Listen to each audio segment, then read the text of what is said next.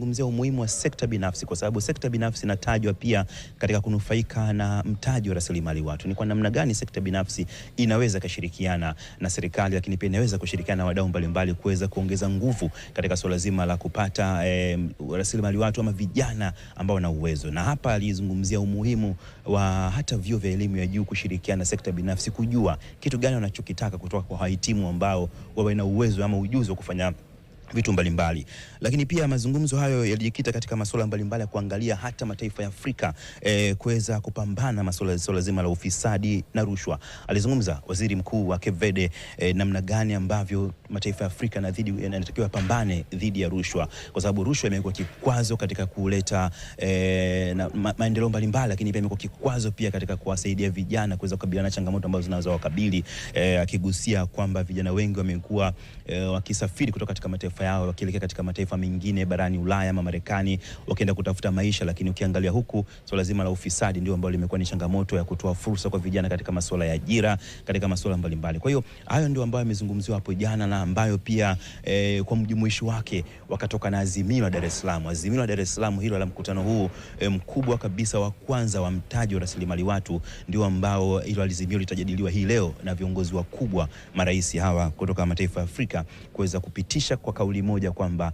inabidi hivi sasa mkazo utiliwe katika eneo fulani, eneo hili, lakini maeneo ambayo ni makubwa ambayo yanatiliwa mkazo ni swala zima la elimu, afya, lakini pia teknolojia. Hayo ndio masuala ambayo yametajwa yanatakiwa yatiliwe mkazo ili kufanya basi ama kuweka nguvu katika swala zima la kuwapata vijana ambao wenye uwezo wa kupata ajira kokote pale walipo na wenye afya. Hayo ni masuala muhimu, lakini hii leo basi kama nilivyokufahamisha, mkutano huu utawashirikisha viongozi mbalimbali. Kwa haraka ni kufahamisha ambao wataweza kushiriki ni viongozi marais wangapi. Nikiangalia hapa marais ambao tayari ambao tutakopo nao ni marais kutoka katika taifa la Kenya, Madagascar, Malawi, Sao Tome, Sierra Leone pamoja na Mozambique. Lakini kwa upande wa makamu wa rais watakuwepo wa Benin, lakini pia Sudan Kusini, Uganda ambaye tayari makamu wa rais ameshawasili Uganda, na pia makamu wa rais wa Zambia atakuwepo hapa. Kwa upande wa mawaziri wakuu ni waziri mkuu kutoka Burundi atakuwepo hapa, lakini pia Eswatini ni waziri mkuu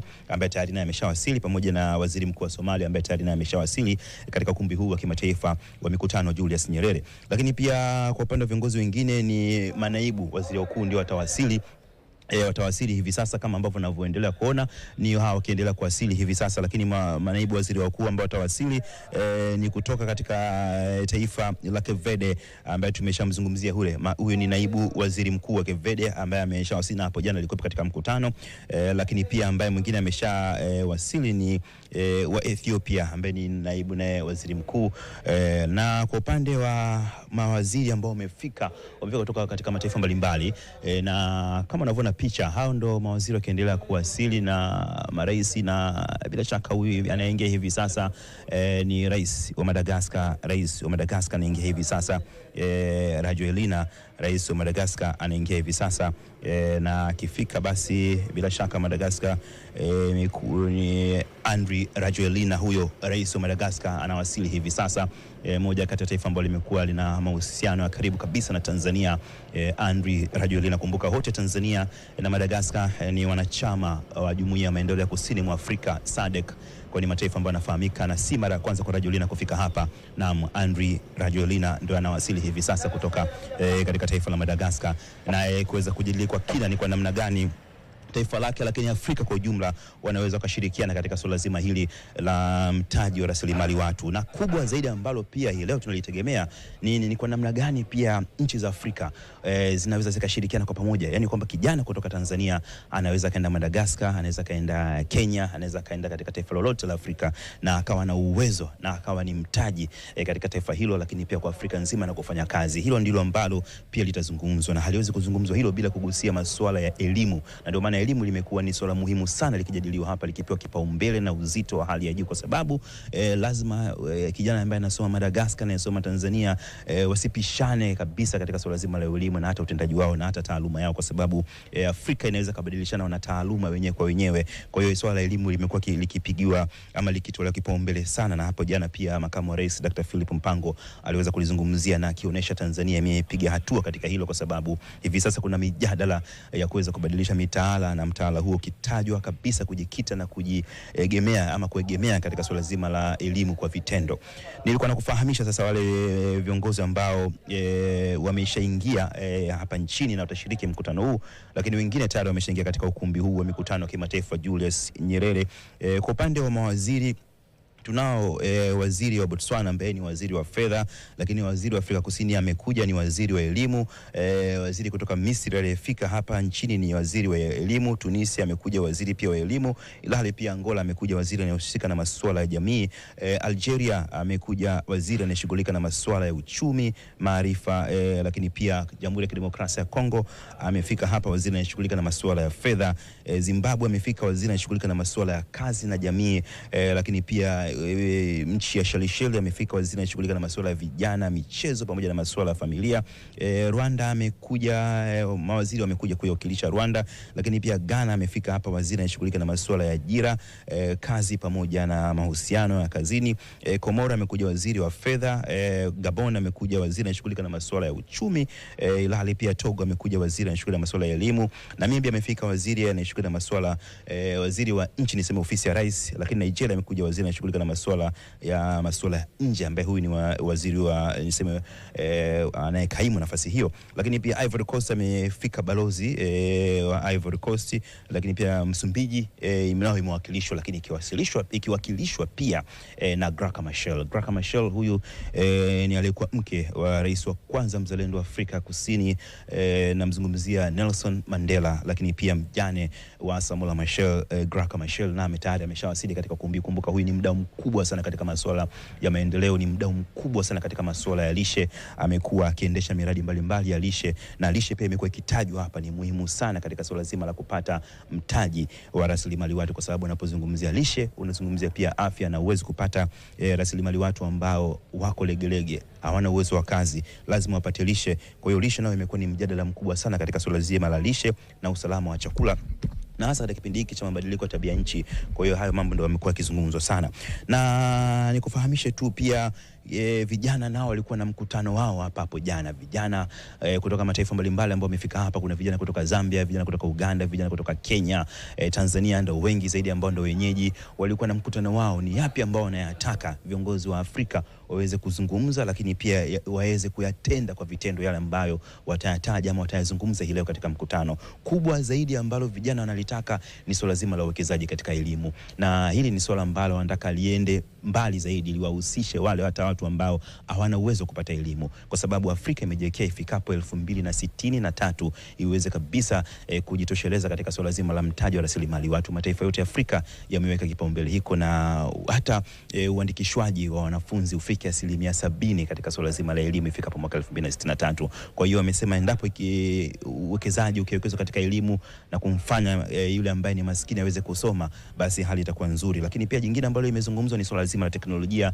Wamezungumza kwamba Afrika, ili kusiwepo na wigo kati ya kijana ambaye mwenye uwezo na kijana ambaye hana uwezo, ama wigo kati ya kijana wa Kiafrika na kijana kutoka Marekani na Ulaya, basi ni lazima teknolojia iweze kuinuliwa zaidi ama iweze kuwa juu zaidi na kumwezesha kijana wa Afrika kuweza kufanya kazi popote. Lakini jingine ambalo imeweza kulizungumzia katika swala zima ni swala zima pia la afya, na hasa pia kuboresha miundombinu ya afya, vituo vya afya, zahanati, na kutoa elimu zaidi katika swala zima la afya ili vijana waweze kuepukana na magonjwa mbalimbali ambayo yanaweza kawarudisha nyuma, kushindwa kufanya kazi katika masuala mbalimbali ambayo watakuwa wameajiriwa ama kama mtaji wao. Lakini hakuishia hapo, wamezungumzia pia swala zima la usalama na amani. Hii ni changamoto kubwa ambayo inalikabili Afrika. Kumekuwa na machafuko katika mataifa mbalimbali ya Afrika, na hivi sasa tunashuhudia katika mataifa mbalimbali, mfano Sudan, huko hali bado si nzuri sana, katika baadhi ya maeneo huko Somalia, lakini mataifa mengine ya Afrika ya Kati kumekuwa na changamoto ya amani. Kikubwa ni kwamba vijana wengi wa Kiafrika wamekuwa kiondoka katika mataifa yao, kukimbilia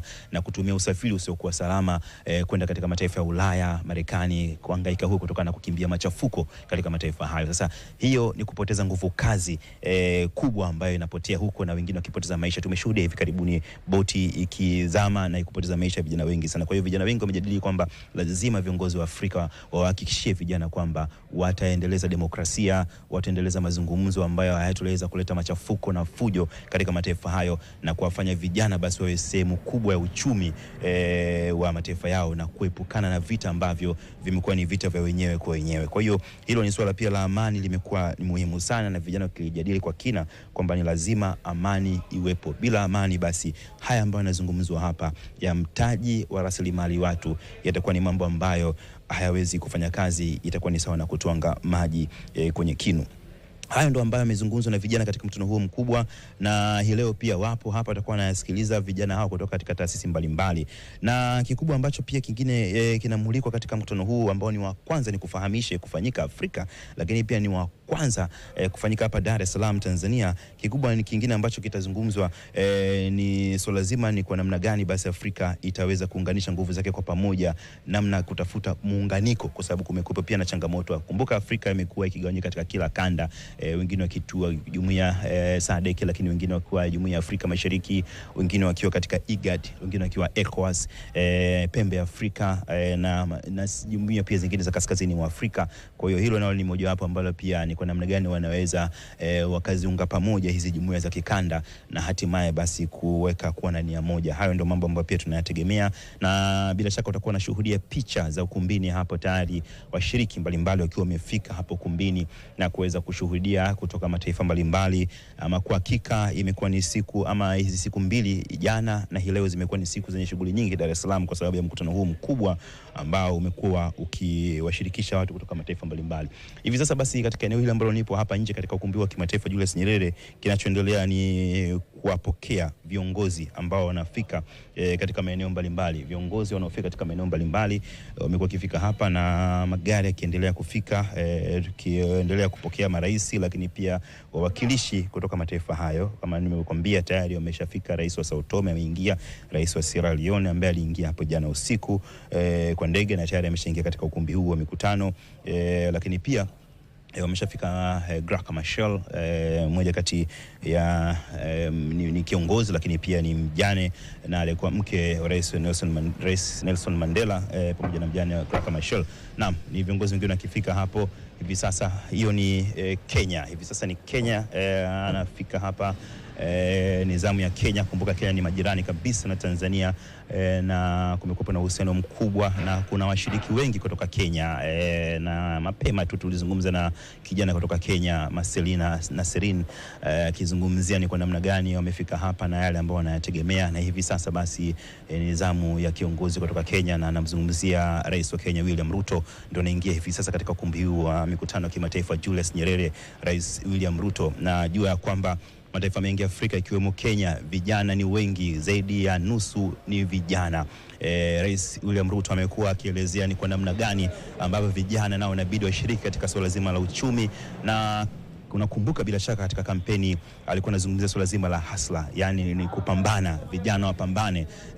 Kwa hiyo hata kampeni yake alijikita zaidi katika kuambia vijana kwamba wajitume, wafanye kazi, akielezea jinsi alivyoanza kuuza mayai na kufanya biashara ya kuku mpaka hivi sasa ni rais. Kwa hiyo ni swala zima la kujitoa kama vijana, na Rais William Ruto amefika. Bila shaka atazungumza hii leo na mengi tunayatarajia kutoka kwake, kwa sababu amekuwa ni kinara sana katika kuzungumza masuala mbalimbali, si tu akiwa Kenya lakini pia akiwa katika mataifa mbalimbali. Hivi karibuni alikuwepo katika taifa la Ufaransa akizungumza masuala mbalimbali hususan mabadiliko ya tabia nchi kwa uwazi kabisa na bila kupepesa macho. Amezungumza mambo hayo kwa kina, ni kwa namna gani mataifa Afrika yamekuwa kiathiriwa na masuala zima ya mabadiliko ya tabia nchi ambayo yamekuwa kisababishwa na mataifa makubwa ambayo yamepiga hatua kimaendeleo. Kwa hiyo Rais William Ruto tunategemea mengi atayazungumza hii leo, na tayari kama ulivyoona mtazamaji wetu wa TBC1 ameshaingia hapa, na tukiendelea kuwasubiri na kuwapokea wageni wengine, na hatimaye atafika mwenyeji wao sasa ambaye ni Rais Daktari Samia Suluhu Hassan, atafika hapa kuweza kuzungumza. Kumbuka kwamba pia Tanzania imeweza kupiga hatua katika masuala mbalimbali. Bila shaka kikubwa ambacho kimekuwa kikizungumzwa hapo jana, nilikuwa nikienda katika maeneo mbalimbali, washiriki kutoka mataifa mbalimbali nikizungumza nao, walikuwa na kiri kuzungumzia swala zima la kuwarejesha pia wale watoto ama mabinti ambao walipata ujauzito kurejea shuleni, wakizungumza hiyo ni mpango mzuri ambao pia umefanywa na Tanzania, na wenyewe pia baadhi ya mataifa mengine walikuwa bado hawajafika huko. Kwa hiyo wamezungumza kitendo hicho ni kwamba kitazidi kuongeza hamasa pia kwa mabinti ambao pengine wangepoteza kabisa hiyo nafasi hiyo na wasingekuwa sehemu ya mtaji wa rasilimali watu. Hivi sasa wanarejea na watakuwa wamejifunza wapi ambapo walipokosea na kuweza kusahihisha makosa waliyofanya. Hilo ni jambo ambalo pia limezungumzwa na wakimpa sifa Rais wa Tanzania Daktari Samia Suluhu Hassan katika kujikita katika hilo, lakini pia wakielezea ni kwa namna gani Tanzania imekuwa ikitoa kipaumbele katika swala zima la elimu, hususan vyuo vya elimu ya juu na hivi sasa kama unavyofahamu hadi baadhi ya masomo katika ngazi za chini, baadhi ya masomo yatakuwa yanapata mikopo. Kwa hiyo napo amekuwa akizungumzia swala hilo namna gani ambavyo Rais Samia Suluhu Hassan akijikita, na hasa pia matumizi, walikuwa wanazungumzia matumizi ya pesa za uviko, kwa sababu ulikuja mjadala ni kwa namna gani uviko 19 ilivyoweza kuzorotesha masuala mbalimbali ya Afrika na hata kutokufikia malengo ambayo alijiwekea. Sasa wakakiri ya kwamba Tanzania pia ilitumia vyema fedha za uviko 19 kujikita zaidi katika kuendeleza elimu, kwa sababu elimu ndio kila kitu, na kama nilivyokuambia elimu ndio kila kitu, ndio mada ambayo inazungumzwa sana hapa. Kwa hiyo zile fedha kutumika katika masuala ya elimu, napo alisema kwamba Tanzania kwa hilo lilifanya vizuri, na kwa hakika ni mfano wa kuigwa wakati wakizungumzia changamoto mbalimbali ikiwemo vita vya Ukraine na Urusi, jinsi vinavyokwamisha ama vinazorotesha maendeleo kwenda taratibu barani Afrika. Kwa hiyo hayo ndio ya msingi sana ambayo yanaendelea kuzungumzwa, na tukiendelea kuwapokea wageni hapa na tukitegemea mengi sana kutoka kwao. Tayari viongozi wakubwa wameshafika hapa na tunawategemea wengine, na mjadala wa jana ulikuwa ni mawaziri. Waziri wa fedha wa Tanzania Dr. Mwigulu Nchemba alizungumza masuala mbalimbali muhimu ambayo yanabidi yatekelezwe ili Afrika iende mbio katika suala zima la kutumia mtaji wa rasilimali watu. Kwa hiyo hayo ndio ambayo yakiendelea kuzungumzwa. Na bado tupo katika ukumbi huu wa Mkutano wa Julius Nyerere, ukumbi wa kimataifa, na kile ambacho tunakisubiri hivi sasa ni viongozi mbalimbali waweze kufika hapa ukumbini. Tayari watu mbalimbali wameshafika, asasi za kiraia kutoka si tu Tanzania lakini mataifa mbalimbali napo yamefika hapa. Lakini pia kikubwa ambacho kinachofurahisha ni kuwepo kwa vijana wengi kutoka taasisi mbalimbali za vijana, na wawakilishi wake wamefika hapa, na si tu Tanzania, kutoka pia mataifa mbalimbali ambayo yapo. Na kikubwa ambacho pia kilizungumzwa hapo jana ni suala zima la changamoto za kifedha kufikia lengo tarajiwa. Kumekuwa na changamoto ambazo haja taasisi za kifedha za kikanda za Afrika kubuni mbinu za kuzihifadhili nchi zake kuhakikisha zinakuwa na maendeleo ya rasilimali watu. Kumekuwa na changamoto hiyo, nchi nyingi za Afrika kabiliwa na changamoto. Kwa hiyo moja kati ya changamoto ambayo iliibuliwa jana Dr. Philip Mpango, makamu wa rais, ni kwamba hizi taasisi za kifedha zinapaswa kusaidia mataifa Afrika kuweza kuangalia ni kwa namna gani wanaweza wakachochea maendeleo kwa kuzisaidia mataifa hayo, na hasa katika suala zima la mtaji wa rasilimali watu katika kuwekeza fedha hizo. Na hizo sasa zinabidi ziende katika afya, elimu pamoja na masuala ya teknolojia. Hilo liligusia na kalizungumzia hizo, lakini pia amezitaka taasisi za mafunzo katika bara la Afrika ziwe chachu ya kujenga uwezo wa rasilimali watu itakayotumika na kusaidia kuimarisha rasilimali za nchi. Na alikiri kabisa kwa bahati mbaya Afrika inatumia sehemu kubwa ya fedha zake kuhakikisha inaagiza ujuzi kutoka nje kwa ajili ya kutumika ama kutumia utajiri wa rasilimali zetu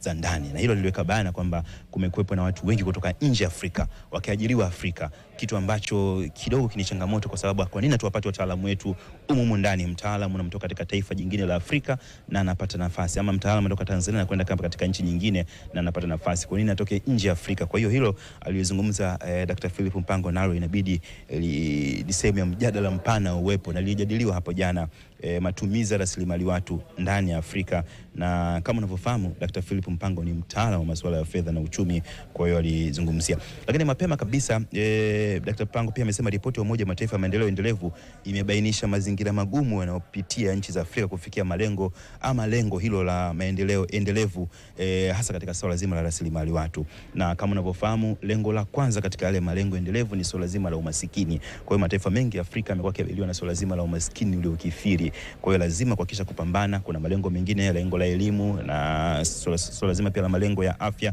Hayo ndio malengo ambayo hii ripoti ya Umoja wa Mataifa imesema nchi za Afrika zina changamoto sana katika kufikia hayo malengo endelevu. Kwa hiyo inabidi wajikite zaidi katika kuhakikisha kwamba hayo malengo endelevu wanayafikia, na hatimaye basi kila kitu kinakwenda vizuri.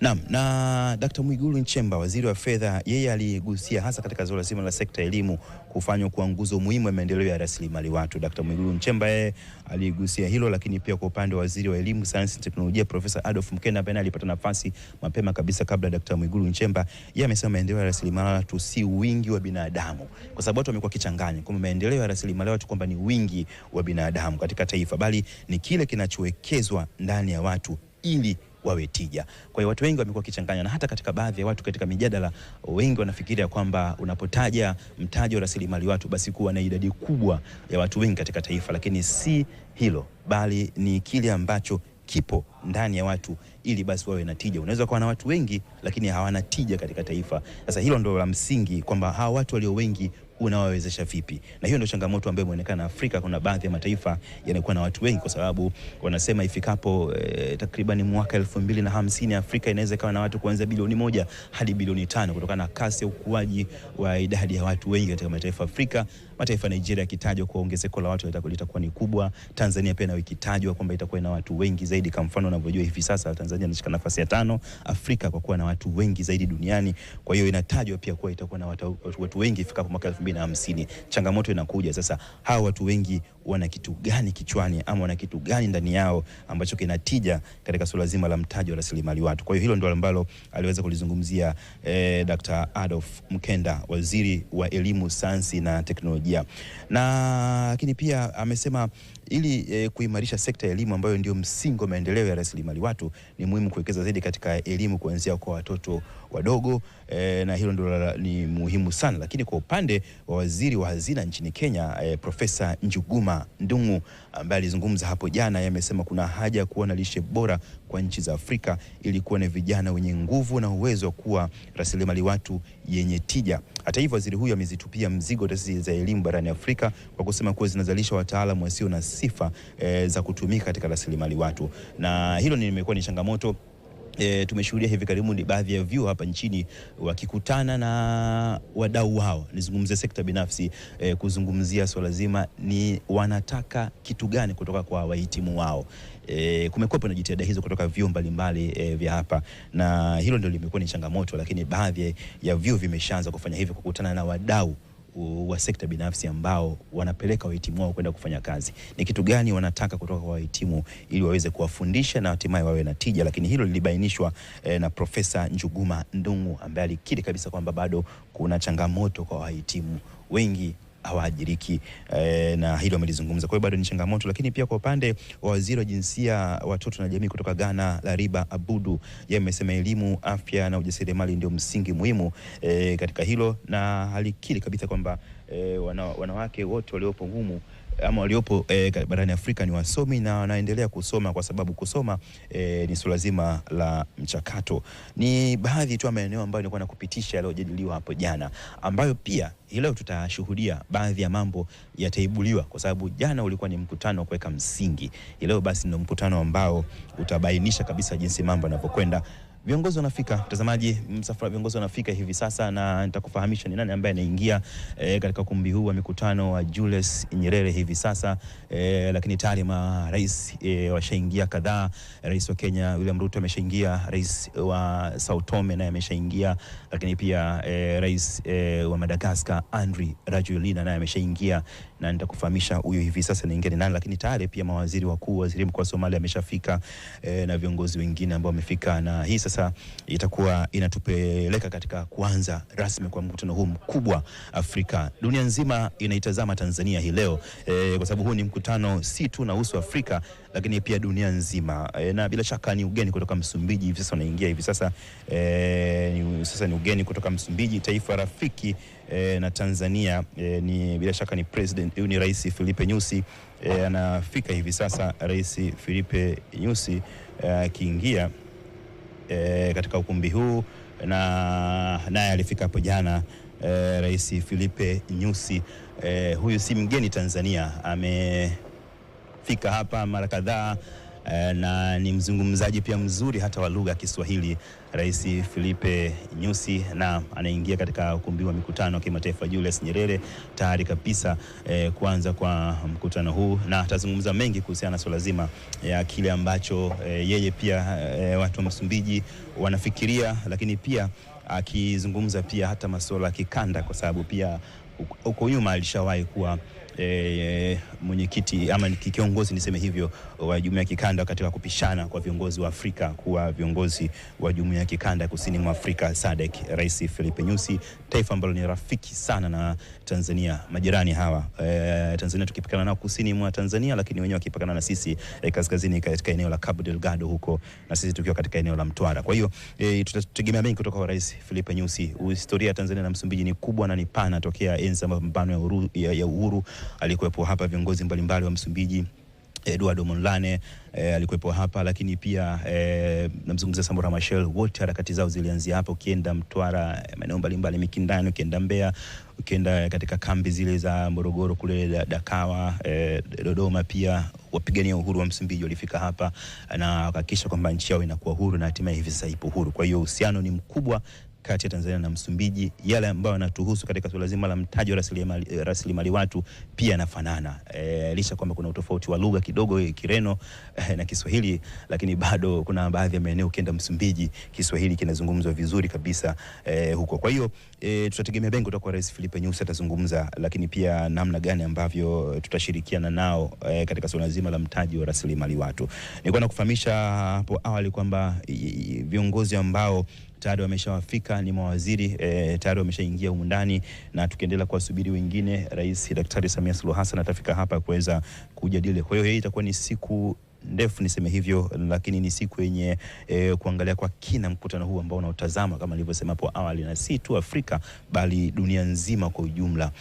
Ni muhimu sana mtaji wa rasilimali watu ukiendelea kutumika Afrika, na kumekuwepo na jitihada hizi pia katika maeneo mbalimbali. Kwenye vyombo vya habari hivi sasa kumekuwepo na jitihada kuhakikisha kwamba hasa katika ukanda wa kusini mwa Afrika kuna televisheni ambayo itaunganisha maudhui ya swala zima la habari katika swala zima la matangazo ya habari, lakini pia hata matukio mbalimbali. Kwa hiyo hivi sasa basi kuna msafara mwingine unaingia, nitakufahamisha msafara mwingine unaingia hivi sasa ni kiongozi gani nitakufahamisha, lakini hao ni viongozi kutoka mataifa mbalimbali wakiendelea kuwasili, wengine ni mawaziri na wengine kutoka mataifa mbalimbali. Tayari kwa upande wa Benin ameshaingia huyu kutoka nchi gani huyu, ni Jamhuri naam, tutakwambia ni nchi gani ambaye amewasili hivi sasa,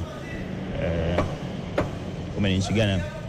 Naam, bila shaka huyu ni waziri, ni waziri huyo, nitakufahamisha ni waziri kutoka taifa gani, waziri kutoka taifa gani, lakini ni mfululizo wa mawaziri kutoka mataifa mbalimbali wakiendelea kufika katika mkutano huu mkubwa kabisa wa mtaji wa rasilimali watu. Kwa hiyo viongozi wapo, maraisi, lakini pia kuna mawaziri ambao wapo na wamewakilisha mataifa yao.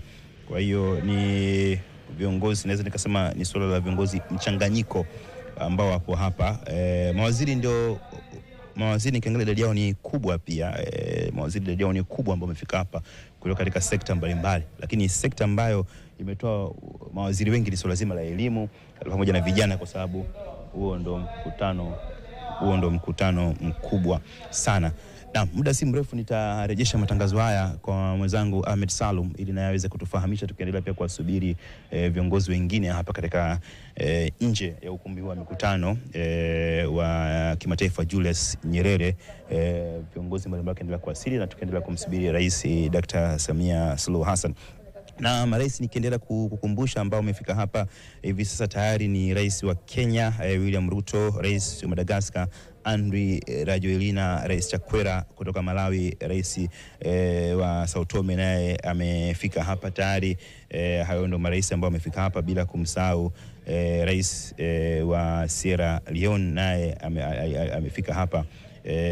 Na kwa hiyo viongozi hao ndo ambao wamefika. Rais wa Sierra Leone na ameshafika hapa. Kwa hiyo hivi sasa basi, kama Ahmed Salum, bila shaka unanipata hivi sasa, unaweza ukaendelea na matangazo haya kutuambia kile ambacho pekee kinaendelea katika ukumbi wa mikutano huko. Baadaye tukiendelea kukufahamisha kile ambacho kinaendelea hapa, tukiendelea kusubiri ujio ama kuwasili kwa viongozi mbalimbali kutoka wanaoshiriki katika mkutano huu.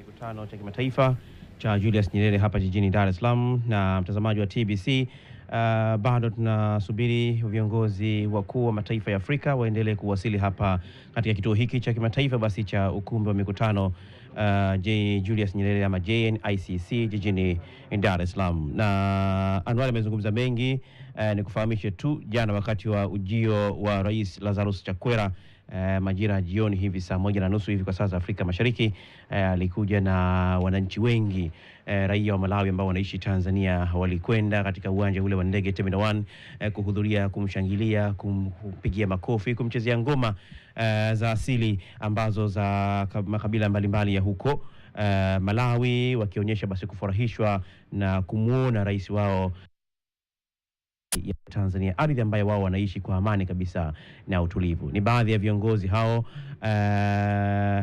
ambao wapo katika mkutano huu Afrika kuhusu mtaji wa rasilimali watu barani Afrika, mkutano ambao kwa kweli tunategemea basi utakapomalizika Dar es Salaam litatoka na kuweza kujua sasa njia ya kuelekea tutakazofuata baada ya katika mataifa haya kuwekeza zaidi kwa vijana, kwa sababu vijana ndio taifa la kesho. Vijana basi ndio nguvu kazi ya kuwezesha chumi yoyote ile ama uchumi wa taifa lolote ile uweze kukua zaidi. Mtazamaji wa TBC, ni kufahamishe tu kwa ufupi mambo ambayo wakuu wa nchi watazungumza hii leo ama watajadiliana hii leo. Miongoni mwa mada ambazo watajadiliana wakuu wa nchi mbalimbali barani Afrika ni utegemezi na wa ustawi wa Afrika kwa vijana. Yani kwa namna gani Afrika itatumia vijana wake kufanikisha ajenda ya mwaka 2063. Hiyo ni moja ya mada ambazo wakuu wa nchi za Afrika watajadiliana pamoja na wadau mbalimbali basi wa maendeleo. Kama unavyofahamu, Benki ya Dunia ni mdau wa maendeleo na ndiye basi aliandaa mkutano huu kwa kushirikiana na Tanzania, ukiwa ni wa kwanza kabisa kufanyika hapa nchini Tanzania, mkutano wa kipekee kabisa. Hivyo basi mimi na wewe tuna kila hali ya kutembea kifua mbele kusema kwamba Tanzania ni nchi ambayo kwa kweli ina amani. Tanzania ni nchi ambayo ina nikurejeshe tena kwa Anwar Mkama hapo nje ili kuendelea na matangazo haya. Kukaa popote pale ulipo kutazama namna gani viongozi wa Afrika wakijadili masuala ya mtaji wa rasilimali watu ili kuweza kuleta tija uchumi Afrika na hatimaye Afrika iweze kufikia kile ambacho tunataka tufike, kule ambapo tunataka sisi tufike. Ahmed Salum.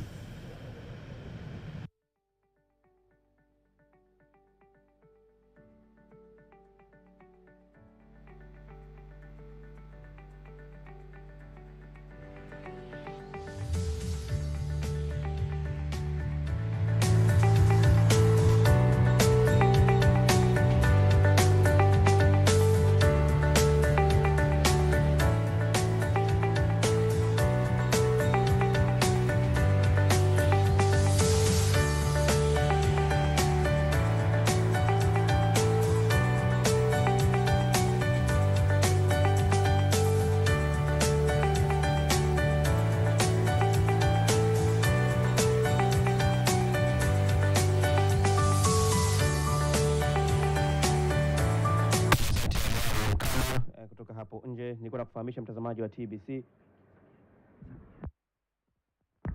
Na mtazamaji wa TBC1, Rais Samia Suluhu Hassan ndio anaingia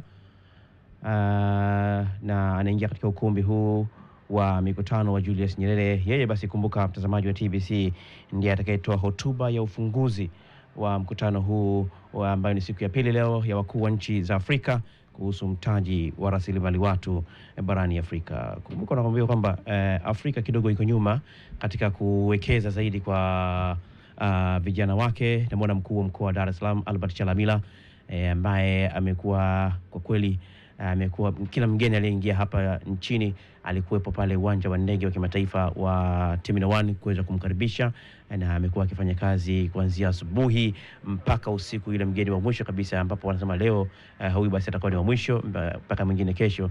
Yeye alikuwepo katika uwanja wa ndege wa kimataifa Julius Nyerere Terminal 1 kwa kipindi chote hicho kuanzia juzi mpaka hapo jana. Bila shaka hii leo asubuhi ambapo Rais wa Kenya William Ruto alikuwa akiingia asubuhi ya leo majira ya saa 2 kamili asubuhi. Na mtazamaji, niko nakwambia kwamba kuhusiana na miongoni mwa mada ambazo zitajadiliwa hii leo na wakuu wa nchi za Afrika ni pamoja na hiyo nilikutajia awali ya utegemezi wa ustawi wa Afrika kwa vijana, yani ni kwa namna gani Afrika itatumia vijana wake kufanikisha ajenda ya mwaka 2063. Na mada nyingine ni kitakachohitajika ni kwamba je, tupo tayari kuwekeza katika elimu na uzalishaji wa vijana wa Afrika?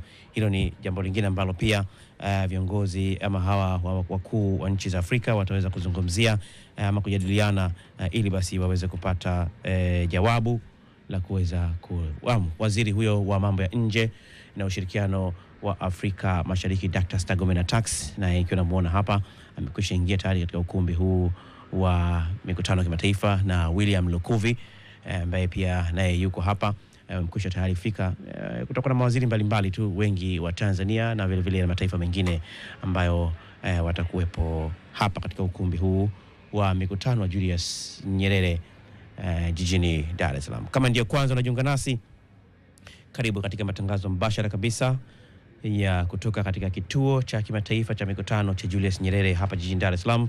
Na kubwa hapa ni mkutano wa siku 2 ambao ulifunguliwa jana na makamu wa rais Dr. Philip Mpango wa wakuu wa nchi za Afrika kuhusu mtaji wa rasilimali watu.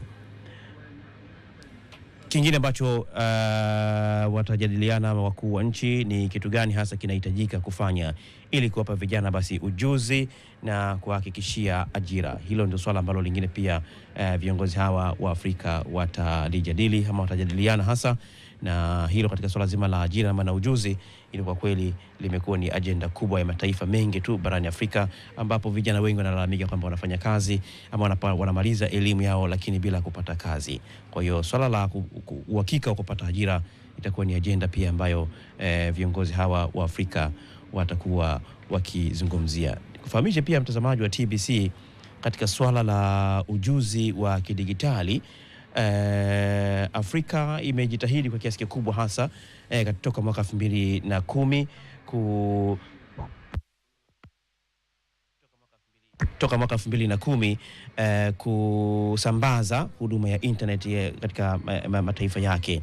Wanasema kwamba huduma hiyo ya internet imefanikiwa kupenya katika maeneo mengi ya Afrika takriban mara 10 hivi toka mwaka 2010, na hiyo basi ikiwa ni kiwango cha mara 3 zaidi ya upanuzi huo wa dunia wa huduma ya internet.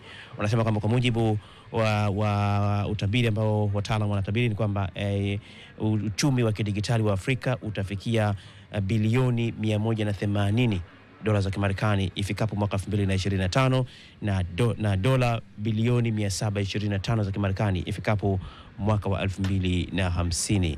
Na hiyo basi inaonyesha kwamba ni kiasi gani kwamba Afrika, mabara la Afrika linaelekea katika uchumi wa kidigitali, licha ya kwamba janga la uviko 19 ambalo lilikumba dunia nzima kwa ujumla likiathiri mataifa mengi tu kiuchumi, lakini pia liliweza kuleta fursa mbalimbali ambazo ziliweza kujitokea. Na hapo Afrika nayo haikuachwa nyuma katika fursa hizo ambazo zilijitokeza katika kutokana na janga hilo la uviko 19.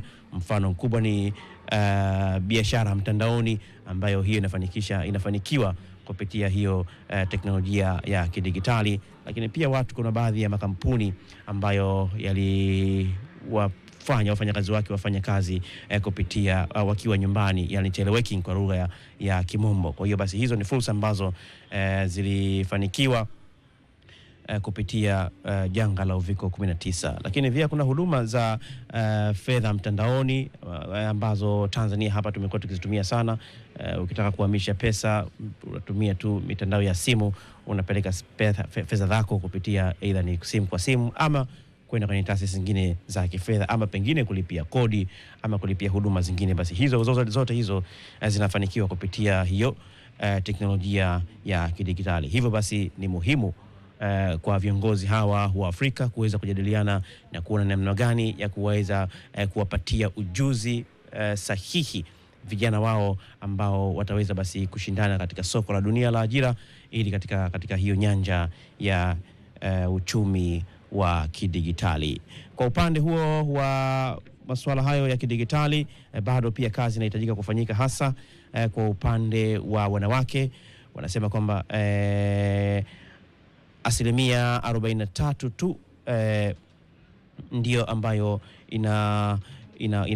inapata huduma hiyo ya internet kwa upande wa wanawake. Kwa hiyo basi wanasema kwamba gharama ya kuwaweka hawa kina mama na wasichana kutotumia hii mitandao ya internet ni kwamba gharama yake ni takriban trilioni moja dola za Kimarekani hizo. Na hivyo basi wanasema ni muhimu zaidi kutoa mwanya ama kutoa ujuzi kwa wanawake na wasichana ili kupata basi ujuzi huo wa kidigitali. Kwa hiyo licha ya kwamba inapiga hatua Afrika, lakini pia bado kazi inahitajika kufanyika, hasa kwa upande wa wasichana na wanawake ambao kwa kweli wamekuwa nyuma kidogo, kwa mujibu wa takwimu za Benki ya Dunia, kwamba wamekuwa nyuma kidogo katika swala zima la ujuzi wa kidigitali.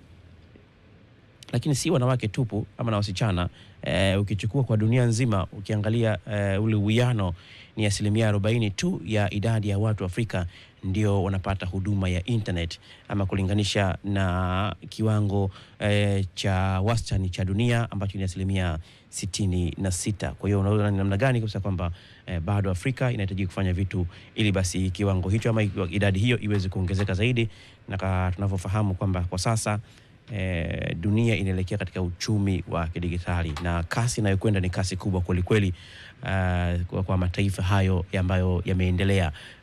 Ukanda huu wa kusini mwa jangwa la Sahara upo nyuma zaidi, ambapo viongozi ambao wako wengi wao wapo katika mkutano huu pia watafanya zaidi na watajadiliana namna ya kuweza kuwainua watu wake, vijana wake, hasa vijana, ili basi waweze pia kuwa na ujuzi huo wa kidigitali na waweze kuendana ama kushindana katika soko la dunia. Haya ni machache ambayo viongozi hawa wakuu wa mataifa ya Afrika wataweza kujadiliana katika mkutano huu ambao utahitimishwa leo na utakaohitimishwa kwa azimio la Dar es Salaam ambalo litatoka hapo baadaye, na tutakafahamu basi mustakabali wa kijana wa Afrika, hasa katika masuala zima la kuinuliwa. Wanasema kwamba unapomwezesha kijana, kwa maana kwamba ukianzia akiwa chini ya umri wa miaka 5, basi ndivyo unapunguza gharama za kuweza kumsaidia kijana huyu kufanikiwa kimaisha, lakini pia unapunguza gharama za taifa kuhangaika kujiinua kiuchumi zaidi. Unapomwezesha kijana akiwa chini ya umri wa miaka 5, maana yake ni kwamba lazima umpatie chakula bora, lazima umpatie maisha bora, apate huduma nzuri za afya. Atakapofika kuingia elimu ya shule ya msingi, basi apate elimu hiyo ya shule ya msingi, apate kwanza nafasi ya kuenda shule, lakini vile vile si tu kwenda shule, bali pia apate nafasi ya kupata elimu bora ya shule ya msingi, halikadhalika elimu bora ya sekondari, na halikadhalika vile vile chuo, ili basi aweze kuwa vizuri kabisa, kupata ujuzi unaostahili, na akitoka hapo basi aweze kushindana katika soko la dunia, kupata ajira. Na atakapopata ajira nzuri na kuwa na ujuzi mzuri, ina maana kwamba atasaidia taifa ama dunia ama Afrika, ili basi iweze kujiinua kiuchumi. Hivyo ndivyo ambavyo mkutano huu unalenga hasa kuangalia sekta hizo. Sekta ya elimu, kwa maana kwamba mtaji wa rasilimali watu unawekezwa hasa kwenye sekta ya elimu na sekta ya afya. Kwa unaanzia kwenye sekta ya afya, mtoto huyo akiwa amezaliwa tu mpaka afikie umri wa miaka 5 na kuendelea huko, lakini pia unafuata kwenye sekta ya elimu pale anapofikia umri sasa wa kwenda shule na kupata elimu, aweze kupata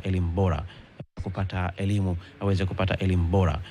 Udumavu imekuwa ni janga kubwa kwa nchi nyingi za Afrika, Tanzania ikiwa mojawapo, si kisiwa kwa upande huo bara la Afrika, hasa mataifa ya ukanda wa kusini mwa jangwa la Sahara. Mtazamaji wa TBC, bado tupo katika kituo cha mikutano cha kimataifa cha Julius Nyerere hapa jijini Dar es Salaam, tukusubiri viongozi wawezidi kuwasili hapa na waweze kuanza mkutano huu ambao leo basi ni siku ya pili na utahitimishwa hapo baadaye kwa azimio la Dar es Salaam itakapotoka. Mwanzoni kabisa Rais Dr. Samia Suluhu Hassan ataweza kutoa hotuba ya ufunguzi wa mkutano huu siku ya pili. Ulianza jana, mtazamaji wa TBC ni kufahamishe, ambapo makamu wa rais Dr. Philip Mpango aliufungua mkutano huu ambapo mawaziri walijadiliana tu mambo mengi ama kem na miongoni mwa mambo ambayo walizungumzia katika hapo jana ni uwekezaji katika watu ili kubadili uchumi za mataifa ya Afrika. Mada ambayo pia waziri wa elimu, sayansi na teknolojia Profesa Adolf Mkenda alihudhuria mada hiyo. Lakini mada nyingine ambayo pia ilijadiliwa jana ilikuwa ni jukumu la miundombinu katika kuendeleza matokeo ya mtaji wa rasilimali watu, yani majadiliano yalihusu pia kutoa tena ujuzi wa kazi za baadaye, kutoa ujuzi kwa watu wapya, lakini kutoa tena ujuzi kwa wale watu ambao tayari wakishapata ujuzi ili basi kwa kazi za baadaye. Watu kutoa tena ujuzi kwa maana kwamba wale watu wakubwa ama kama sisi hivi ambao umekushapata tayari ujuzi wako, lakini sasa unapewa tena ujuzi mwingine ama unaboreshwa zaidi ujuzi wako huo ili basi uweze kuendana na kazi za hapo baadaye, kwa maana kwamba kwa mfano hizo ujuzi wa kidigitali ili uweze kuendana na mabadiliko ya teknolojia ambayo yanafanyika duniani. Lakini unapotoa ujuzi unatoa kwa wale vijana wadogo kabisa ili basi waweze kupata ujuzi sahihi, waweze kupambana katika mambo mbalimbali. Ukienda duniani huko, mtazamaji wa TBC, utakuta vitu vingi sana vinakwenda kwa kasi kubwa sana, na mataifa mengi yanaangalia bara la Afrika kwa kuona kwamba ndio ambalo litakuja kuwa na vijana wengi zaidi. Ukiangalia kwa mfano kwa nchi kama Japani, takriban mwaka 14 mfululizo huu idadi ya watu inazidi kupungua, wazee wakiongezeka kuwa wengi zaidi tofauti na vijana, kwa maana kwamba wengi hawazaliani, ile idadi ya kuzaliana inapungua zaidi, na hivyo basi inawapelekea sasa kuweza kufikiria kubadili njia za kutumia watu, rasilimali wake watu katika maendeleo ya nchi hiyo. Kwa hiyo kwa mfano kwa sasa kule Japan, wao wenyewe walitoka mwaka 2018 kama nakumbuka vizuri, walianzisha sera ya kuweza kuchukua nguvu kazi kutoka mataifa ya Asia Mashariki kule, ambapo wanachukua hizo kazi rasilimali watu hiyo ama nguvu kazi hiyo kwenye kufanya kazi katika baadhi ya sekta kama kilimo, sekta ya uzalishaji, sekta ya huduma ya wazee, ambapo wazee ni wengi huko. Kwa hiyo basi wanapeleka huko, lakini pia wakati huo wakifanya hiyo njia ni kama vile njia ya muda mfupi tu. Njia ya muda mrefu ni kuweza kutumia teknolojia ya automation ama ya kujiendesha yenyewe ili kuweza kufanya maeneo mengi. Hivyo ndivyo ambavyo wanakuwa wakihangaika mataifa kama hayo. Kwa hiyo kwa Tanzania na mataifa mengi ya kusini mwa Afrika huku, nayo hataki kuacha nyuma, kwa sababu wale wakubwa wakishaanza kubadili mifumo yao, mara nyingi huwa inaathiri pia hata mataifa haya yanayoendelea, na hivyo basi tunakuwa hatuna budi kuweza kwenda sambamba na yale mambo ambayo yanaendelea katika mataifa hayo ya Ulaya. Kwa mfano nikwambie kwamba baadhi ya mataifa Ulaya yamekwisha tayari weka ukomo wa kutumia matumizi ya magari yanayotumia dizeli. Yako mataifa ambayo Ulaya yameweka ukomo mwaka 2030 yatakuwa hayatumii tena magari ya kutumia dizeli, mwaka 2050 yatakuwa hayatumii tena dizeli. Kwa hiyo ina maana kwamba watakuwa wanakwenda sana kwenye kutumia nishati ambayo ni rafiki kwa mazingira, hiyo ambayo ni kwa mfano nishati ya umeme, ambapo sasa wale mafundi wa kutumia wale mafundi makanika ambao wao wamekwisha zoea magari ya dizeli ama magari ya petroli, ina maana yake kwamba hiyo teknolojia itaanza kupotea kidogo. Hivyo basi wanakuwa hawana budi wao pia kuweza kubadilika kwenda na mazingira ama kwenda na wakati, kwa kesho kama nao wanajifunza basi magari ya umeme na wanajifunza kutengeneza magari ya umeme ili waweze kuendana na mabadiliko ya teknolojia. Hapa nchini Tanzania pia tumesikia katika bajeti alizungumza waziri wa fedha Dr. Mwigulu Nchemba, alisema kwamba magari yanayotumia umeme yatakuwa yanaingia hapa bila kuwa na kodi. Kwa hilo ni jambo ambalo pia linashawishi, lina encourage wa Tanzania kuleta magari hayo mengi. Maana yake ni kwamba yule fundi basi ambaye atakuwa anaweza kutengeneza magari kama hayo, yule fundi ambaye atakuwa amepata ujuzi sahihi wa kutengeneza magari ya umeme ndiye atakayepata kazi, lakini yule fundi ambaye hatakuwa anaweza kutumia magari hayo hatopata ajira bila shaka, na hivyo basi kipato chake kitapungua, lakini si tu kipato chake, hata kipato cha familia yake. Na unaposema hapo ni maana kwamba pia uchumi pia wa taifa unakuwa unapungua anuari. Naam, ni kweli kabisa Ahmed Salum, na tukukumbusha mtazamaji wetu wa TBC1 ni matangazo mbashara kabisa kutoka katika ukumbi ama niseme ukumbi wa mikutano ya kimataifa wa Julius Nyerere. Picha unaiona hivi sasa hiyo, washiriki wakiwa wanasubiri mgeni rasmi na viongozi wengine wa Afrika waweze kuingia katika mkutano huu ambao umekusanya watu wengi kutoka Afrika. Niseme Afrika ipo hapa hivi sasa, kuanzia viongozi wa juu, mawaziri wakuu, lakini pia makamu wa rais, niseme kwanza hivi kwa sababu kuna makamu wa rais wa Uganda, lakini pia mawaziri wakuu, manaibu waziri wakuu, ilhali pia mawaziri kutoka sehemu mbalimbali na sekta binafsi ipo hapa, lakini muhimu zaidi ni vijana ambao wako hapa kutoka taasisi mbalimbali. Wote hawa wanasubiri azimio la Dar es Salaam katika swala zima la mtaji wa rasilimali watu wengi, na Dr. Hussein Mwinyi, rais huyo wa Zanzibar, na yupo hapa. Kumbuka kwamba yeye amekuwa kinara katika swala zima la uchumi wa buluu, akiamini ya kwamba uchumi wa buluu utakuwa na tija hasa katika swala zima la kuweza kuinua vijana, na tumeshuhudia hivi sasa zao la mwani likienda mbali na vijana wakishiriki katika swala zima la utalii. Kwa hiyo ni sehemu moja wapo na ni chachu pia katika swala zima la mtaji wa rasilimali watu katika swala zima la utalii. Dr. Hussein Mwinyi yupo hapa, lakini pia viongozi mbalimbali tumeshawashuhudia wengi kama Ahmed Salum alivyokuwa anazungumza hapo, wakitafakari ya kwamba ifikapo mwaka 2050 Benki ya Dunia inabainisha kwamba Afrika idadi ya watu itadouble ama itakuwa ni mara 2 hivi sasa, ikifikia hadi bilioni 2.2. Kwa hiyo changamoto kubwa itakayokuwa ndio hiyo, kwamba je, utapata. Naam, viongozi hivi sasa wanatoka na wanafika na wanaingia ukumbini. Ni Rais Daktari Samia Suluhu Hassan anaingia ukumbini hivi sasa, akiwapungia mkono na akiwaangalia washiriki, akiwaambia nimeingia hivi sasa, na hii inaashiria kwamba mkutano huu unaanza rasmi kabisa, akiwashukuru, karibuni Tanzania, karibuni sana wageni, mmefika na mmetokea mbali, karibuni sana. Na hii ndio ishara kwamba tukio hili linaanza rasmi kabisa. Ahmed Salum. Ya, ni kweli kabisa Anuari, hii inaashiria kwamba tukio linaanza rasmi hivi sasa, na Rais Samia Suluhu Hassan akiwa pembeni kabisa hapa, imesimama katikati ya Rais Andry Rajoelina, yuko wa Madagascar, yuko Rais Filipe Nyusi.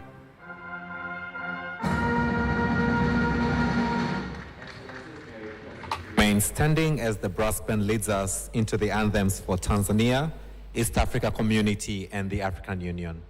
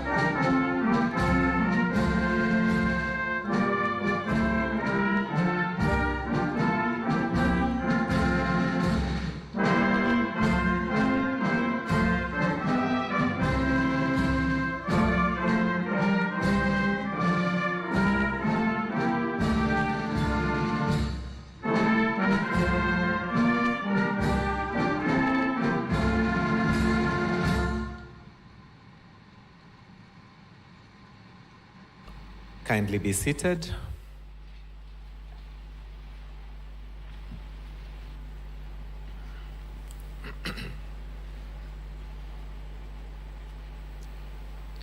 Your Excellency Samia Suluhu Hassan, President, Republic of Tanzania. Your Excellency Philippe Jacinto Nyusi, President, Republic of Mozambique. Your Excellency Andy Rejolina, President, Republic of Madagascar. Your Excellency Dr. Lazarus McCarthy Chakwera, President, Republic of Malawi. Your Excellency Carlos Manuel Villanova, President, Democratic Republic of Sao Tome and Principe. Your Excellency President William Ruto of the Republic of Kenya. Your Excellency Dr. Julius Maada Bio, President, Republic of Sierra Leone. Your Excellency Dr. Hussein Ali Mwinyi, President, Revolutionary Government of Zanzibar. Your Excellency Hussein Abdelgabi Akoy Agani, Vice President, Republic of South Sudan.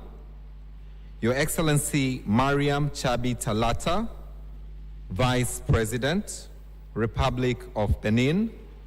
Your Excellency Jessica Rose Epel Alupo, Vice President, Republic of Uganda. Your Excellency Molate Nalumango, Vice President, Republic of Zambia. Your Excellency Cleopas Dlamini, Prime Minister, Kingdom of Eswatini. Your Excellency Amza Abdi Bare, Prime Minister, Federal Republic of Somalia. Your Excellency Gervais Ndirakobuka, Prime Minister, Republic of Burundi. Your Excellency Demeke Mekonnen, Deputy Prime Minister, the Federal Republic of the Democratic Republic of Ethiopia. Your Excellency Olavo Evolino Garcia Correira, Deputy Prime Minister, Republic of Cabo Verde.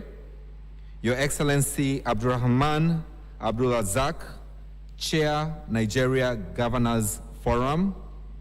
Honorable Mohamed Chamfik, Minister of Finance, representing the President of the Union of Comoros, who is also the Chair of the African Union.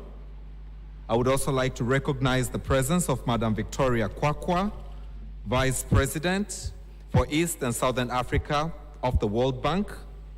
I would also like to recognize the presence of Mamta Murthy, Vice President, Human Development at the World Bank. I would also like to recognize the presence of Mama Grasa Michelle, Deputy Chair of the Elders, heads of delegations from Algeria, Angola, Botswana, Comoros, Djibouti, Democratic Republic of Congo, Egypt, Gabon, Ghana, Ivory Coast, Libya, Namibia, Nigeria, Rwanda, Seychelles, South Africa, Togo, Tunisia, and Zimbabwe. Honorable Ministers present here, Permanent Secretaries, Excellencies, Ambassadors, High Commissioners, heads of international organizations accredited to Tanzania, distinguished delegates, members of the press, ladies and gentlemen, a very warm good morning to you all. I'm honored to welcome you all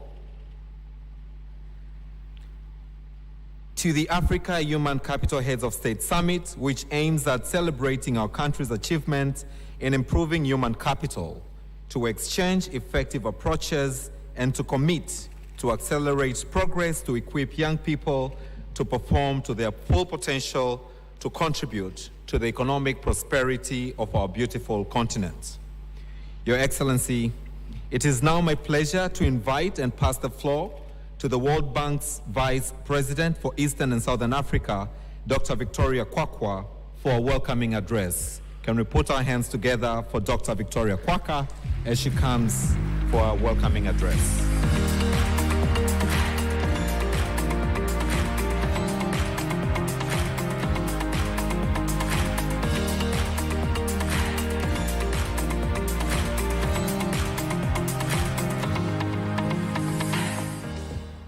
Thank you.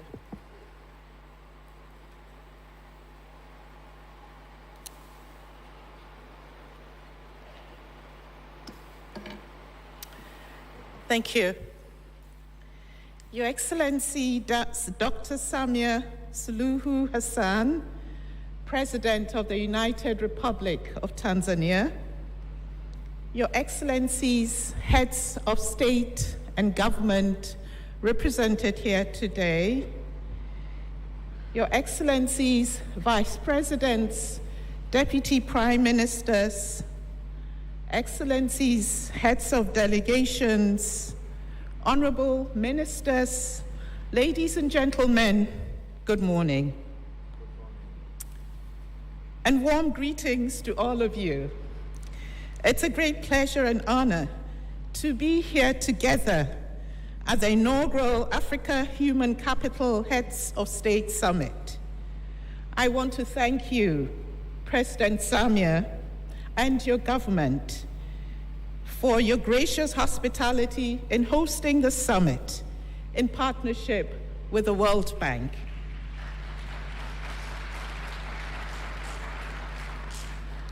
Thank you.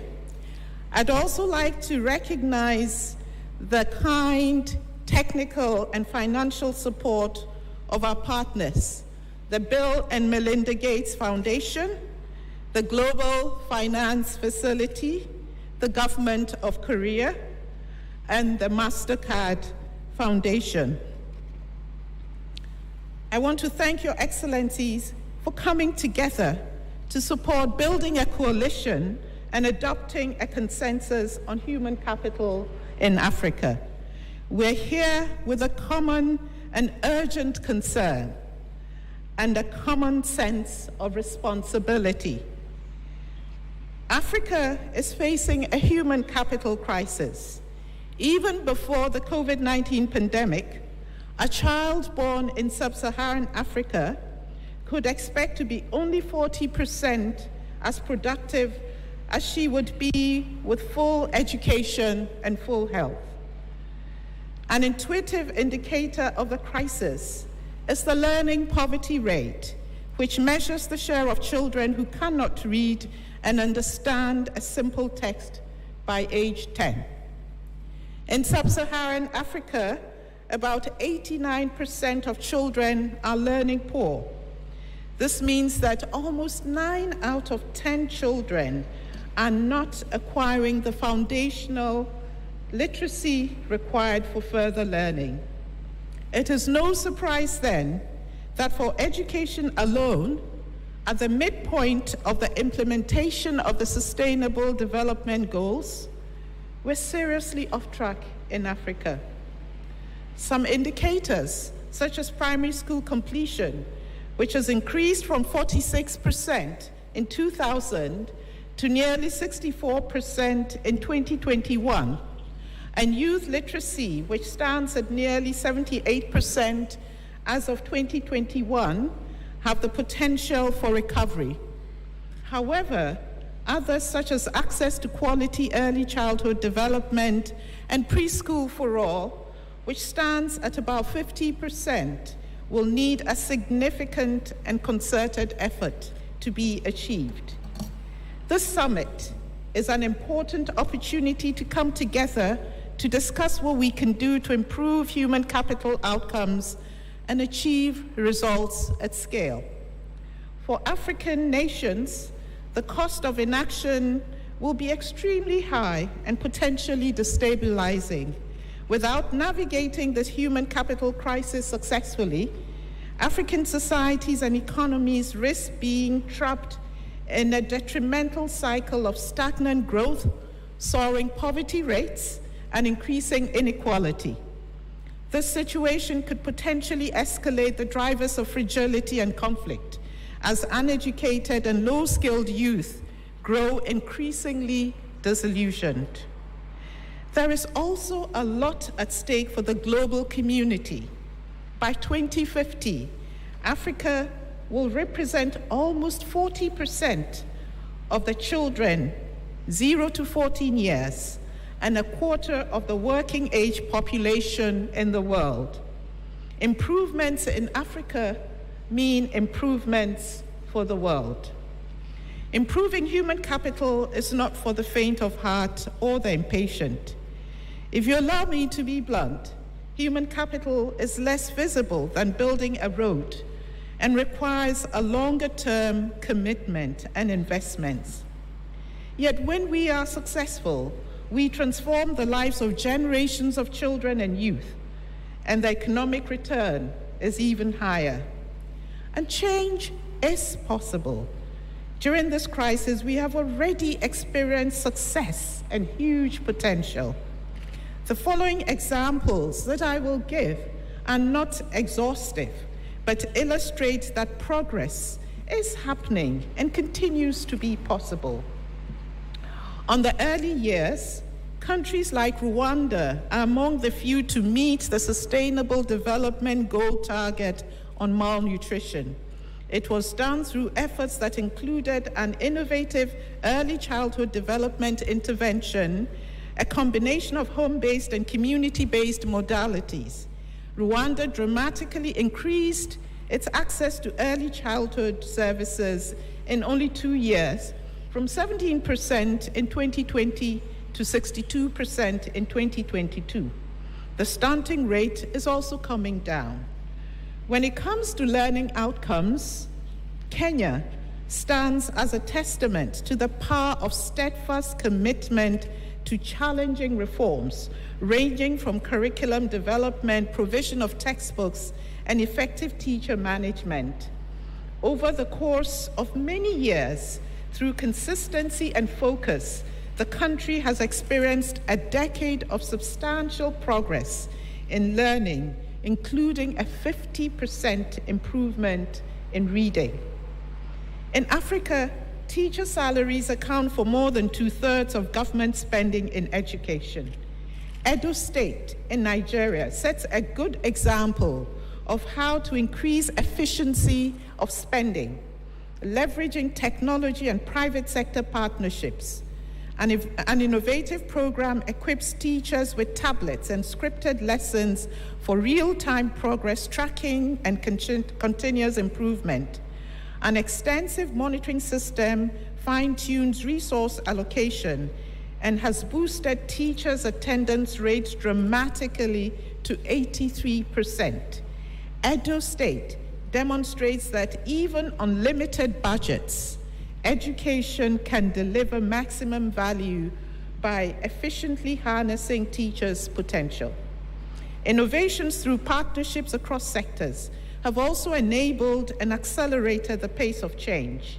In the Democratic Republic of Congo, increased financing for education and partnerships with non-state providers reduced the cost of education and resulted in 3.7 million additional students enrolled in public primary schools in a short period of time.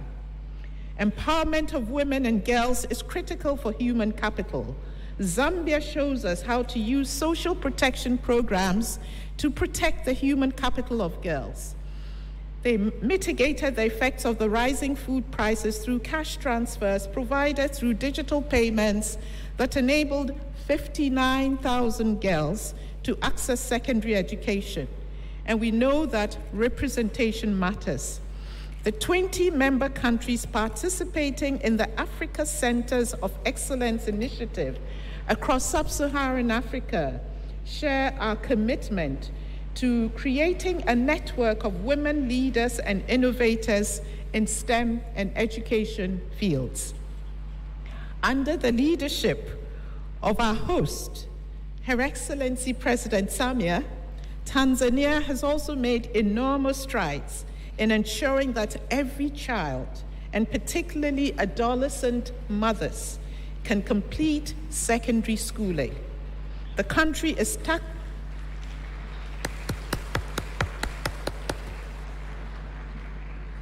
The country is tackling this challenge in a holistic and coherent way. They are preventing dropout by expanding the school network and implementing an innovative Safe Schools program. At the same time, their new continuation policy is opening the doors of the formal education system to students who have already dropped out and young mothers. As a result, between 2018 and 2022, the number of girls enrolled in lower secondary school increased by 400,000 students, equivalent to a 35% increase in enrollment. We celebrate all these successes. Achieving the transformational changes urgently needed in our education system will require far greater funding. Sub-Saharan African countries currently spend about $280 purchasing power parity for every primary school student, compared to $1,500 in purchasing power parity terms in middle-income countries and about $8,400 in high-income countries. These large differences show that no country in sub-Saharan Africa is likely to effectively address the growing demand for education without significantly increasing their investments in human capital. However, more financing will not solve the problem at hand unless enhanced with efficiency and effectiveness. Education systems need to use the resources they get much more effectively, given that teacher salaries are normally the biggest component of education spending. Reforms that make teachers more effective are key to improving the overall efficiency of the sector. Systems need to reward teachers that improve and sustain better teaching practices. The education sector also needs to tackle low teacher motivation and high rates of absenteeism. Having more than 15% of teachers absent from school or not teaching is unacceptable. Beyond this, Ministry of Education need to build their capacity to deploy teachers equitably, ensure they have the teaching and learning material they need to do their jobs effectively, and provide the support they need to improve their teaching skills. Tackling these challenges successfully will improve sector efficiency and are just as critical as mobilizing more funding if national and continental goals for education are to be met. As a development partner, we at the World Bank stand with you at this time of human capital crisis.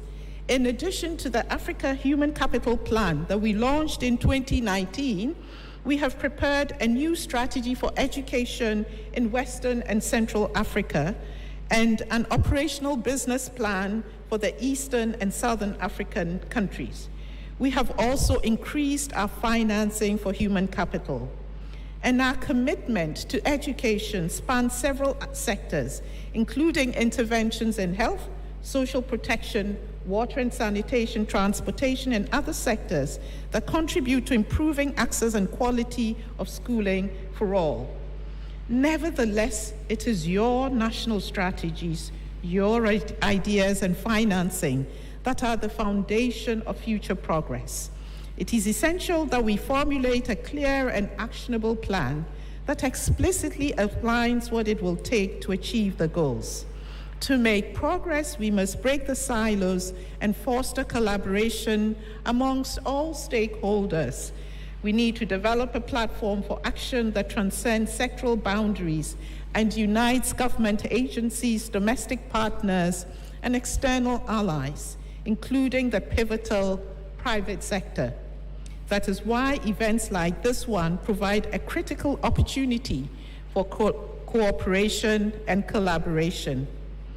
Over the last 2 days, we had so many creative ideas and inspirational examples of what can be done to accelerate progress on building human capital. We need to capitalize on the wealth of local ideas and solutions to address the challenges in Africa. We at the World Bank would like to convene a team of education experts from the continent and policymakers to find how to build on the successes that I've mentioned, to take them to scale, and to propose new ideas and solutions. We would work with regional bodies, individual governments, and our development partners to strengthen and sustain this team and provide global knowledge from other regions to plan and deliver tangible solutions at scale, accelerating progress in human capital development. We will also review our human capital plan to reflect the Dar es Salaam Declaration. With political will and leadership and commitment from all of you, the highest level, we can together achieve our vision with our collective leadership to make human capital the cornerstone of our country's development strategies. I'm confident that we will build strong coalitions and allocate the needed resources to ensure a bright future for Africa, a future where all girls and boys reach their full potential, grow up well-nourished and ready to learn, attain real learning in the classroom, and enter the job market as healthy, skilled, and productive adults. I want to close with a phrase that one of the panelists just said yesterday. Yes, Africa can. There's no more time to waste. Thank you so much.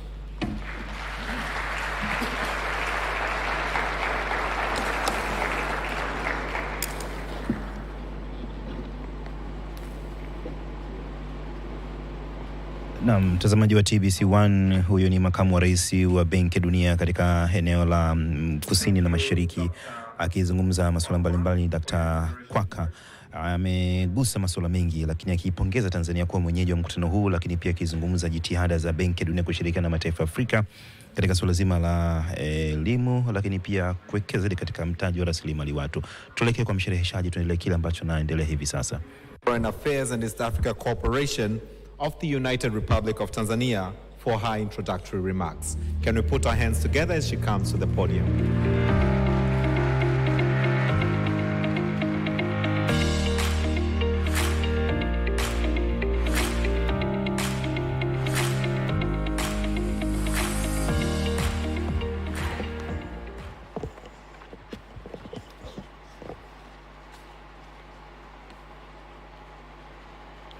Your Excellency Dr. Samia Suluhu Hassan, President of the United Republic of Tanzania, Your Excellencies, Heads of State and Government and representatives, Dr. Victoria Kwaka, World Bank Regional Vice President for the Eastern and Southern Africa, Honorable Ministers, Excellencies, Heads of international organizations and representatives, Excellencies, Heads of diplomatic missions, partners from the private sector, distinguished delegates, media representatives, ladies and gentlemen.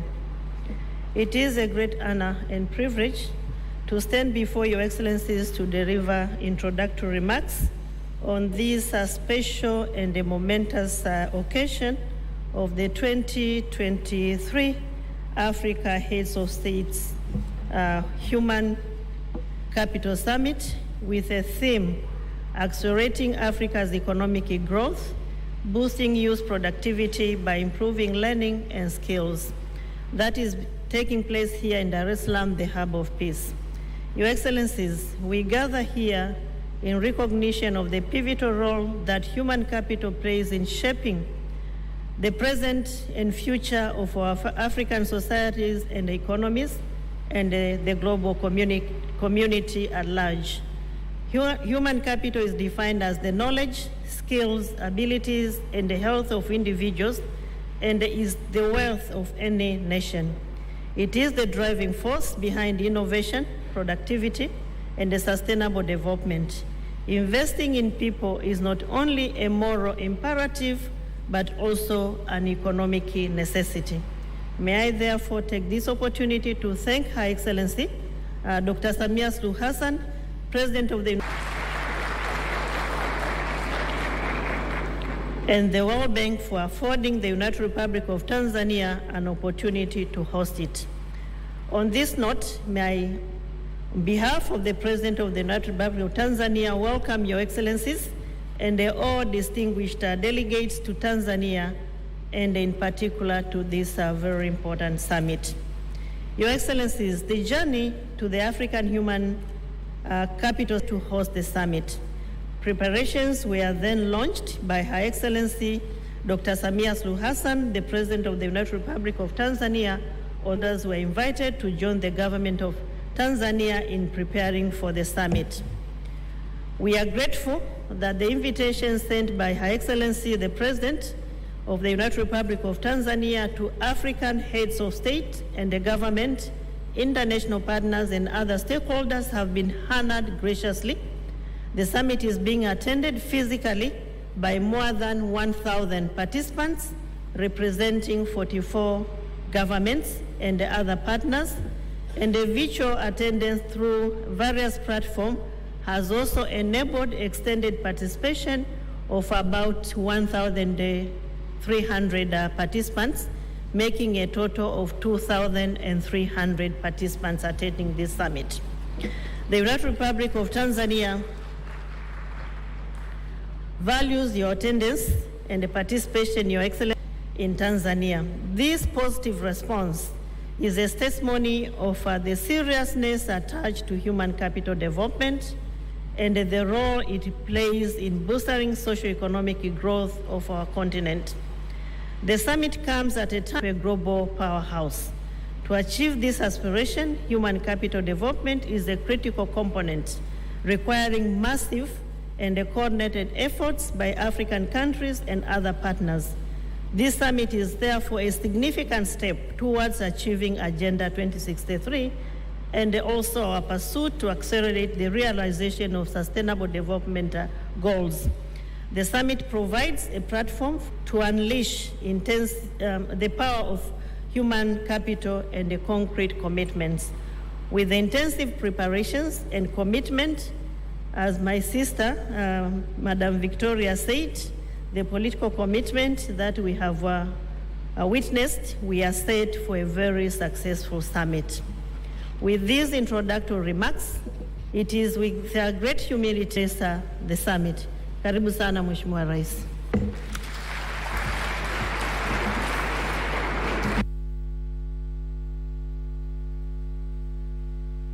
Naam, hivi sasa ni zamu ya Rais Daktari Samia Suluhu Hassan kuongea na washiriki katika mkutano huu baada ya Waziri wa Mambo ya Nje Stergomena Tax kuweza kuzungumza, na sasa ni Rais Daktari Samia Suluhu Hassan, tumsikilize.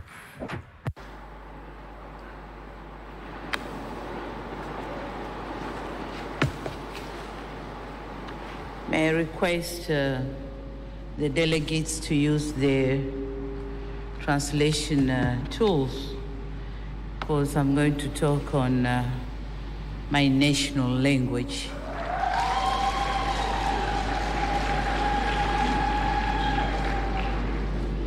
Waheshimiwa wakuu wa nchi na wakilishi wa wakuu wa nchi, Waheshimiwa makamu wa rais mliopo, Mheshimiwa Dr. Hussein Ali Mwinyi, Rais wa Zanzibar na mwenyekiti wa Baraza la Mapinduzi, Waheshimiwa mawaziri wakuu mliopo, wakuu wa misafara, Waheshimiwa mawaziri, makamu wa rais wa Benki ya Dunia Dr. Victoria Kwakwa, ambaye ni makamu wa rais wa Eastern and Southern Africa. Pia natambua uwepo wa Dr. Mamta Murthy, Vice President for Human Capital Development in the World Bank, na ujumbe wote wa Benki ya Dunia mlioko hapa, waheshimiwa mabalozi na wawakilishi wa mashirika ya kimataifa, wawakilishi wa sekta binafsi pamoja na wataalamu mliopo, wageni waalikwa, mabibi na mabwana, habari za asubuhi. Ni furaha kubwa kuwakaribisha nyote nchini Tanzania, lakini kuwakaribisha katika ukumbi huu wa mkutano. Ninamshukuru sana Mwenyezi Mungu kwa kutujalia fursa hii adhimu ya kukutana hapa ili tuweze kujadiliana na kufikia maazimio kuhusu mada hii muhimu na nyeti kwa maendeleo na mustakabali wa bara letu la Afrika, maendeleo ya rasilimali watu. tulipokea kwa heshima na fahari kubwa fursa ya kuwa mwenyeji wa mkutano huu muhimu na adhimu, na kwa kipekee kabisa nitambue na kupongeza kazi kubwa iliyofanywa na serikali kupitia wizara zetu za fedha na wizara ya mambo ya nje pamoja na Benki ya Dunia, na vile vile nitambue mchango mkubwa uliotolewa na wadhamini wa mkutano huu kama walivyotajwa na Dr. Victoria katika kufanikisha mkutano huu. Hakika mmeutendea haki mkutano huu kwa maandalizi mazuri sana.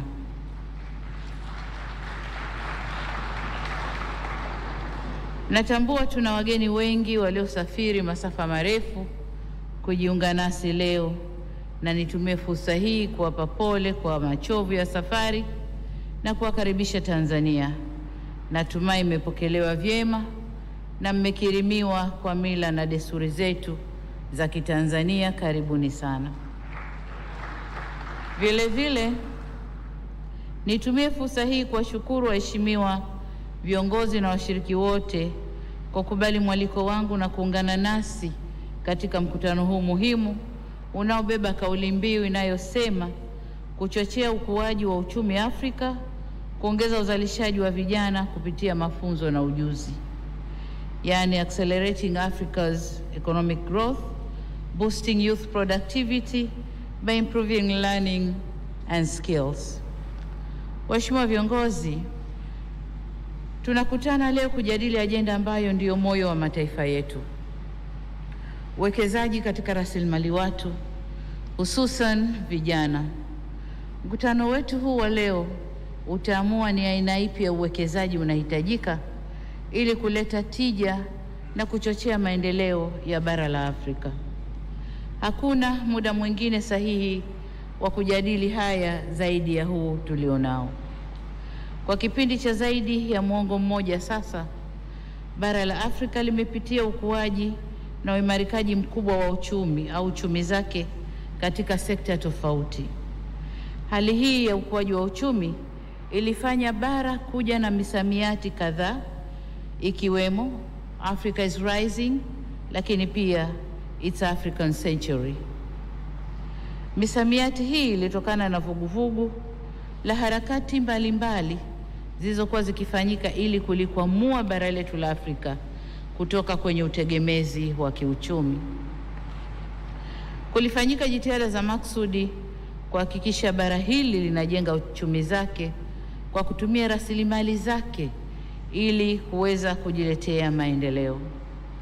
Kwa baadhi ya nchi na kanda, maendeleo haya yalionekana, ila kwa baadhi ya nchi maendeleo hayakuonekana au yalionekana kwa kiasi kidogo. Ni jambo la kusikitisha kuwa kwa baadhi ya nchi ukuaji huu wa uchumi haujachangia katika kuhakikisha wanajenga uchumi jumuishi wala kuchochea uzalishaji. Ukuaji huu wa uchumi, bado bara la Afrika limeendelea kukabiliwa na changamoto mbalimbali kama vile uhaba wa chakula, viwango vikubwa vya ukosefu. Ni wazi kuwa bara letu bado linahitaji mageuzi makubwa katika nyanja zote muhimu za uzalishaji na maendeleo. Na haya ndio malengo na madhumuni ya ajenda ya maendeleo ya Afrika tunayoitaka ya mwaka 2063 ambayo imeweka malengo 7, na hapa najielekeza kuyazungumzia malengo 4 ambayo: moja, ni Afrika ambayo mafanikio yake yanajikita kwenye ukuaji jumuishi wa uchumi na maendeleo endelevu. 2, Afrika yenye utengamano kisiasa kwa kuzingatia fikra za kimajumui, demokrasia, haki za binadamu na utawala wa sheria. Na 4, Afrika ambayo maendeleo yake yanatokana na watu kwa kutumia vipaji vyao, hususan wanawake, vijana, pamoja na kutoa makuzi bora. Na niataje malengo haya 4 ili kuona uzito na dhima ya majukumu yaliyoko mbele yetu na kutafakari ni aina gani ya uongozi na sera zinazohitajika kuhakikisha tunafikia na kutimiza kwa ukamilifu malengo haya. Ni muhimu sisi kama viongozi tuhakikishe kwamba tunaangalia, tunatathmini na kusimamia kama nilivyosema awali. Mkutano huu unafanyika kwa wakati muafaka, hasa ikizingatiwa kwamba kwa sasa Afrika ndilo bara lenye vijana wengi zaidi. Takwimu zinaonyesha kuwa ifikapo mwaka 2050 Afrika itatoa nchi 10 zenye idadi kubwa zaidi ya vijana duniani. Kwa mujibu wa World Economic Forum, zaidi ya 60% ya watu wa barani Afrika ni vijana walio chini ya miaka 25.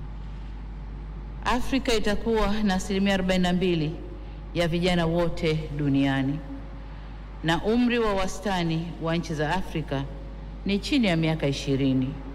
Hii inatuonesha kwamba kuna mambo mengi ya kimaendeleo, hususan kwenye mambo ya afya, ili tuweze pia kukuza wastani wa umri kwa Afrika. Hii inamaanisha habari hii ni nzuri na vile vile ni mbaya kwetu. Hali hii inaweza kuwa nzuri na yenye tija iwapo tutawekeza kwenye rasilimali watu maisha ili kujenga nguvu kazi yenye tija kama ilivyo kwa wenzetu wa bara la Asia. Hatuma yetu inaweza kuwa mbaya iwapo hatutofanya uwekezaji sahihi.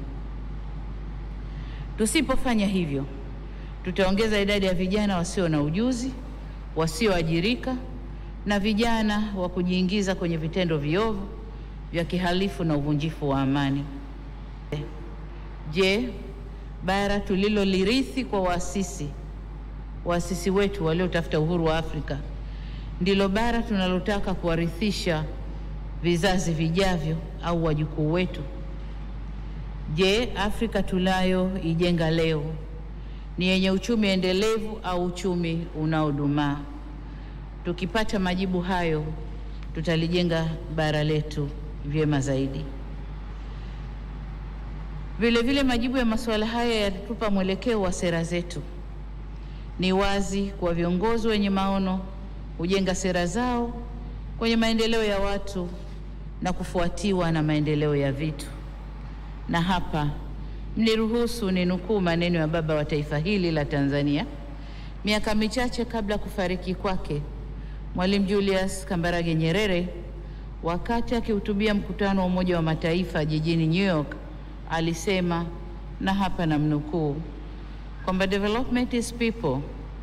People are the target, creators and beneficiaries of anything known as development. Mwisho wa kunukuu. Kwa tafsiri rahisi, alisema maendeleo ni watu, watu ndio walengwa, ndio waanzilishi na wanufaika wa chochote kinachoitwa maendeleo. Kwa mantiki hiyo, hatuwezi kulikomboa bara letu kiuchumi kama hatutaelekeza nguvu zetu kwenye maendeleo ya rasilimali watu, kwa kuwapa maarifa na ujuzi unaohitajika katika kuyatumia na kuyabadilisha mazingira yao kwa manufaa yao. Waheshimiwa viongozi, tunapozungumzia uwekezaji katika rasilimali watu, ni kuhakikisha kwamba uwekezaji unaanza tangu mtoto anapozaliwa, kwa maana upatikanaji wa lishe bora na chanjo stahiki, ili kuondoa udumavu ambao mara nyingi hupunguza kiwango cha uelewa na uwezo wa kusoma vizuri kwa watoto hao. Ili kuhakikisha tunaweka msingi mzuri wa elimu, tunapaswa kuwa na maandalizi mazuri ya elimu, na hasa elimu ya awali, kwa ajili ya kuandaa watoto kimwili, kiakili, kiismu au kijinsia na kiubunifu. Jambo jingine, ili elimu itoe matokeo chanya, ni lazima kuwa na mitaala yenye kukidhi matakwa ya soko la ajira. Kwa mfano, uwepo wa mapinduzi ya 4 ya viwanda yameleta mabadiliko makubwa katika sekta zetu za afya, elimu, biashara, teknolojia pamoja na mahusiano na mwingiliano wa kijamii, pamoja na usafiri na usafirishaji.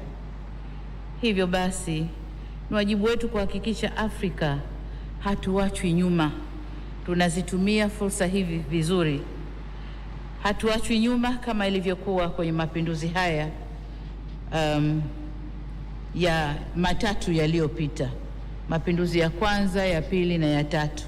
Haya ya nne, Afrika ni wakati wetu kuyatumia vizuri.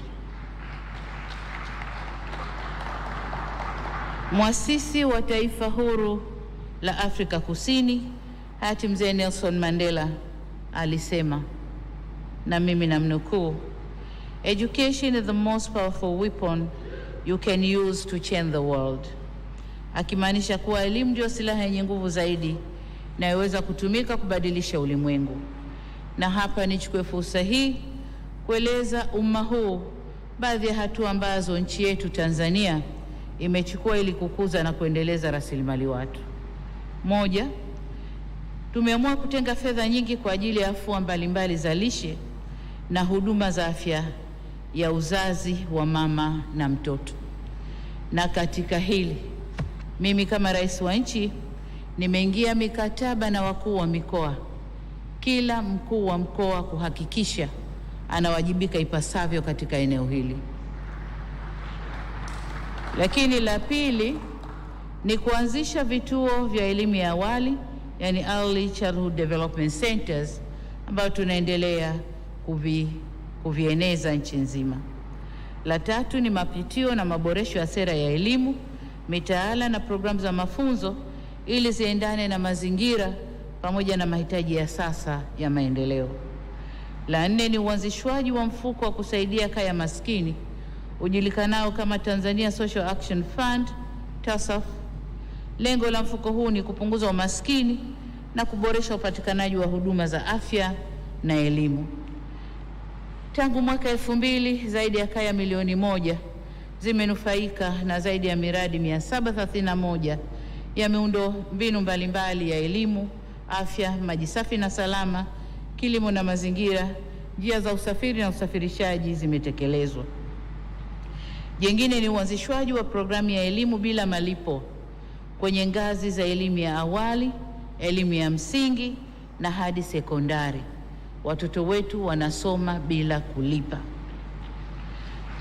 Lakini la sita ni uwekezaji kwenye elimu ya ufundi na mafunzo ya mali, yani vocational education and training, ikiwa ni pamoja na kutoa ujuzi bobezi ili kuongeza tija, ushindani na uwezo wa ndani katika kutumia rasilimali za nchi yetu. Saba, kuwezesha vijana kiuchumi kupitia mikopo inayotolewa na halmashauri. Mikopo hii tunatoa 4%, tumezitaka halmashauri kutenga 10% ya mapato yao ya ndani. 4% inatumika kwa kuwakopesha vijana, 4% inatumika kuwakopesha wanawake, na 2% inatumika kuwakopesha watu wenye ulemavu. Jambo la 8 ni kuruhusu watoto walioacha masomo, hasa wa kike waliopata ujauzito, kuweza kurudi tena shuleni na kuendelea na masomo yao. Na hapa nataka niseme kwamba jaribio hili lilianza kule Zanzibar, na furaha kusema kwamba kuna watoto ambao walirudi kuanzia form 1 kidato cha 4, wamemaliza university na sasa wako vizuri. Kwa hiyo ni fursa nzuri ya kuwarudisha watoto shuleni. Lakini pia kupitia wizara yetu ya kilimo tuna programu maalum inayoitwa Building a Better Tomorrow kwa ajili ya vijana kujishughulisha na shughuli za kilimo, ufugaji na uvuvi ili kuijenga vyema sekta ya kilimo na kufanya sekta hii iweze kuchangia kwa 10% kutoka 4% inayochangia sasa hivi katika uchumi wetu wa taifa. Waheshimiwa viongozi, nimezungumza masuala mengi na kwa kirefu. Sasa naomba mniruhusu niataje kwa mahsusi na kwa muhtasari maeneo muhimu yanaweza kutusaidia kuboresha rasilimali watu ya Afrika ili atusaidie kuongeza mijadala yetu tukiwa hapa. Kwanza, lazima tujidhatiti kutumia rasilimali watu tulionayo kwa manufaa yetu, kwa maana ya reaping the demographic dividend. Idadi kubwa ya vijana tulionayo Afrika ni fursa ya pekee kwa ajili ya mageuzi ya kiuchumi. Badala ya kuacha vijana hawa wakrosi hizo bahari wapigwe njiani wazamishwe, kwamba wanakwenda Europe kutafuta maisha bora. Maisha bora watayapata Afrika tukiwaendeleza. Lakini la pili, lazima tuwafundishe watoto wetu kuhusu uzazi wa mpangilio. Kama nilivyosema, Afrika population yetu ni kubwa sana, na population hii inaweza ikatuletea tija au ikatuletea mambo yasiyofaa kama hatukuitumia vizuri. La tatu, kuongeza manufaa kutokana na elimu na mafunzo tunayoyatoa katika nchi zetu. Tuhakikishe elimu tunayoitoa inawapa uwezo vijana wetu kuongeza tija na kujenga uchumi wetu. 4, kuongeza uwekezaji katika sekta nyingine zinazoleta ufanisi katika huduma za elimu na afya. Ni lazima kuwekeza katika miundombinu kama vile njia za usafiri na usafirishaji, kuongeza nishati au umeme, maji safi na usafi wa mazingira. Haya yote tukiyaboresha yanaweza kutusukuma katika kutoa huduma za afya na elimu ili ziwafikie watu wote na ziwe endelevu. Jambo la 5 ni utekelezaji wa programu za hifadhi ya jamii katika uzalishaji, yani implementing productive social safety nets programs katika nchi zetu. Waheshimiwa viongozi, kuzifungua fursa katika kuitumia rasilimali watu ya Afrika ni wajibu wa kimaadili na ni sharti muhimu la kiuchumi, kwani kwa kuwekeza katika hifadhi ya jamii, kuongeza rasilimali fedha kwenye elimu na maendeleo ya rasilimali watu, tunaweza kuijenga Afrika yenye mafanikio jumuishi. Kwa hivyo, inatupasa tuunganishe nguvu za serikali, asasi za kiraia na sekta binafsi ili kufanya uwekezaji unaohitajika na kujenga mazingira wezeshi ya kukua na kuendelea kwa rasilimali hii muhimu ambayo ni watu wetu, vijana wetu. Kwa pamoja tunaweza kujenga mustakabali mwema wa Afrika kwa kuhakikisha ndoto za vijana wetu zinatimia. Waheshimiwa viongozi, wakati nikihitimisha, nisisitize kwamba suala la maendeleo ya rasilimali watu wa Afrika haliwezi kuja kwa kubahatisha na halina mbadala. Lazima tuwe na mipango madhubuti ya kuhakikisha rasilimali watu Afrika inaendelezwa kwa manufaa ya bara hili na kwa maendeleo yetu. Ndugu zangu, baada ya kusema hayo, niseme wakati ni sasa. Inawezekana kila mmoja atekeleze jukumu lake kwa nafasi yake, tuendeleze bara letu Afrika. Asanteni sana kwa kunisikiliza. Asante sana.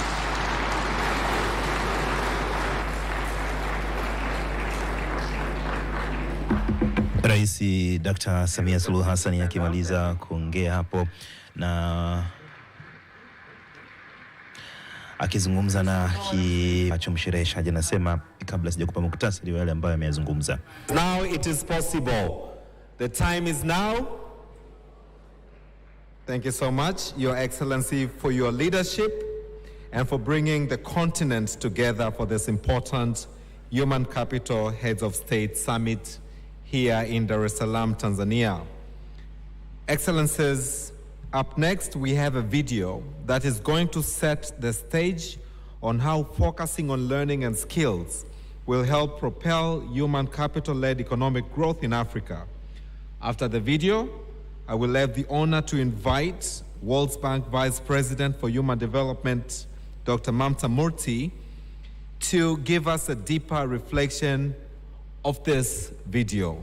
But for now, distinguished delegates, excellencies, it's the video. Thank you.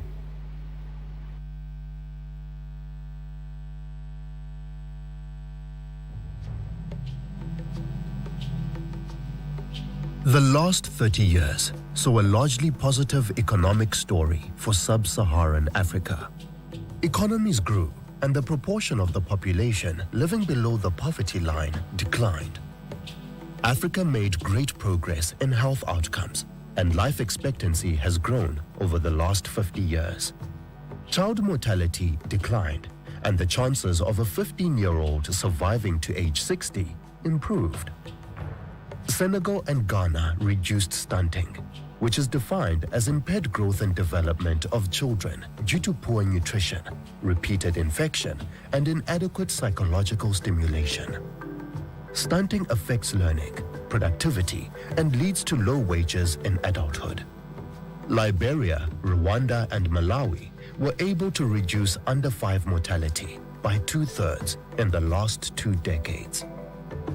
Over the last 2 decades, Kenya and the Seychelles have made consistent strategic investments in health and education with significant results.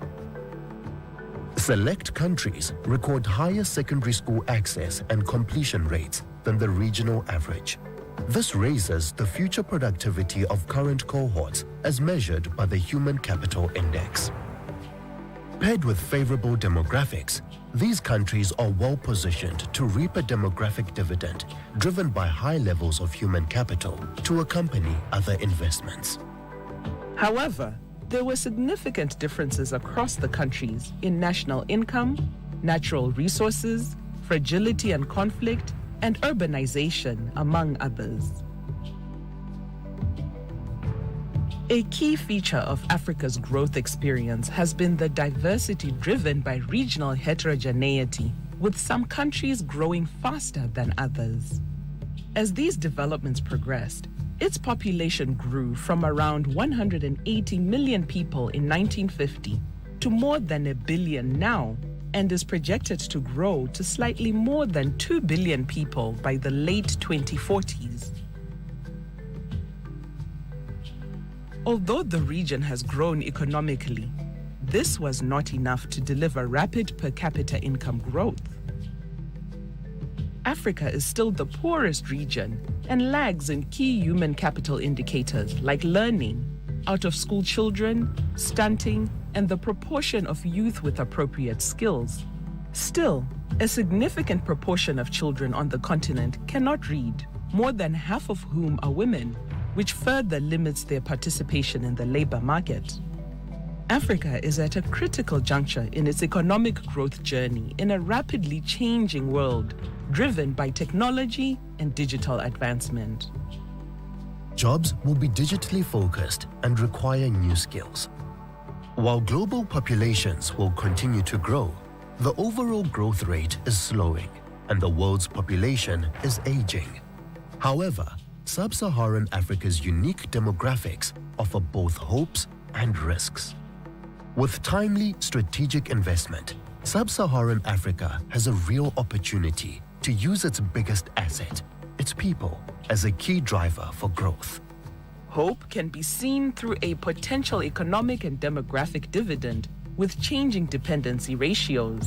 But with a rapidly increasing population of young people and workers who will need education and jobs, Sub-Saharan Africa is the only region with an increasing working age population. The youth population in India and China are declining, while that in Sub-Saharan Africa is increasing. By 2075, Africa will stand out as an extraordinary hub of human activity, with almost 1/3 of all people on Earth projected to call this continent home.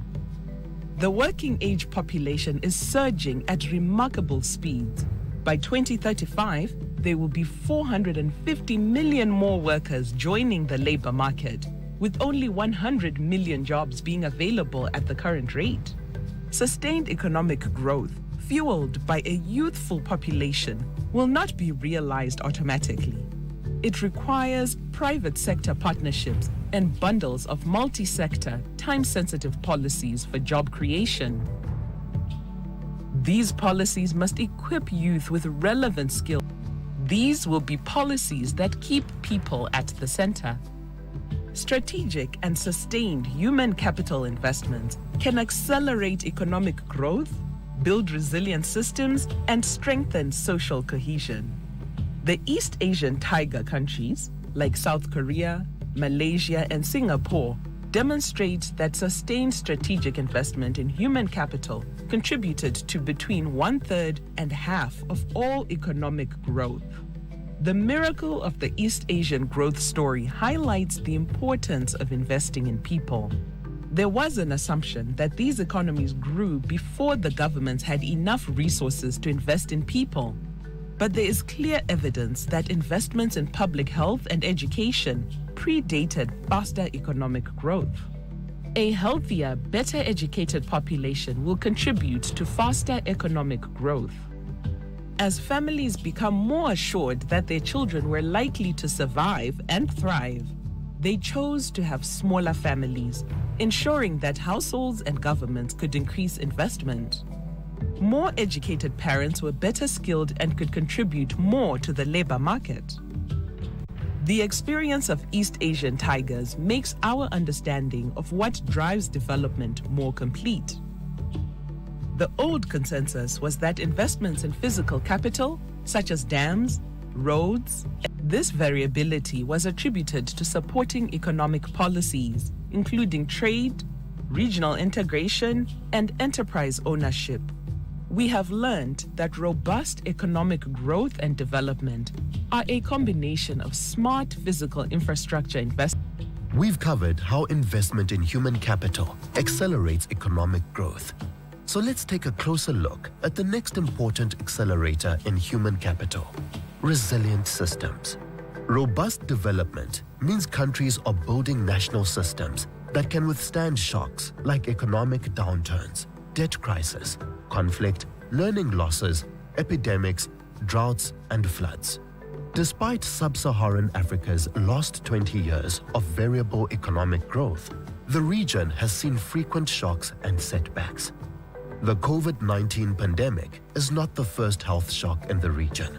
The Ebola epidemic devastated parts of Africa, and before that, HIV or AIDS had a substantial and long-term negative impact on all aspects of development.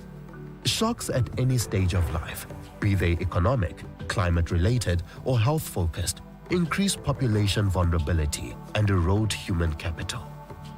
Shocks put households at risk economically, requiring a more significant governmental response to help stabilize the economy. Sub-Saharan Africa is also especially vulnerable to climate change, which will likely be more devastating to poorer households. All of these shocks disrupt and reduce investments in human capital, test government systems, and stretch meager financing. Human capital builds the resolve of households to withstand climate shocks and contribute to a more livable planet. Human capital investment for system resilience can include social protection systems, targeting assistance, social work and services programs, adaptive education systems, and resilient public health systems. Investments in human capital also help equalize opportunity. Research shows that countries with lower levels of inequality tend to experience faster growth and address inequality. More equitable human capital endowments are important growth drivers, and highly unequal countries experience growth slowdown upon reaching middle income status. A key lesson is that strategic human capital spending can reduce inequality. A misdirected spending on human capital, on the other hand, can increase inequality, hence affecting growth. The evidence is clear. Equal countries tend to experience faster growth. Human capital investments are central to strengthening social cohesion, our final important accelerator. Social cohesion is critical for every country, but is especially important in the context of violence, conflict, and fragility. The delivery of education, healthcare, water sanitation, and justice and security provide the glue that binds a state and a society. At a basic level, providing a range of quality social services that address the population's needs is an important step in building trust in the role of government. To strengthen social cohesion, service delivery solutions should address and correct inequalities across income groups, ethnicities, religions, and linguistic lines. Nations that make smart and equitable investments in human capital through robust education, health and social programs, accelerate growth, and ensure that women are fully empowered to contribute to economic growth. Evidence shows that strategic investments in human capital and people set the stage for economic growth. Africa's future depends on the choices made at this juncture in its history. The increasing proportion of young people need to be skilled, and the right policies are needed to ensure these young people will have jobs. We can shape our future with collective focus, resolve, partnerships, and investment. Africa is at a unique moment in its history. How can we partner to ensure Africa reaps its demographic dividend for growth and jobs?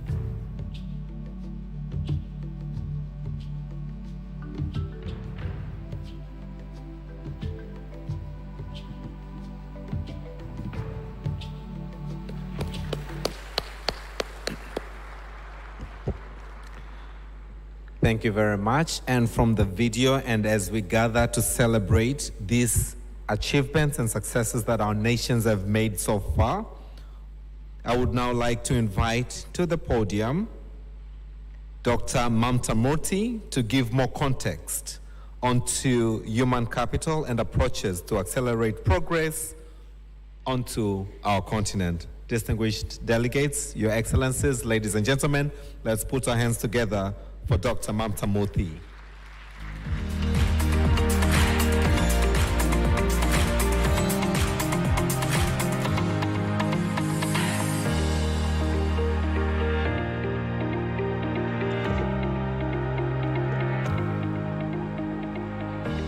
Your Excellency, Dr. Samia Suluhu, Presidents, Vice Presidents, distinguished guests, it's a real pleasure for me to address you here today. I was asked to offer some reflections on the movie that you just saw, and I'm going to offer you just 5 reflections. The first thing I would like you to take away from the movie is that human capital is an incredibly important source of economic growth. So if you look at the difference between rich and poor countries, anywhere between 1/3 to 2/3 of the difference can be explained by human capital. Now, you know, researchers always quibble about methodology and that kind of thing, and some will question how much of what is being attributed to human capital is actually the result of infrastructure or trade policy or other things. But even if we accept all those quibbles, at least 1/3 of the difference between rich and poor countries can be attributed to human capital, and that's a huge difference. It's also a difference that we know we can work on. And that's why it's a very actionable item. And I'm delighted to be addressing heads of government, vice presidents, presidents, and others, because we can act on this together. The second thing I want to say is that there has been progress in Africa on the issue of human capital. We heard from a number of delegations, from ministers. There has been remarkable progress. Let me give you one statistic. If we look at the population of sub-Saharan Africa that is over 25 years of age, right? So they've completed their education. Well, the average years of schooling has gone up from 3.5 years of schooling to over 5.5 years of schooling in the past 20 years. That's an enormous increase in just years of schooling. Remember, for a population that has been growing quite rapidly. So I hope that fixes in your mind that there has been huge progress. The challenge, of course, lies with the quality of schooling. The quality of schooling is not as high as it should be. Again, if we look at children in school today in sub-Saharan Africa, they can expect, because of the expansion in schooling that many of you in the audience have been responsible for, a child today in sub-Saharan Africa can expect to to achieve at least 9 years of schooling because of the policies that are in place. But because the quality of schooling is poor, about 45 to 50% of that is lost.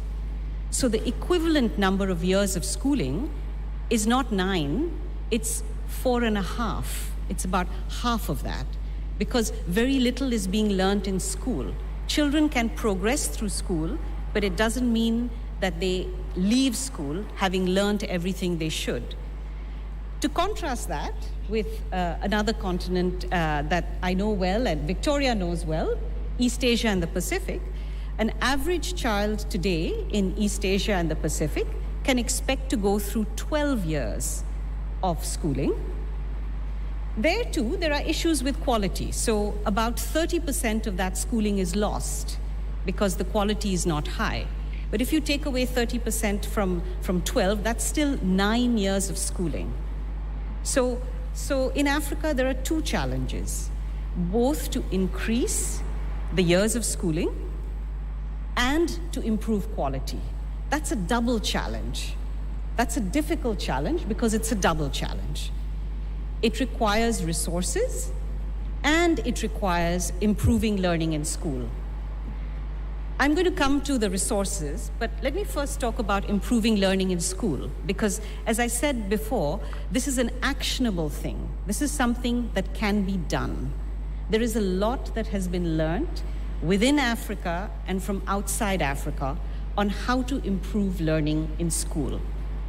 Let me touch upon just a few things, actually drawing on the excellent panel discussion that we had yesterday with ministers of health, ministers of education, and ministers of labor and social welfare.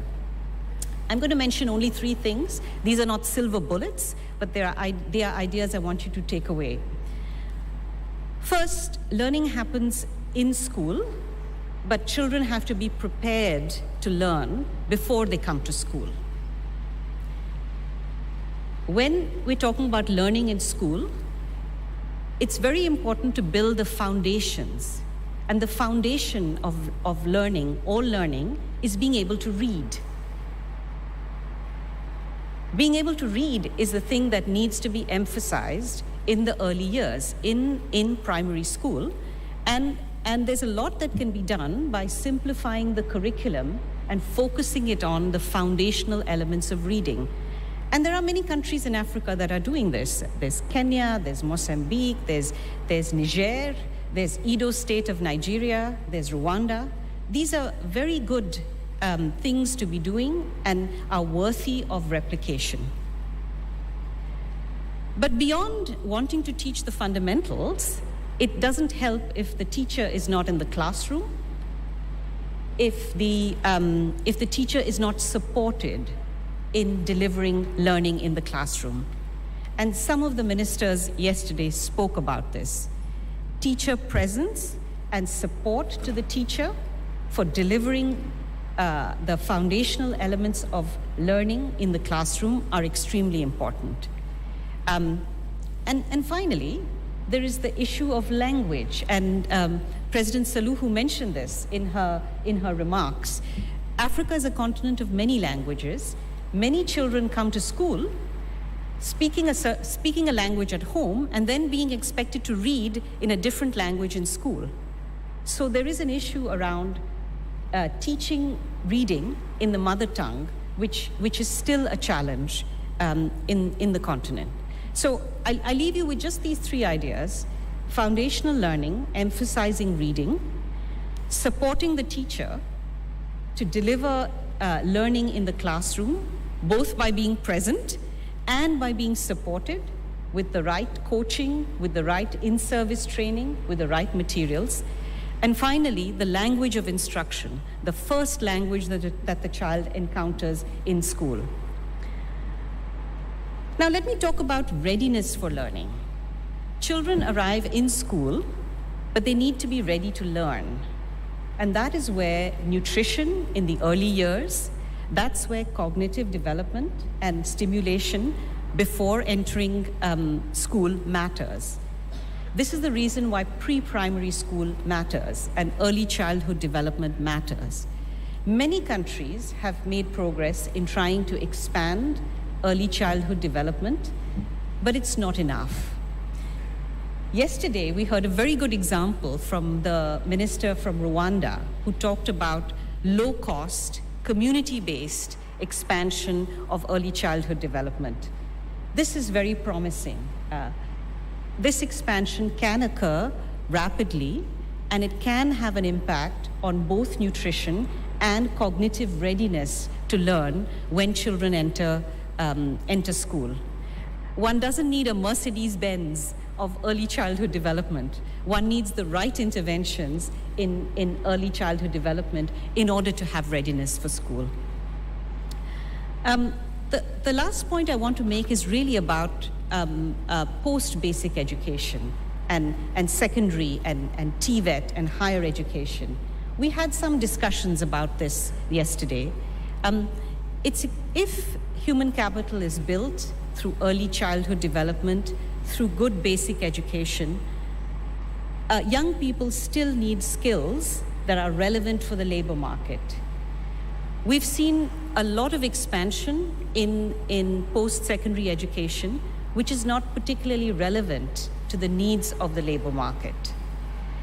A stronger emphasis on relevance by involving the private sector. But the skills that are needed go beyond technical skills.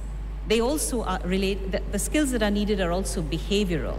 They also relate to things like teamwork, critical thinking, problem solving, the things that are needed for the fourth industrial revolution, as Her Excellency Samia Suluhu mentioned. Again, this is in which post-secondary education is being linked to the needs of the labor market. I want to move on to the issue of resources because, as I said at the outset, Africa faces a double challenge, the need to both increase the number of years of schooling, but also increase quality. Many of the elements of quality actually do not involve a huge additional fiscal cost. It's the expansion of access which is costly. And this is where the need for resources comes.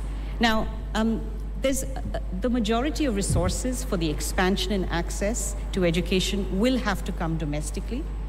And for this, countries need to strengthen domestic resource mobilization, as well as increase the priority given to education. But beyond the volume of resources, there's also the issue of resources like education and health and social protection take up such a large share of the government budget. It's very easy to say, oh, well, there's a lot of wasteful spending. To my mind, what is wasteful is if a child is in the classroom and is not ready to learn. That is why making sure that early childhood investments are made is very important, because this is what makes spending on basic education. The spending that needs to happen on basic education needs to be directed towards achieving stronger and better learning outcomes. Similarly, if there's spending on post-secondary and it doesn't result in the kinds of skills that are needed for young people to acquire jobs, that is wasteful. So thinking more about resource use in a way that it has an impact on learning and employability, to my mind, is a very good way of approaching what has made me very enthusiastic over these past 2 days is the commitment that I have seen from everybody, from national authorities, this issue of improving outcomes and expanding access to services. This makes me very positive and inspiring to all of us. My wish at the end of this summit is that everybody goes away with the intention that the examples that we heard now, which are sporadic and are uncommon, my wish is that these become common, and that when we meet in 3 or 4 or 5 years' time, many of these examples are replicated. Thank you very much.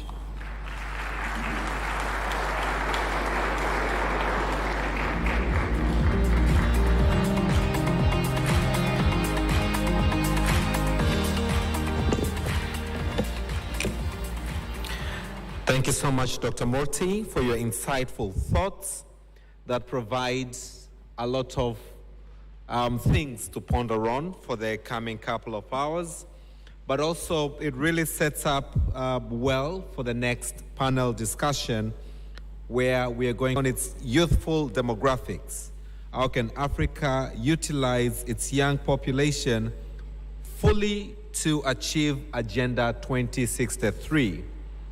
Excellencies, I'm honored now to invite to the stage the following heads of state for the first panel discussion, as I'd mentioned, looking onto Africa's prosperity that depends on its youthful demographics. How can Africa utilize its young population fully to achieve Agenda 2063? Allow me and join me to welcome to the stage Your Excellency Philippe Jacinto Nyusi, the President, Republic of Mozambique.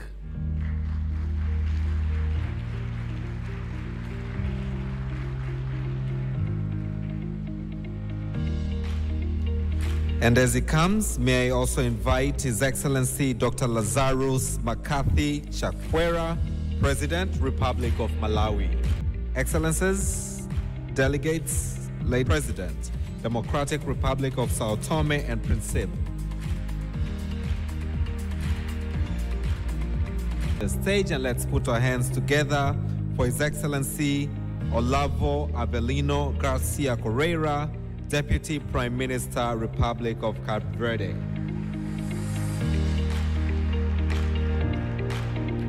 And to moderate these wonderful sessions, allow me, distinguished delegates, ladies and gentlemen, to turn the floor over to CNBC Africa's Editor-in-Chief, Mr. Godfrey Mutitswa, to moderate the next two sessions. Let's put our hands together for Mr. Godfrey of CNBC.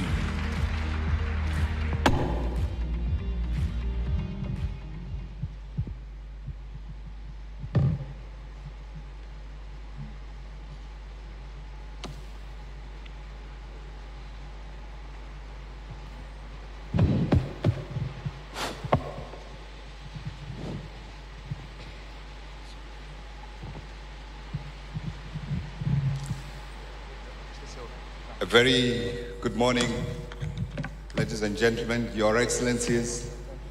I am hoping I have observed all the diplomatic notes that are important.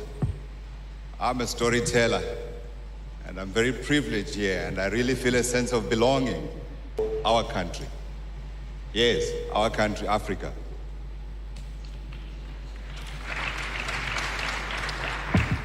I feel are similar. We, as you have heard, all of you this morning, have the lowest average human capital index rating in the world at 89%. And our challenges are common, all of us. And we also know that, in addition to that, we know that inflation and unemployment are increasing. But in the world, which is what brings us here today. Your Excellencies, let me spell out what my role is today here. By the end of this session, I've been told I must get a measurable commitment from all of you, just one, on advancing our youth agenda to achieve the long spoken about youth dividend. It's a really difficult one because you have important messages that you need to communicate. But for the purpose of getting the messages that we would like, that are going to be used to fill all the gaps that we had here this morning, I've been given 5 minutes for all of you. And you will see me lifting my eyebrow. It might be a shoulder, it might be a grunting.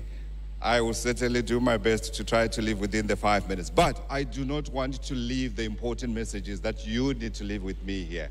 Otherwise, I will be in trouble. And then lastly, out of each of you, I'm also hoping that I will be able to get 3 takeaways that I share with the organizers of our debate today. So please, Your Excellencies, please help me. I promise to vote for you when you call for the reform of the United Nations in New York the next time you are at UNGA. Let me start, first of all, with the first set of questions. And this question, I am posing it to Your Excellency, the President of Mozambique, President Filipe Nyusi. Let me just get to your question.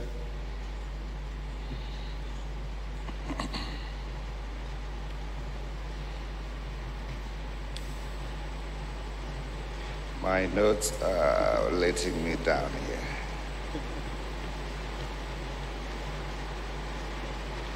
Okay. I have it. Your Excellency, we know that in each of our countries, half the population is female. We also know that our ladies are the most entrepreneurial on the continent. The statistics are there actually from the African Development Bank. And we also know that they are very, very responsible with their finances. So I want to know what you are doing to improve the female labor force participation. And I dare say even in that entrepreneurial field as well, where they are laboring without participation and beating the men, what more can we do to get the ladies to be more participative than they are currently?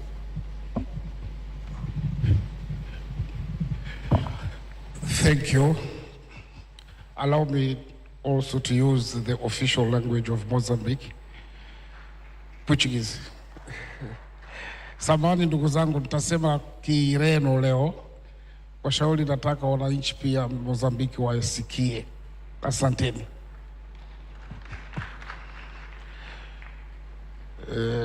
Caros colegas, chefes de Estado, chefes das delegações, doutora Mônica, vice-presidente do Banco Mundial, todos presentes.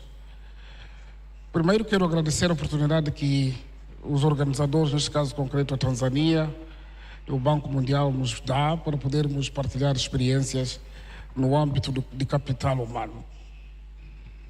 Esta é matéria fundamental porque é a base do desenvolvimento dos nossos países. Eu vou escolher o caso de Moçambique como caso de estudo. Nós em Moçambique agora somos cerca de 32 milhões de moçambicanos. Destes, 52% são jovens, mas também 51% são mulheres. A pergunta que me coloca concretamente o que fazemos para empoderamento, para o desenvolvimento do capital humano, concretamente para a mulher, ela é uma pergunta que não é isolada. Precisamos, aliás, tivemos a oportunidade aqui inicialmente de ouvir muitas intervenções aqui que foram feitas que definem as teorias do que é preciso fazer. Primeiro precisamos de garantir a vida, boa vida ou a vida de qualidade para todos os nossos compatriotas, mas sobretudo para as novas gerações. Para isso é preciso facilitar as condições, como acabamos de dizer aqui, ter água, ter comida, crescer bem, mas o elemento fundamental para o futuro destas crianças, dessas mulheres, é a formação. É aqui onde vou me basear muito. Nós, hoje vai encerrar em Moçambique uma conferência que organizamos juntamente com a UNESCO, uma conferência sobre a educação e qualidade. Kuhusu elimu na usawa, kwa sababu tunatambua kwamba elimu bora, elimu yenye ubora, bila hiyo hakuna ambacho kinaweza kufanyika kwa ajili ya maendeleo ya nchi yoyote. Tunaendelea kujenga shule nyingi, lakini ni muhimu sana kama mzungumzaji wa mwisho alivyosema kwamba tuweze kuhakikisha watoto wanaweza kutoka wakiwa na stadi nzuri, na lengo letu hasa linaloshikika hapa ni hasa kwa watoto wa kike, wasichana ambao watakuja kuwa wanawake a família é a base da familia, kwenye familia na familia ndio msingi wa nchi zetu kama mnavyofahamu. Hivyo japo tunaongeza elimu na kuitanua, lakini pia tunajaribu kuongeza kuwawezesha vijana wetu na kuwashirikisha katika mafunzo ya kiufundi na kitaalamu. Tumejadili jana na Dr. Monica nini tunaweza tukafanya ili kuweza kuboresha ubora wa maisha ya wanawake. Na kwa upande wa Msumbiji tayari tumeshaweza kufikia ule ulinganifu, hasa ukiangalia kwa wasichana na wavulana shule. Kuna ule urali hapo upo. Nós estamos a criar pacotes necessários para poder reter a rapariga na escola. Paseli za kuwezesha wasichana waweze kubaki shule, na tunatambua kwamba tuna ndoa zile za utotoni katika bara la Afrika, na ufahamu kwamba mwanamke yuko pale kumtumikia mwanamume, na kuna ukatili dhidi ya wanawake. Ni vitu ambavyo vinaturudisha nyuma hasa kwa upande wa wanawake.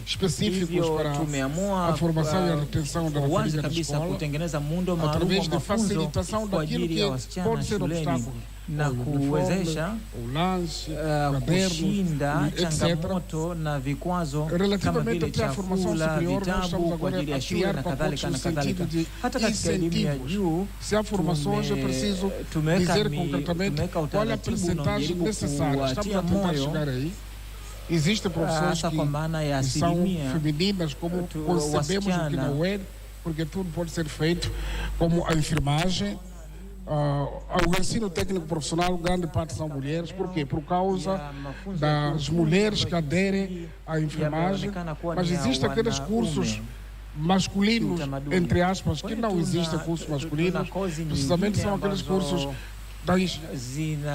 hasa ni kama vile za wanaume, kama vile injinia, hesabu, ambako tunajaribu kuwatia moyo wanawake pia kuzichukua, lakini pia tunaboresha kwa vijana wakishirikiana na Benki ya Dunia kutengeneza bidhaa ambazo zinaweza kurahisisha ufikiwaji wa vijana kits depois da formação para eles poderem iniciar o seu primeiro emprego. Por isso existe o projeto que chamamos Primeiro Emprego. Existe também o projeto que Eu Sou Capaz. Esse projeto de Eu Sou Capaz é mais das mulheres pequenas. Estamos a criar a cultura de que a mulher é igual ao homem, a rapariga é igual ao jovem. Então, Eu Sou Capaz, eles lutam através de muitos programas culturais para promover essa juventude. Estamos a financiar jovens que concorrem com projetos específicos. Por exemplo, o último concurso que foi feito, concorreram mais de 3.500 jovens para projetos concretos. E então, desses 2.500 qualificaram. E desses que qualificaram vão receber um valor monetário para iniciar com alguns projetos. Waliweza kushinda na wataweza kupewa kiwango cha fedha ili waweze kutekeleza miradi yao walioibuni. Katika upande wa elimu, tunaangalia pia katika elimu ya mtoto, kwa sababu lazima tuweze kupandikiza hii dhana kwa watoto tangu wakiwa wadogo, kwa sababu wanapokuwa watu wazima ni vigumu kukubali elimu, na kwa wasichana kujua kwamba wao ni sawa tu na wavulana. Kwa hiyo katika mafunzo tunatoa kipaumbele kwa wanawake, na tunajaribu kulea na kutia moyo wanawake kupitia programu mahususi nchini ambazo zinajaribu kuhamasisha jamii na jumuiya wazawa kupitia viongozi wa kimila na kupitia asasi za kiraia, ili tuweze kuwahimiza wasichana ambao ni wa muhimu sana katika maendeleo ya nchi yoyote. Na kupitia programu hizi, asasi za kiraia na asasi binafsi na hasa serikali yenyewe pia zinawatia moyo watoto na wasichana kwenda shule, na na nchi nyingi ambazo zinafikiri kwamba msichana anatakiwa tu kuolewa mapema. Mtazamaji wa TBC1, kinachoendelea hivi sasa ni mjadala wa marais wakizungumza ama wakijadiliana kwa kina kuhusiana na suala zima la mtaji wa rasilimali watu, na anayezungumza hivi sasa ni Rais Filipe Nyusi, rais wa Msumbiji, akizungumzia namna gani ambavyo nchi yake lakini Afrika inabidi masuala wayafanye ili basi kila kitu kiende safi katika suala zima la mtaji wa rasilimali watu, lakini akizungumza zaidi katika suala zima la elimu, namna gani ambavyo Msumbiji wameweza kuwekeza katika elimu, akizungumzia elimu ya vitendo, lakini pia akizungumzia suala zima la kujikita katika kuanzia elimu ya msingi mpaka sekondari. Na ni mjadala ambao unahusisha marais kadhaa. Yupo rais wa Malawi Chakwera, lakini pia na marais wengine ambao wapo hapa, na ameshamaliza hivi sasa. Hebu tuendelee kusikiza kile ambacho kinaendelea. Kuna fursa nyingi kwa mtoto wa kike kama zilivyo kwa mtoto wa kiume. Ninataka kusema pia kwamba naweza nisiwe fair kwako, japo umejibu maswali mahususi, lakini pia umeweza kuruhusu kuongea na jopo hili juu ya jambo tunalozungumzia leo. Kwa hiyo to just talk in general to the issue ensuring that we advance Africa's human capital. You repeat, please. You can address the audience again just on the general topics of discussion that we are having here. This was your specific question that I needed to ask you. So now you're allowed just to address the audience in terms of the general issues that we are discussing here, advancing human capital development in Africa. Bom, o tema que estamos a discutir, aliás, a nossa presença é exatamente para virmos dar a importância a este tema de formação do capital humano em geral e sobretudo para a juventude. Escolhi o caso de Moçambique porque é o caso que vivo, mas é um caso que se pode e que se deve generalizar sobre aquilo que se faz. Cada país tem a sua experiência e isto vai ajudar para a troca de experiências no lugar de uma formação genérica que já aqui foi feita, uma apresentação. A nível da África, concretamente, a África é um país onde o analfabetismo abunda. E costuma-se dizer que o analfabetismo é um grande inimigo do desenvolvimento. Mas isso, e também a África é um país onde muita gente vive no campo. Acima de 70 aproximadamente, se não estou em erro, vive no campo. O tipo de vida que se leva no campo, as dificuldades que as pessoas vivem, também não permitem que haja evolução.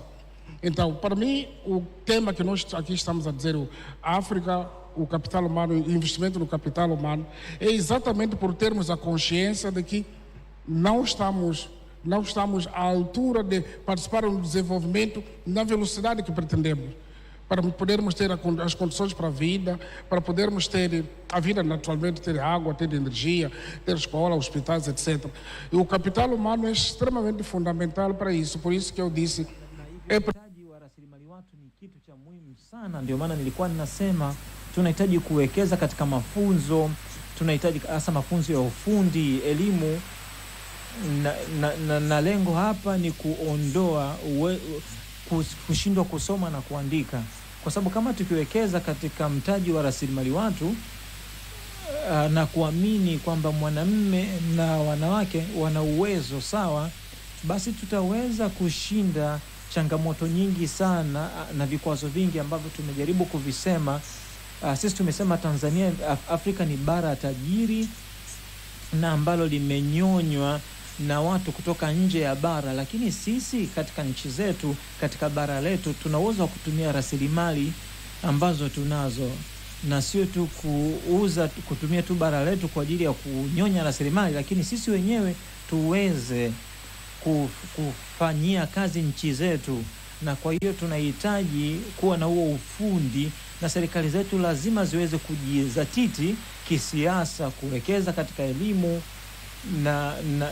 na nimejaribu kukoleza maeneo mawili. Moja, afya na uzuri wa maisha ya watu kupitia uwekezaji katika sekta tofauti tofauti. Sijajua kama nimeweza kujibu swali lako. Asante sana. Thank you very much. Thank you. And I also did hear you say Africa is a country. Thank you. Thank you. Thank you, Your Excellency. Let's move on, Your Excellency. President Chakwera, it is your turn. We would like to invite you to just say a few words about what we are trying to address here.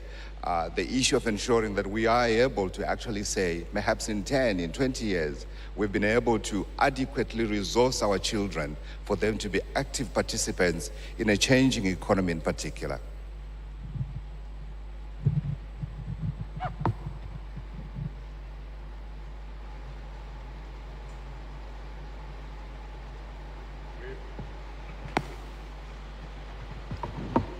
We believe that from this summit, we will learn from what I have already begun to learn and how to leverage our demographic dividend. You know, Malawi, just like Africa, has a youthful population. And our 2018 census states that 80% of our 17 million people were of the age under 35. The same report shows that Malawi's fertility has been steadily declining from 5.7 children per woman in 2010 to 4.2 children per woman in 2018. And we believe the decline as a signal that there's a demographic window of opportunity for economic growth if the youthful population is moved into a labor force. Nevertheless, there are challenges, and challenges that are impeding youth productivity, and these include low access to quality education and skills development, high adolescent fertility, drug and substance abuse, and child marriages. And so that forms a context in which the country-level milestones that are being addressed, particularly to make sure that education and skills development, science, technology, innovation, health, and nutrition are central areas to focus on, and the World Bank has been extremely helpful in making sure that some of these gains, even today, can be celebrated. We have completed reviewing the early child development curriculum, ECD, and we are in the process of reviewing education and training curriculum for primary, secondary, vocational, and tertiary education at levels to include 21st century skills that meet the demand of the labor market. So we're doing this, expanding even national technical colleges and 30 community colleges, technical colleges, and skills development centers to increase access to skills development from 11,000 to 65,000 by 2026. And we are also upgrading 400 community-based child care centers, CBCCs. From 2018 to date, the increase to equitable access has been from 46% to 49%, and we are moving toward the target of 70% by 2030. So these CCBCs are providing 3,000 tablets, provided with 3,000 tablets for learning skills, kiosks programs, provision under the Building Education Foundation in Innovation and Technology, BFIT program, 5,000 primary schools promoting open secondary schools, including development of virtual science labs, My Lab, open distance and e-learning at tertiary level, which is resulting in access increase from 0.8% in 2021 to 3%, and target access increase to 15% by 2030. So we want to intensify this, including digitalization.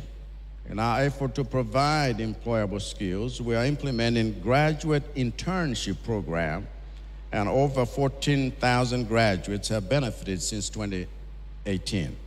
And in addressing skills mismatch, we have established public-private sector skills dialogue forums to enhance interactions between training institutions and the industry. And we have also started reviewing the national job creation strategy to incorporate areas of high value chains, such as macadamia, cassava, sugar, with enormous potential for job creation. In terms of science, technology, and innovation, we want to improve access to skills development. We've introduced TEVIT mobile vans, outreach program targeting communities in hard-to-reach areas. We also established business incubation centers like design studios, innovation hubs, garages, maker spaces, industrial parks, fabrication labs in universities and our other designated places.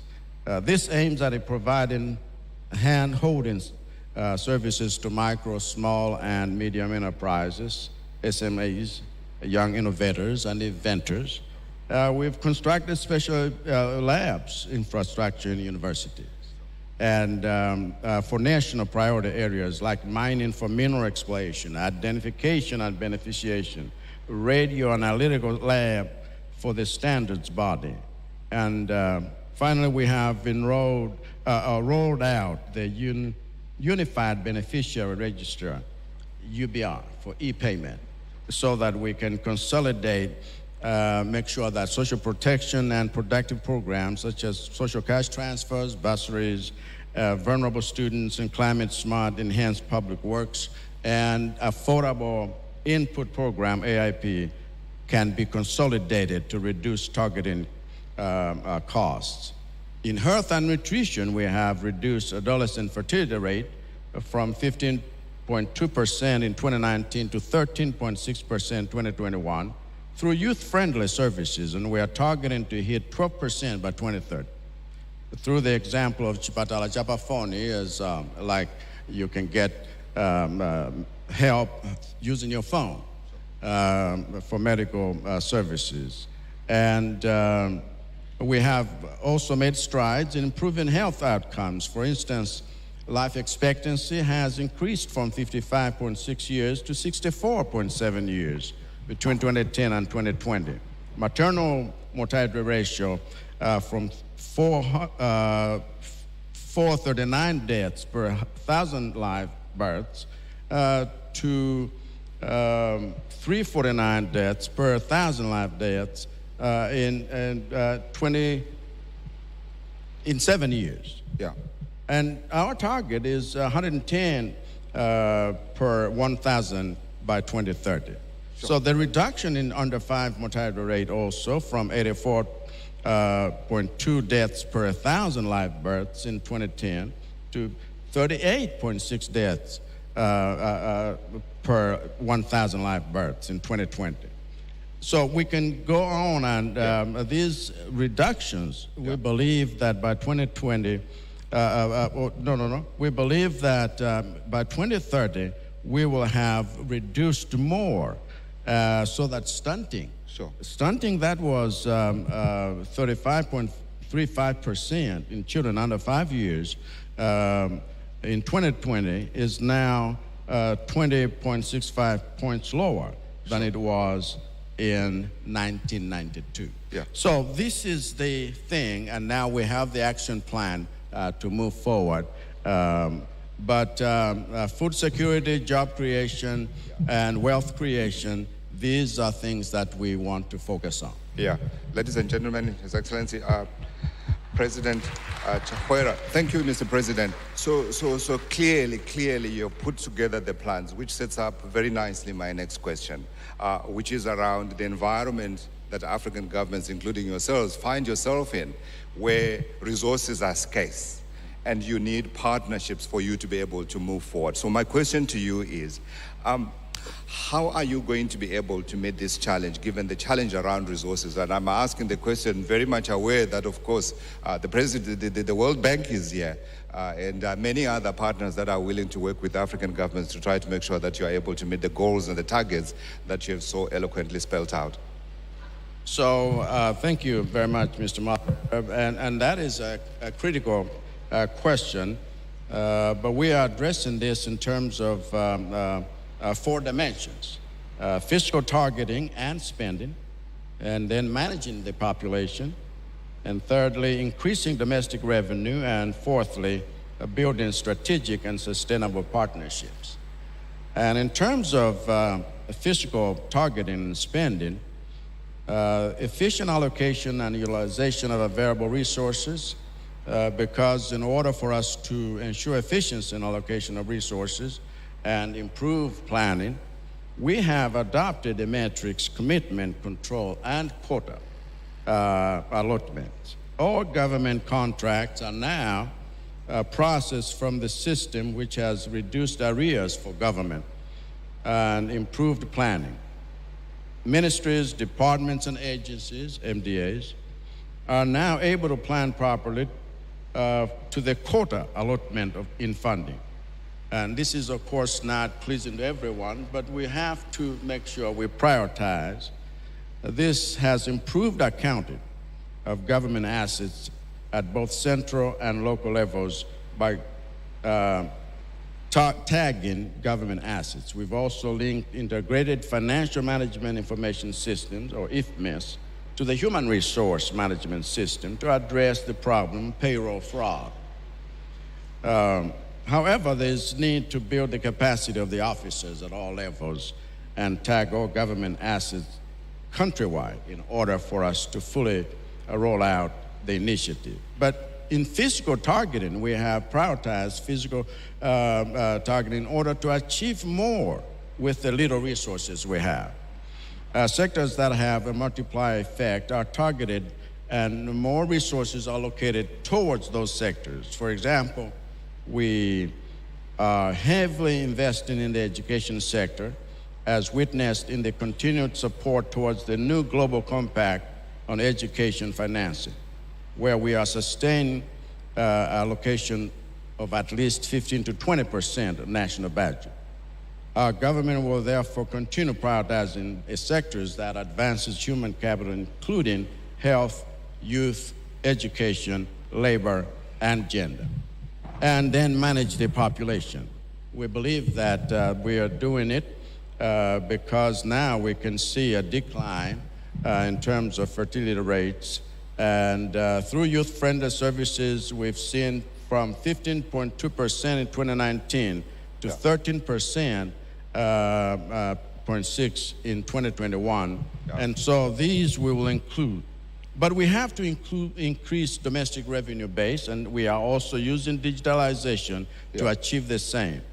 Building strategic partnerships with, like, development partners, the World Bank, private sector, philanthropic organizations. These are the issues that we are wanting to follow to address that. It's a good challenge that we have youthful population, but we can also sustainably use it to make sure that Africa's development depends on that. Absolutely. Thank you very much, Your Excellency. Please help me to applaud His Excellency, the President of Malawi, Dr. Lazarus Chakwera. Let's move on. Your Excellency, thank you very much for your discipline with time. I totally appreciate it. We're still within time. Let me come to you, Your Excellency. That's Carlos Emmanuel Villanova, President of the Republic of Sao Tome and Principe. I'm not putting pressure on you by talking about time. I'm just saying I'm very happy with the progress that we have made. May I invite you to share with the summit your initial thoughts on the general discussion that we are having here around making sure that we are able to harness that youth dividend. We've spoken so much about the continent.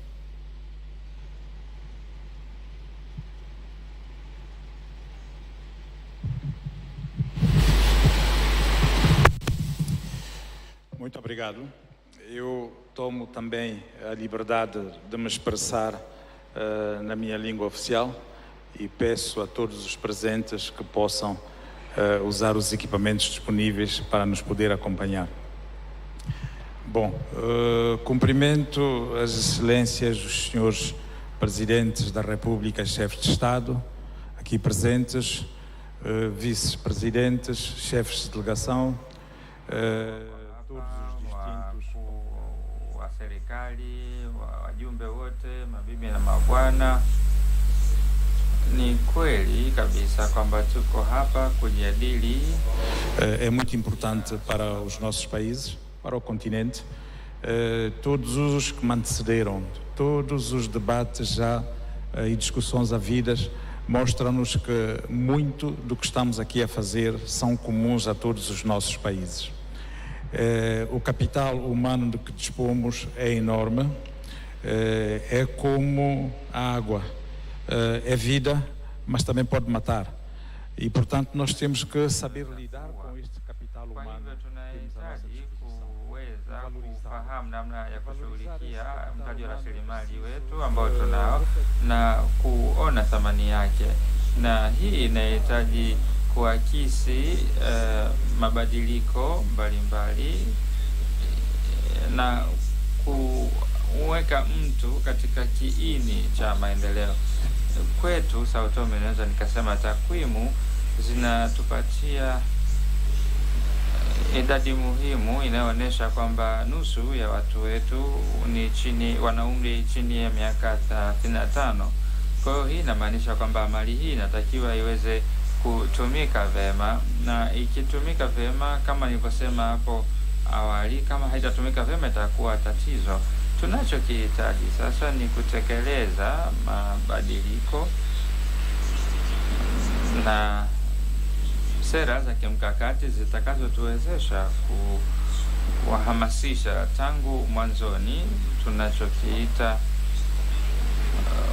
kunufaika na gawio la rasilimali watu, na tunafikiria kulipata ndani ya muda mfupi, hasa kwa ndani ya miaka 20 mpaka 30. Ndani ya muda huu pia tutafanyia kazi swala la utengenezaji sera ambazo zitajielekeza katika kupata gawio la rasilimali watu kama mtaji.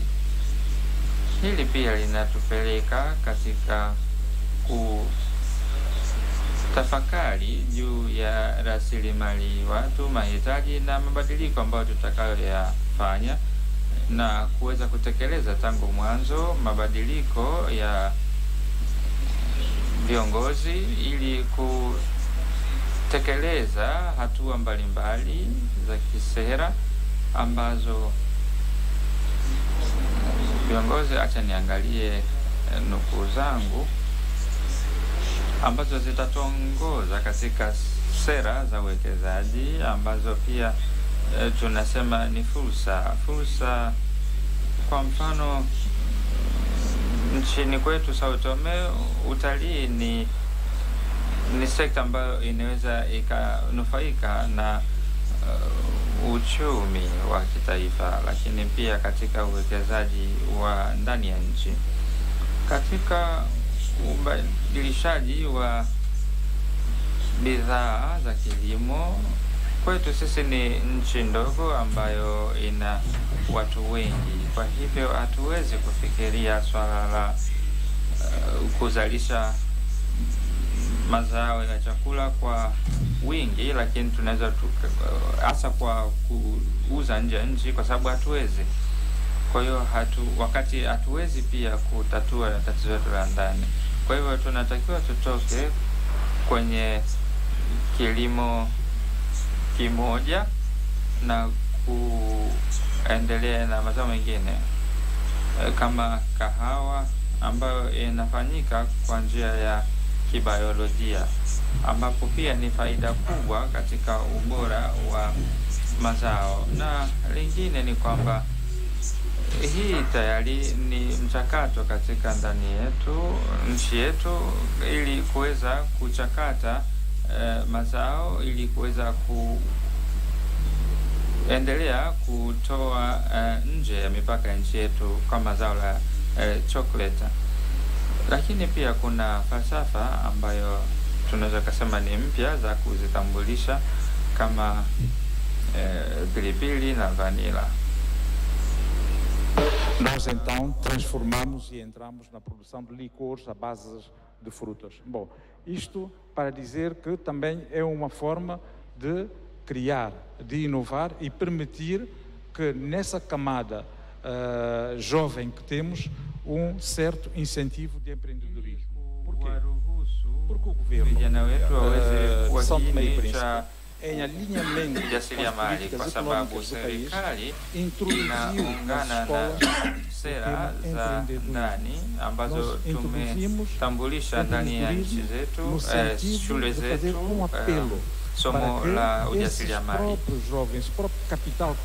ambalo ni la lazima, ili sasa watu hawa ambao ni rasilimali waweze kuwekeza katika nyuga mbalimbali za utunzaji wa mazingira na uchakataji mali.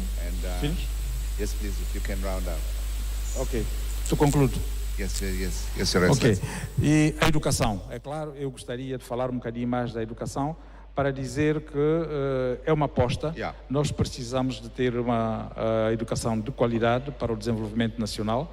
Felizmente para nós, estamos a falar de um país que tem taxas de literacia muito elevadas. As nossas taxas mais baixas situam-se em 95%, portanto estamos muito bem nesse sentido. O que nos incomoda e preocupa é de facto a qualidade do ensino. E essa qualidade leva-nos a ter que introduzir centros universitários ou polos universitários com valência internacional para procurarmos competências. Mtazamaji wa TBC1, bado ni Rais Carlos Villanova, rais wa Sao Tome, taifa ambalo liko magharibi mwa Afrika, akizungumza masuala mbalimbali kuhusiana na swala zima la mtaji rasilimali watu, akielezea yale ambayo taifa lake yameweza kuyafanya, lakini akielezea pia Afrika inaweza kachukua masuala yapi ambayo inaweza kuyafanya. Kumbuka huu ni mjadala ambao unahusisha marais hao, ukimhusisha rais wa Msumbiji Filipe Nyusi, ukimhusisha rais Chakwera wa Malawi, na hivi sasa ni rais huyo Carlos Villanova. Turejee tena kwa muongoza mjadala huo. Chocolate from Sao Tome and Principe. It's a challenge to you, sir. Just very quickly, if you can add as well, we have had the statistics around Africa and its children, its potential. I think the number given was that by 2075, we'll have the largest working population in the world. I wanted very quickly to know what you are doing in Sao Tome and Principe around meeting this challenge. Em São Tomé e Príncipe, nós já adotamos um plano de ação nacional virado para a juventude de 2020 a 2024. E agora ele está em ação. O que nós pretendemos é continuar, como disse, a adaptar e a atualizar os nossos dados estatísticos para obter os melhores ganhos dessa juventude. E demos conta que uma das necessidades que nós temos que fazer e uma das reformas é na promoção do ensino técnico-profissional. Técnico-profissional com enfoque no setor do ambiente, das novas tecnologias e, sobretudo, com o espírito de inovar e criar, ou digamos, ter iniciativas empreendedoras. Isto terá o patrocínio do Estado e o apoio do Estado. Nós já temos estado a trabalhar neste plano, como disse, é um plano de ação nacional de 2020 a 2024. E também achamos que é muito importante que haja uma cooperação mais intensiva, mais forte com as empresas privadas, porque a administração pública não pode absorver todo esse capital humano por si só. E esta cooperação com as empresas privadas, nacionais e estrangeiras, vai nos permitir nivelar ou fazer um alinhamento do que são as competências, as capacidades e trabalhar de acordo com o conhecimento daquilo que serão as nossas necessidades para empregabilidade e aí sim absorver os quadros todos formados. Como eu disse há um bocado, isto é um trabalho que é evolutivo, não é um trabalho feito, é um processo que leva o seu caminho, mas vimos que o que São Tomé e Príncipe está a fazer, ou que São Tomé e Príncipe tem como desafios e problemas, grande parte deles são comuns aos nossos países, pelo que eu ouvi aqui, e creio que ao sairmos daqui, sairemos com mais ferramentas para melhorarmos aquilo que já são os nossos planos de ação e contribuirmos de facto para este grande ativo que nós temos, que é o capital humano em cada um dos nossos países. Muito obrigado. I totally agree with you. I totally agree with you. Thank you very much, Your Excellency. That's His Excellency Carlos Manuel Villanova, President, Democratic Republic of Sao Tome and Principe. Last but not least, it says His Excellency Olavo Avelino Garcia Correa, Deputy Prime Minister, Republic of Cabo Verde. Your Excellency, it's the same format, so your initial reflections on what brings us here today, why you committed time to come here and join your fellow heads of state here to talk about what we need to do to make sure that we do not have a disaster, but that we have a dividend for our youth. Muito obrigado. Cumprimento a todos novamente. Eu tive de fazer cerca de 17 horas de voo para chegar a este país, a Tanzânia, Dar es Salaam, mas acho que foi um bom investimento, porque tem sido dias importantes de debate e de reflexão. Mas a questão que se coloca para mim, ela é simples. E tem a ver com dois aspectos que eu gostava de partilhar com a audiência. Primeiro aspecto: quando os nossos jovens deixam o nosso continente e vão para a Europa, para os Estados Unidos, e muitos deles, quando saem, nem passam pela capital, chegam lá, são produtivos, são empreendedores, trabalham muitas horas e adaptam-se ao ambiente altamente competitivo destes países. São as mesmas pessoas, são os mesmos africanos.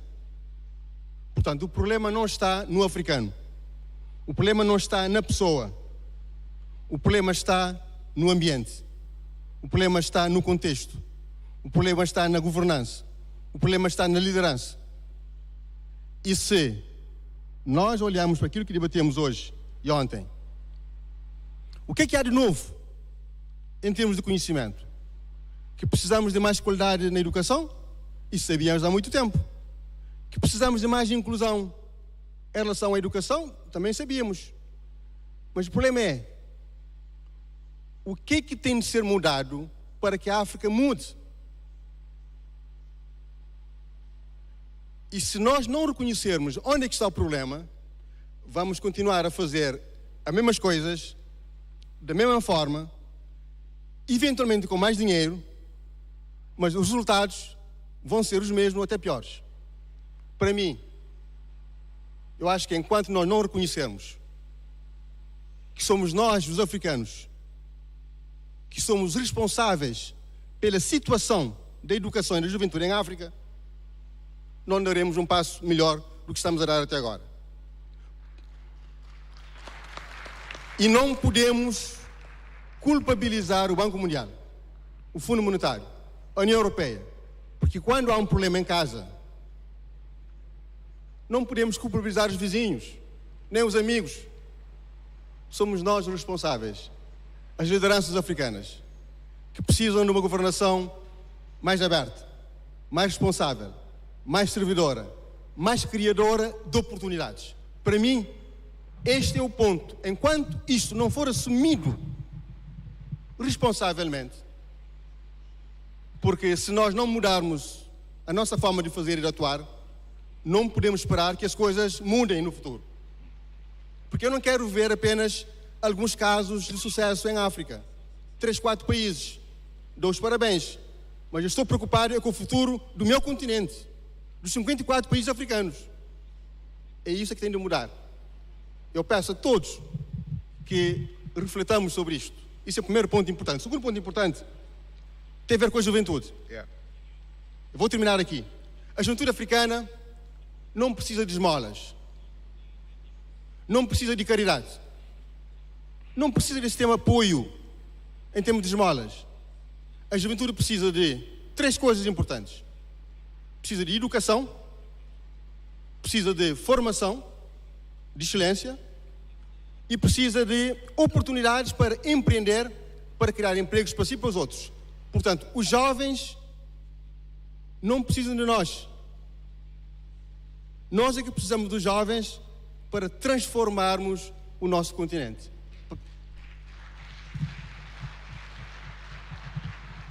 E é disso que nós temos de falar, como é que nós podemos criar oportunidades para os jovens africanos. E eu gostava de partilhar a experiência também de Cabo Verde sobre essa matéria. Muito obrigado. Thank you, Your Excellency. Thank you, Your Excellency. My final question to you then becomes, and while I'm asking you my final question, I wanted to remind Your Excellencies that I've already talked to that you do need to promise me one commitment that we share here that I'm going to share with the organizers. So final question to you then becomes, what needs to change? You make a great point about the fact that the very same people that are running away from here, when they get to developed economies, become entrepreneurs. So it's not in them. You are right. What is it? Is it our environment? If it is our environment, how do we change it? What do we need to change? Sorry, Your Excellency. Muito obrigado. Eu penso que nós temos, desde logo no continente africano, de fazer 3 coisas para a nossa juventude. Garantir educação. Mas como é que nós podemos garantir educação de qualidade se os jovens e as crianças não têm acesso à energia, à água potável, à alimentação? Como que nós podemos garantir a inclusão ao nível da educação e investir mais na educação? Como foi aqui dito, eu acho que não é se nós vamos investir. Nós temos de investir mais na educação. Mas como? Eu permito uma expressão, e a minha franqueza. O primeiro passo não é pedir mais dinheiro ao Banco Mundial. Eu acho que nós precisamos de mais recursos concessionais para investir na educação de qualidade. Mas enquanto nós não fechamos a porta para financiamentos ilícitos, para corrupção, para utilização indevida dos recursos africanos e usar esses recursos para a educação e para a saúde, não conseguiremos lá chegar. Nós precisamos de criar as condições em África para mobilizar os recursos financeiros que são necessários, acrescentar também recursos terceiros, para investirmos na educação de qualidade, para investirmos na formação profissional de qualidade e também para criarmos fundamentos de negócios na kuwekeza katika mafunzo, lakini pia kujenga mazingira bora ya biashara ambapo kuwe na uhuru wa kiuchumi na taasisi zinafanya kazi vizuri, na serikali hazitakiwi kutumia nguvu, lakini zinapaswa kuwahudumia watu, na huu ndio utawala bora. Na swala muhimu hapa ni utawala bora na uongozi katika nchi zetu. Yaliyosalia tutaweza kupata Afrika ambayo imekuwa ikiwa inashirikiana na wabia wetu ulimwenguni. Asante. Ni kwenda kusema elimu, kwa sababu kutoka hapo tunaweza tukawa na utawala bora na pia raia ambao wanawajibikaji. Asante sana katika hilo. Sasa kwenu kutoa ahadi sasa juu ya namna ya kubadilisha mazingira katika nchi zetu. A minha mensagem é simples. Ujumbe wangu ni rahisi. Nelson Mandela alisema hilo tayari. Faça comigo. Kama unataka kufanya jambo kwa ajili yangu, fanya na mimi. Suluhisho la vijana ni lipo katika vijana wenyewe. Tunatakiwa kuwajumuisha na kuwawezesha na kwa kufanya uongozi bora na kuwahusisha katika uongozi bora na kutengeneza fursa zaidi. Pia tutakuwa na zana nzuri na bora kwa ajili ya vijana wenyewe kama majawabu ya changamoto zao. Asante. Asante, natakiwa tuwahusishe zaidi wa vijana. Asante sana. It's almost like you were listening into a meeting that we attended. Kama vile tuko katika mkutano ambao tulihudhuria mwanzoni mwa juma, ambapo vijana ni kiini katika maendeleo, na tulisema kwamba hakuna majadiliano juu yetu bila sisi wenyewe. Nafikiri ulikuwa hapo kwa namna moja au nyingine. Mheshimiwa Rais wa Jamhuri ya Sao Tome and Principe, mchango wako. Bom, eu penso que igualmente o verdadeiro compromisso com esta nafikiri na ahadi mbili. Kwanza é empoderá-los cada vez mais, investir em programas kwa vijana natakiwa kuwawezesha zaidi na kuwekeza capacitá-los para que as competências melhorem, elas estejam ujuzi wao uweze kukua na viwango vyao viweze kuwa vyenye manufaa. Tunaweza tukawafunza na kusema kwamba tumeweza kufanya hivyo, lakini wanashindwa kufanya kazi katika ujuzi zao. Nafikiri tutakuwa tumekwama. Kwa hivyo naamini kwamba kila nchi inapaswa kuandaa sera za vijana kwa ajili ya kuwajengea uwezo ili kuhamasisha ujasiriamali. Kama nilivyosema, kuna nchi ambayo itaweza kuimarika kama utawala wa umma hautaweza kuangalia ajira za umma. Tunatakiwa kuwekeza katika umma na kuangalia kwamba programu zao zinahitaji serikali iandae mazingira bora kwa ajili yao kwa kuzingatia jinsia. Asante sana. Asante Mheshimiwa Nchi. Vou continuar na agenda como disse.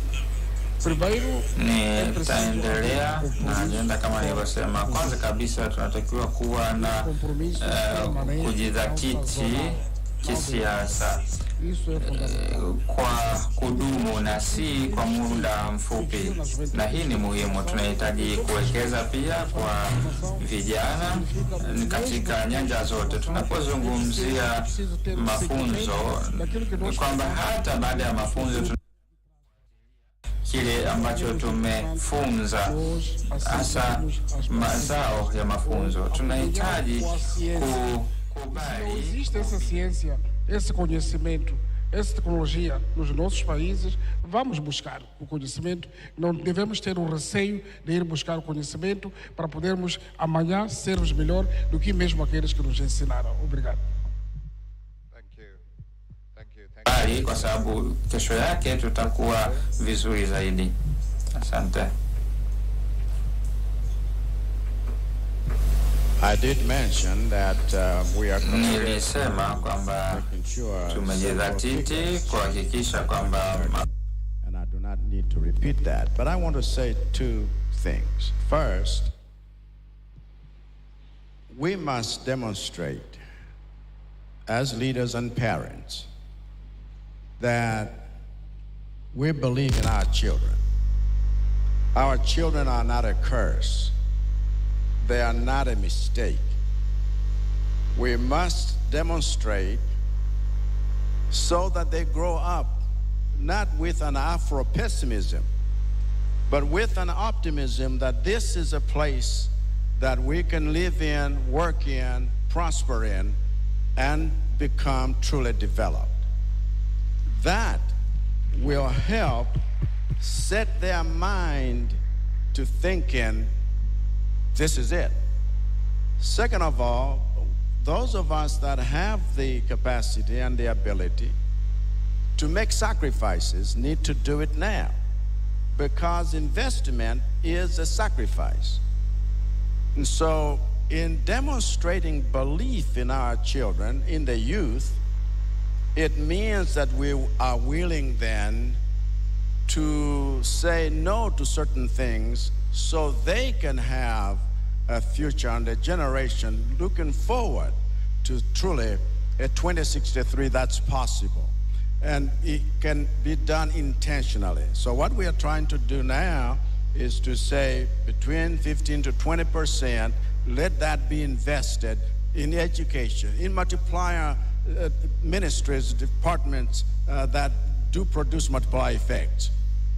That way, they will be trained and skilled, and they will be healthy, so that they are able then to produce the wealth that we all can enjoy. Thank you. Thank you, Your Excellencies. I'm hearing a permanent commitment to building the lives of our children, making sure they go to school. We heard about the issue around the quality of education.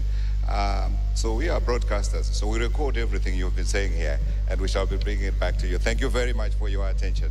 Thank you for listening. Excellencies, distinguished guests, let's give them a big round of applause as they take their seats back. Thank you very much. A gracious thank you once again to you, our distinguished heads of states, for sharing inspiring examples and approaches on how to tackle human capital challenges. Thank you very much.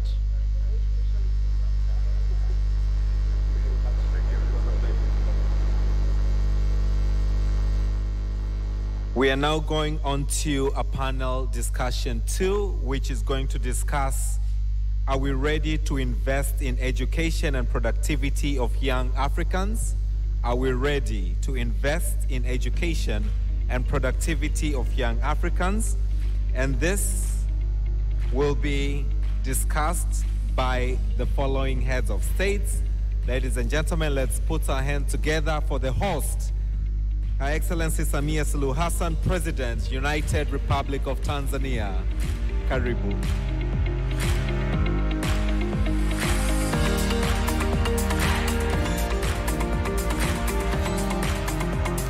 As she comes to the stage, I would also like to call to the stage His Excellency Dr. Julius Maada Bio, President, Republic of Sierra Leone.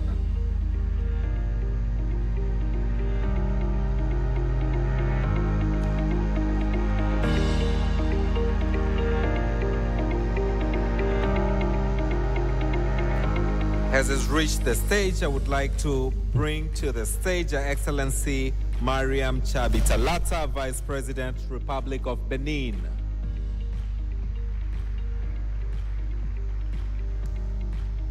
Join me to clap as I invite to the stage His Excellency Cleopas Lamin, Prime Minister, Kingdom of Eswatini.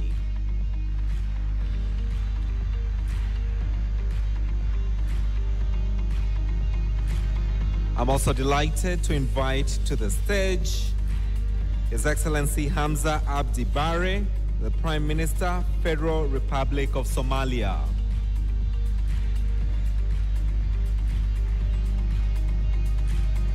And as he comes to the stage, last but not least, Excellencies, distinguished guests, allow me and let's put our hands together for His Excellency Demeke Mekonnen, Deputy Prime Minister, the Federal Democratic Republic of Ethiopia.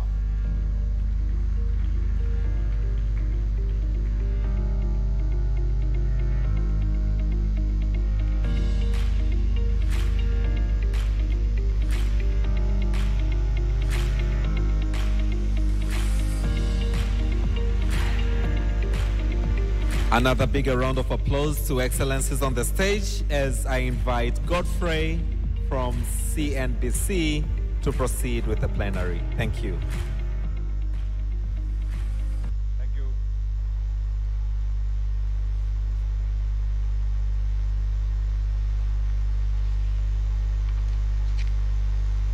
Thank you. Thank you. More? No. I'm hoping everyone can hear me.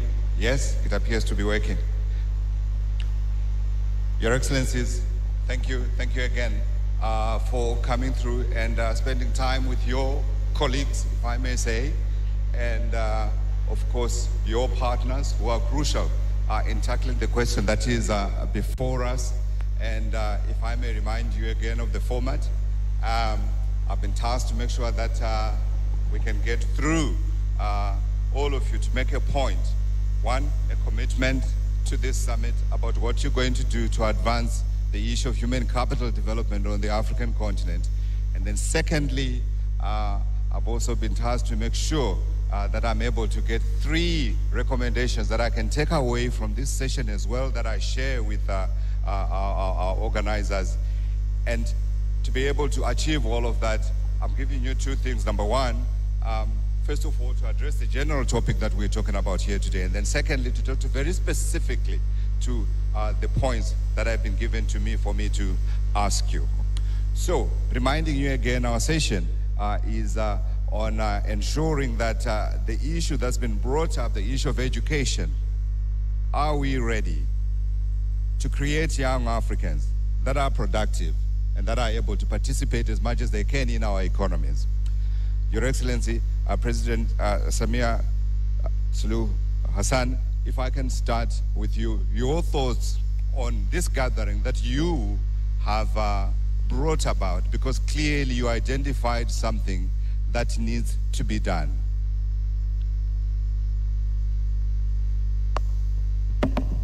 Thank you. Nakushukuru moderator.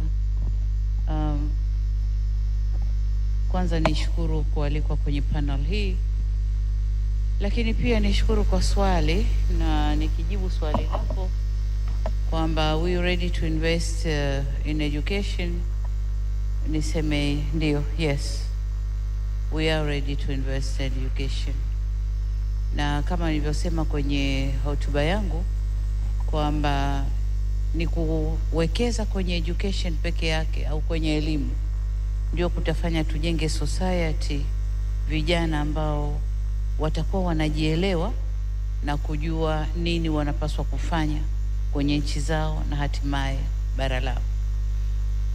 Labda niseme uzoefu wetu Tanzania, tuko tayari kuwekeza kwenye education na tumeanza na early child education au elimu ya awali, ambapo elimu ya awali zamani ilikuwa ni kama sehemu tu ambazo labda wachimba madini, wakulima wanaweka tu vibanda na kufanya watoto wao wasome pale.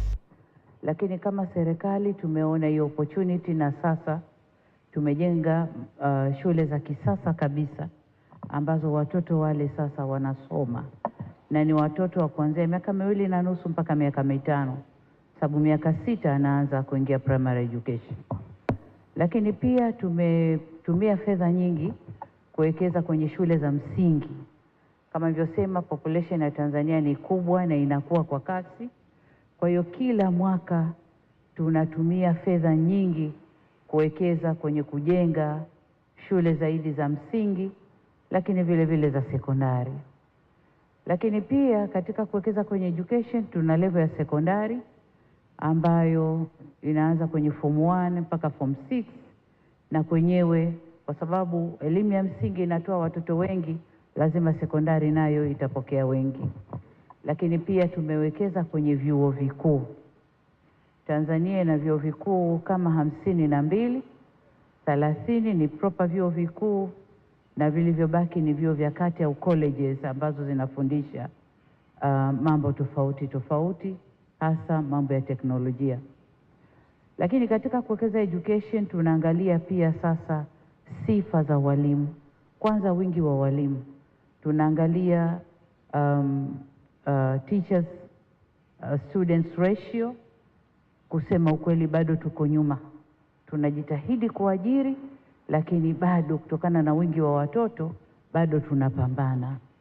Lakini tunaangalia pia uwezo na sifa za walimu katika level tofauti. Wale wanaosomesha early child education, wanaosomesha primary na wanaosomesha sekondari, kuwajenga katika maeneo yao, vivyo hivyo vyuo vikuu.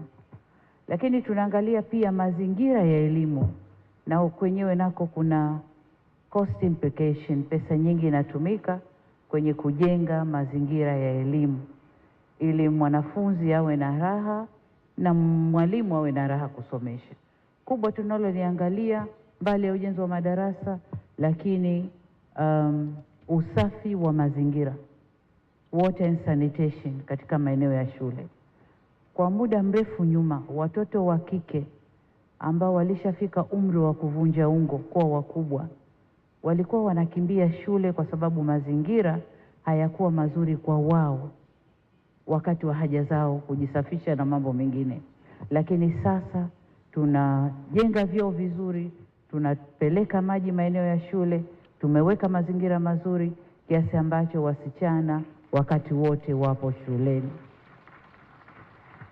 Lakini jengine katika kuwekeza kwenye elimu, nilisema mapema, kwanza watoto wetu kuanzia elimu ya awali, early child education, mpaka secondary school, form 6 before entering university, hawa wote wanakwenda elimu bila malipo, hawalipi. Lakini wanapokwenda university na vyuo vya kati, tuna mfuko maalum wa maendeleo ya elimu ambao wanafunzi hawa wanakopeshwa na wanakwenda kujisomesha. Watakapopata ajira ndipo wanaporudisha hizo fedha. Lakini katika bajeti iliyopita ambayo tunaitekeleza mwaka huu, tumeondosha pia ada kwenye vyuo vya ufundi na mafunzo ya amali, ili wanafunzi zaidi waingie wasome elimu ya ufundi, tuwajenge na uwezo wa kufanya kazi, uwezo wa kuajirika, ili waweze kwenda kwenye masoko ya ajira. Asante sana. Thank you, Your Excellency. As a follow-up question, I recognize that I may cover some of the things that you've already covered. That's okay, you can skip them.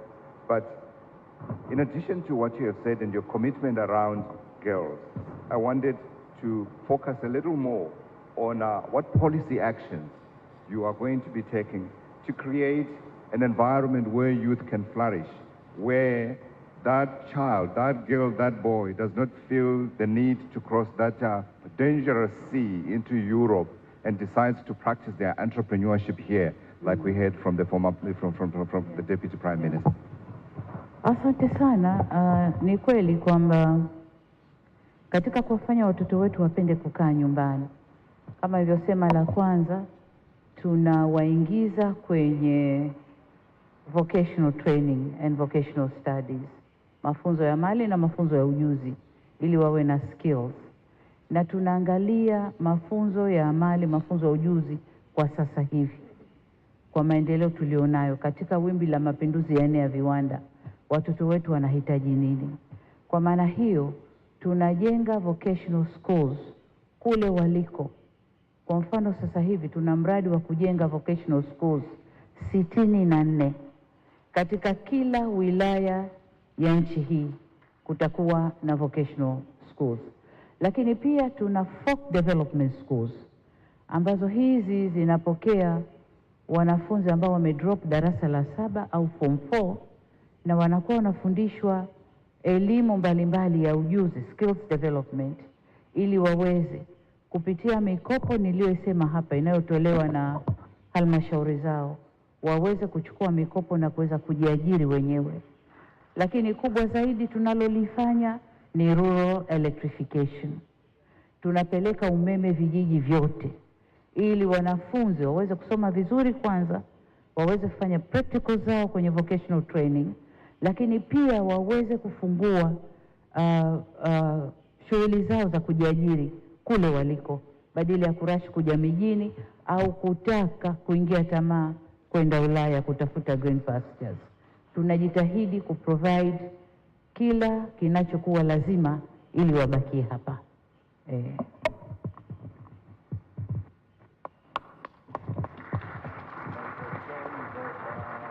Both capsizing in the Mediterranean and be a thing of the past. Your Excellency, thank you very much for your thoughts.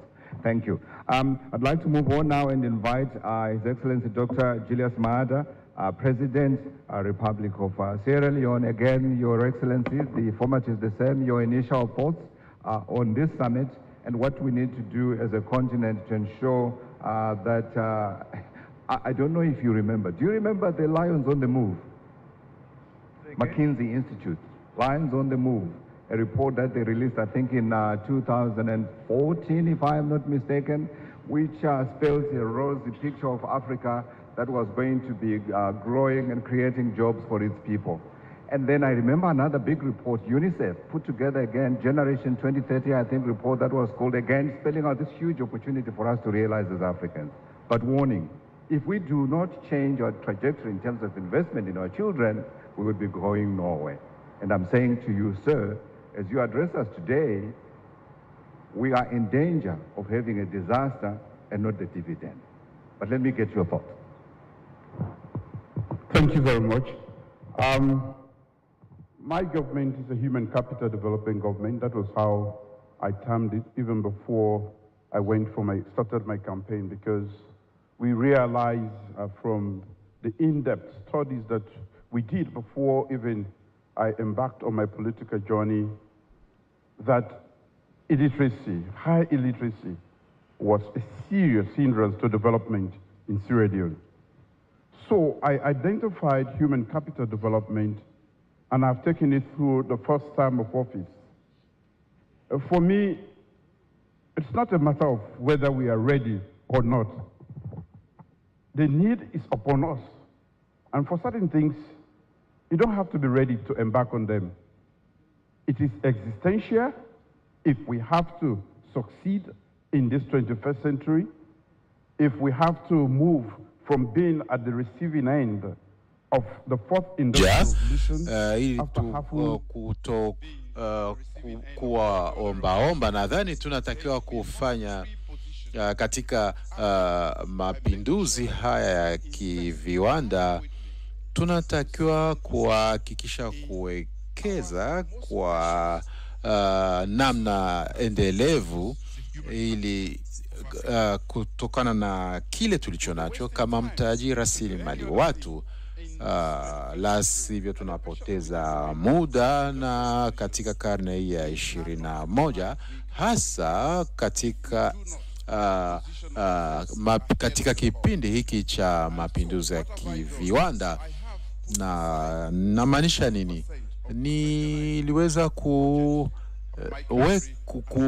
kwamba kuna ufanisi sio tu kutenga asilimia 22 kwa ajili ya elimu, bali kutumia kiwango hichi kwa elimu. Na mazingira ya shule sio nzuri.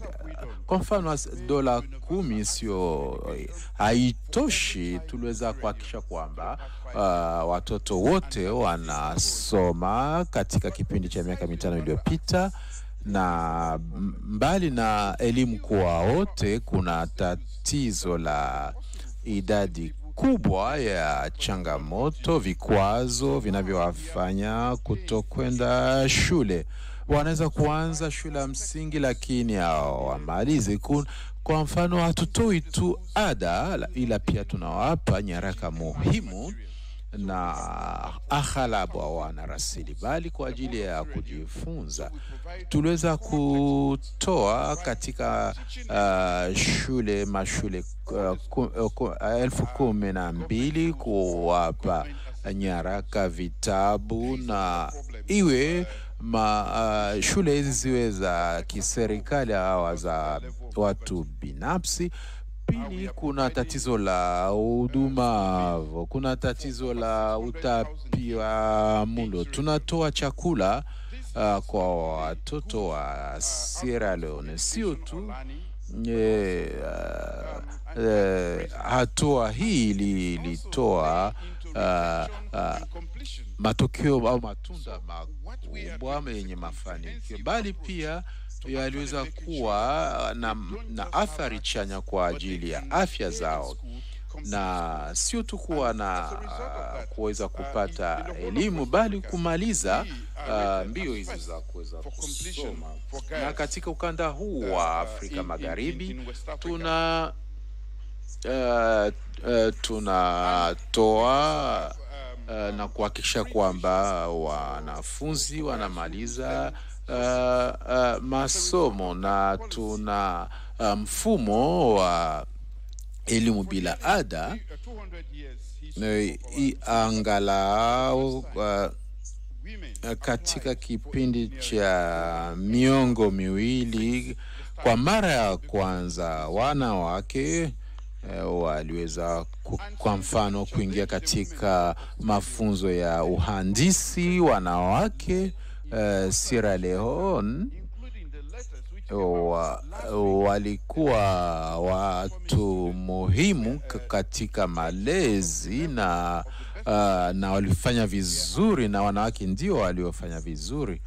Katika wanawake 11 waliofaulu, wanafunzi waliofaulu, wanawake walikuwa 8 katika idadi ya wanafunzi 11. Na kwa mfano kuna kasumba kwamba wanawake wanaweza kuathirika kutokana na wanapoingia katika siku zao za mwezi, na hawana uwezo wa kwenda shule. Kwa mfano mke wangu ameanzisha mpango wa kuweza kutoa vifaa vya kuwasaidia wanawake, watoto, wasichana pindi wanapoingia katika kipindi cha siku zao.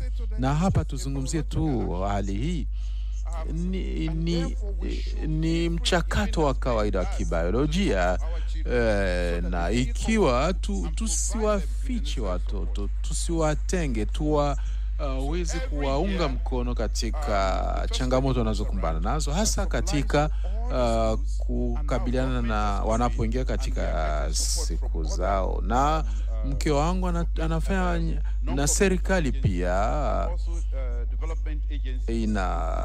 inajaribu kutoa kwa mashirika hayo ya maendeleo msaada, na baadhi ya wanafunzi wanaweza kwenda shule ni siku 70, na katika mwaka mzima siku 70 ni chache, na wanawake, wasichana wanatamani sana kufaulu katika mitihani yao, wanaacha kabla hawajamaliza shule. Na kuna hakikisha kwamba tunalipa ada za mitihani kwa wanafunzi wote Sierra Leone, na wanapofanya mitihani yao ya mwisho wa mwaka kuna ada za kulipa. Na aghalabu wanafunzi wengine wanaishi katika ufukara. Tunawasaidia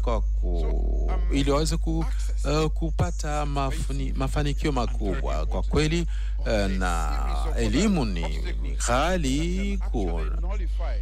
Kuna changamoto, vikwazo vingi vinavyowafanya wanafunzi wasifikie mafanikio. Ndio maana tuliweza kuanzisha mfumo ambao ni jumuishi, ili wanafunzi waweze wote kupata fursa ya kupata elimu. Tunapozungumzia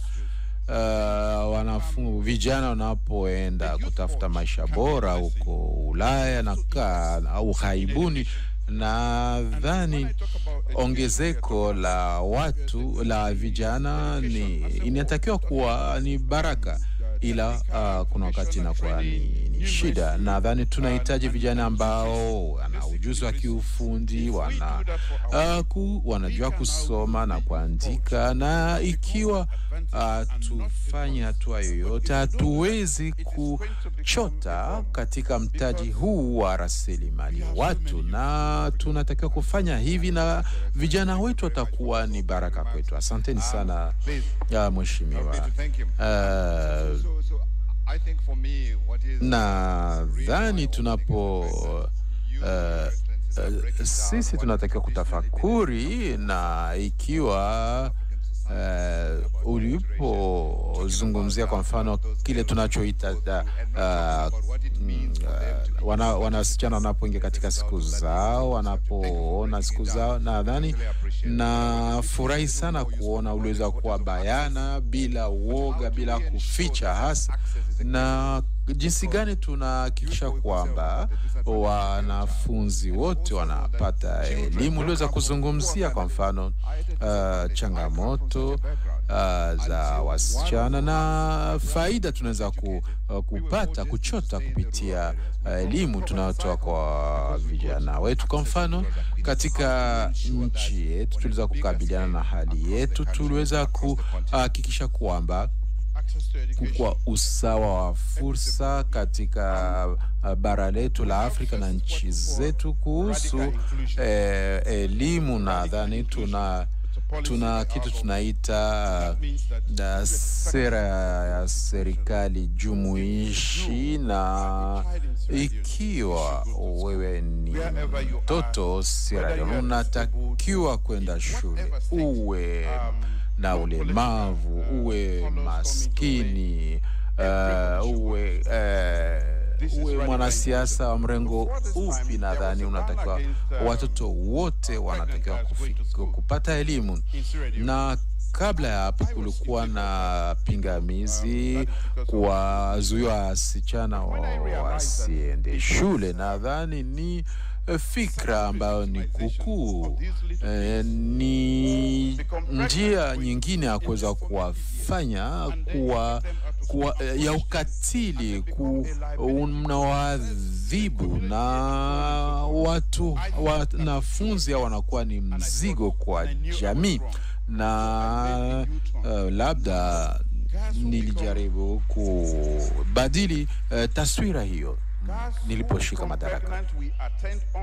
Na wasichana wanaopata ujauzito ambao wanadhani kwamba hawezi kurudi shuleni, nadhani wanapojifungua wanatamani kurudi shuleni, na wanafanya vizuri kuliko hata wavulana, na wanahisi kwamba waliweza kufanya makosa, na makosa ilipofanyika na watu wazima waliona kwamba ni kawaida. Lakini ikiwa ni mtoto, tunawaadhibu, tunawasakama, na ni dhambi ya maisha kabisa. Nadhani tunataka kufikia kiwango kwamba tuwaunge mkono, tuwashauri, hata kama wakiwa vijijini waweze kupata elimu, na kuweka miundombinu sahihi, na hasa kwa kutoa elimu kwa walimu na wawe bora, na ili kuweza kutoa elimu bora kwa vijana wetu. Na sio tu elimu, na pia tunatakiwa kuwa na elimu iliyo jitosheleza kwa siku za baadaye.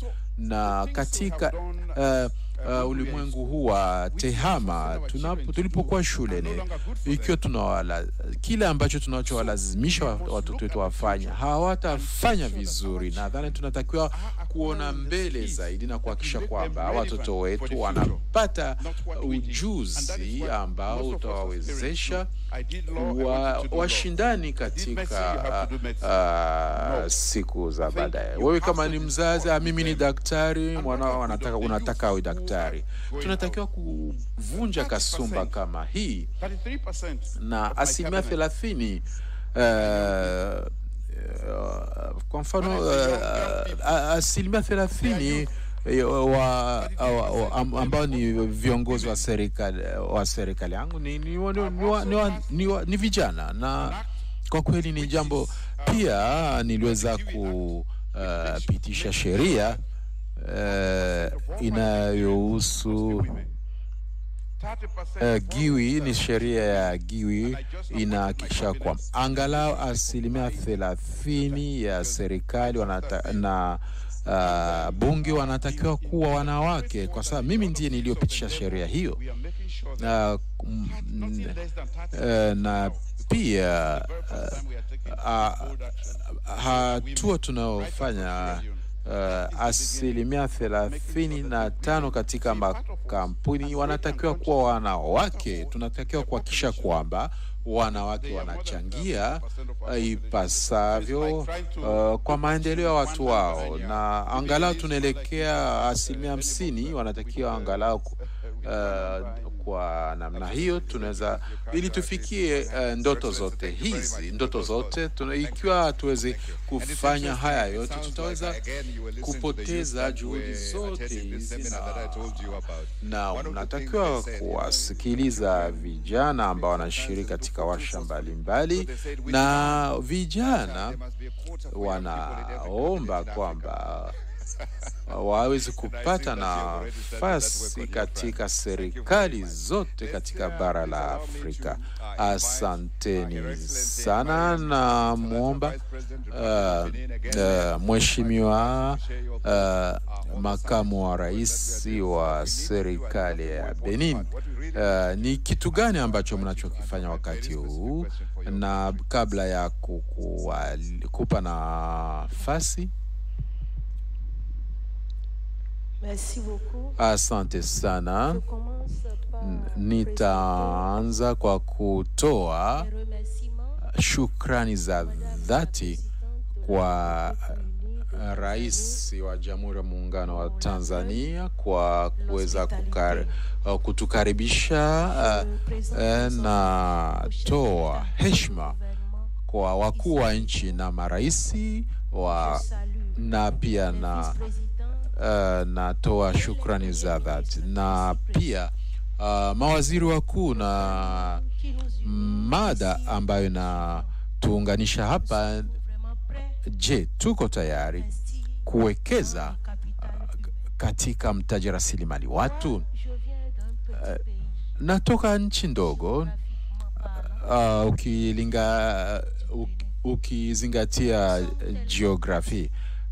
Benin ni nchi ndogo. Ili tuweze kuonekana tuna pata msaada kutoka kaka mkubwa ambaye ni jirani yetu, na kwa mfano ninapoulizwa unatoka wapi, na sema mimi natoka nchi jirani ambayo inaitwa Nigeria. Na nchi kama hii ni nchi ndogo, nchi ndogo. Tuna ndoto kubwa sana. Tuna kuanzia mwaka 2016 tuna ndoto ya kuweza kujitambulisha kwa ulimwengu mzima. Tutafanyaje? Wakati nchi yetu ni ndogo, ikiwa hatuna madini kama Kongo, kama nchi zingine ambazo zinajulikana, sisi katika nchi yetu Benin tupo tu tayari katika kuwekeza katika mtaji rasilimali, ila tunalazimishwa, ni faradhi kwetu kuweza kuwekeza katika rasilimali watu, la sivyo tutatoweka. Na jinsi gani tunaweza kuwekeza katika mtaji rasilimali watu? Ni jinsi gani tunafanya juhudi katika mtaji rasilimali watu ili tuweze kuonekana? Tuweza kuwa chini ya ukoloni wa Faransa, na katika nchi yetu ni elimu ya jumuishi inaelekea ambayo inaweka mkazo kwenye mafunzo ya kiufundi, na katika miongo vijana wetu waliweza kupata mafunzo ambayo hawafanyi kwa shindani katika soko la ajira. Kuanzia mwaka 2016 tuliweza kufanya marekebisho katika mfumo ya elimu ili kuweza kubadili taswira hii. Siku zilizopita 10% ya wanafunzi wetu waliweza kuishia tu katika ngazi ya sekondari, shule ya sekondari, na 10% wakajikuta katika elimu ya kiufundi. Na kwa kuchukua hatua baadhi ya hatua, kwa kweli watu wa Benin wana matamanio makubwa ya kuweza kufika hata ngazi ya juu katika elimu. Ikiwa huwezi kufikia kwa mfano ngazi ya chuo kikuu, hakuna weza kuthamini katika jamii. Kwa hivyo wana ndoto kubwa ya kuweza kwenda mbali zaidi, na kwa kweli tunajaribu kufanya hatua kwa hatua kwa kuwa na ubora wa elimu tunaotoa kwa vijana wetu. Na ndio maana tunasema hatua ambazo ni za aula, ambazo ni za kipaumbele ni kuondoa hiyo hali ambayo olela inayotolewa, elimu ambayo isiyokuwa na maana ambayo katika nchi yetu. Kuanzia mwaka 2016 tuliweza kusimamisha vyuo fulani ambavyo vilikuwa havina ubora, hasa vyuo vinavyotoa elimu kwa walimu. Tutafikia kiwango kwamba hatuna walimu ambao waliopikika ambao wana ubora kabisa. Nadhani tunataka kuona vyuo hivi vinavyotoa elimu kwa walimu ambao vyuo hivyo vinakuwa na ubora, na walimu wanaopata elimu katika vyuo hivi wanapata elimu bora. Na tuliweza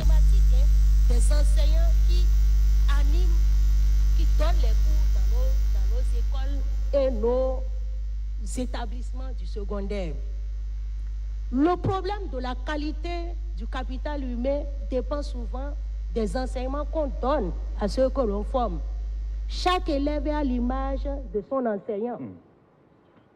Ça n'a pas été facile. La lutte pour la qualité n'a pas été facile. L'évaluation n'a pas été facilement acceptée par nos enseignants. Il y en a même qui ont résisté, qui ont refusé de se faire évaluer, qui ont été radiés parce qu'ils ont refusé de se faire évaluer. Si c'est le prix à payer, il fallait le payer. Tout récemment, il y a eu des pourparlers qui ont permis donc de réinsérer certains. Mais il fallait évaluer chaque enseignant. Et ceux qui n'ont pas les compétences requises au niveau des enseignants ont été soumis à des formations. Ils ont subi des formations pour être à même de dispenser des cours de qualité. J'ai dit que nous autres, nous sommes condamnés à investir sur le capital humain. Pourquoi? Parce que tous les 25 ans, notre population double. Si elle double, nous devons tout faire pour qu'elle soit de qualité. Notre ambition, qui est celle de nous révéler au monde, ne peut pas voir le jour si nous n'avons pas un personnel qualifié.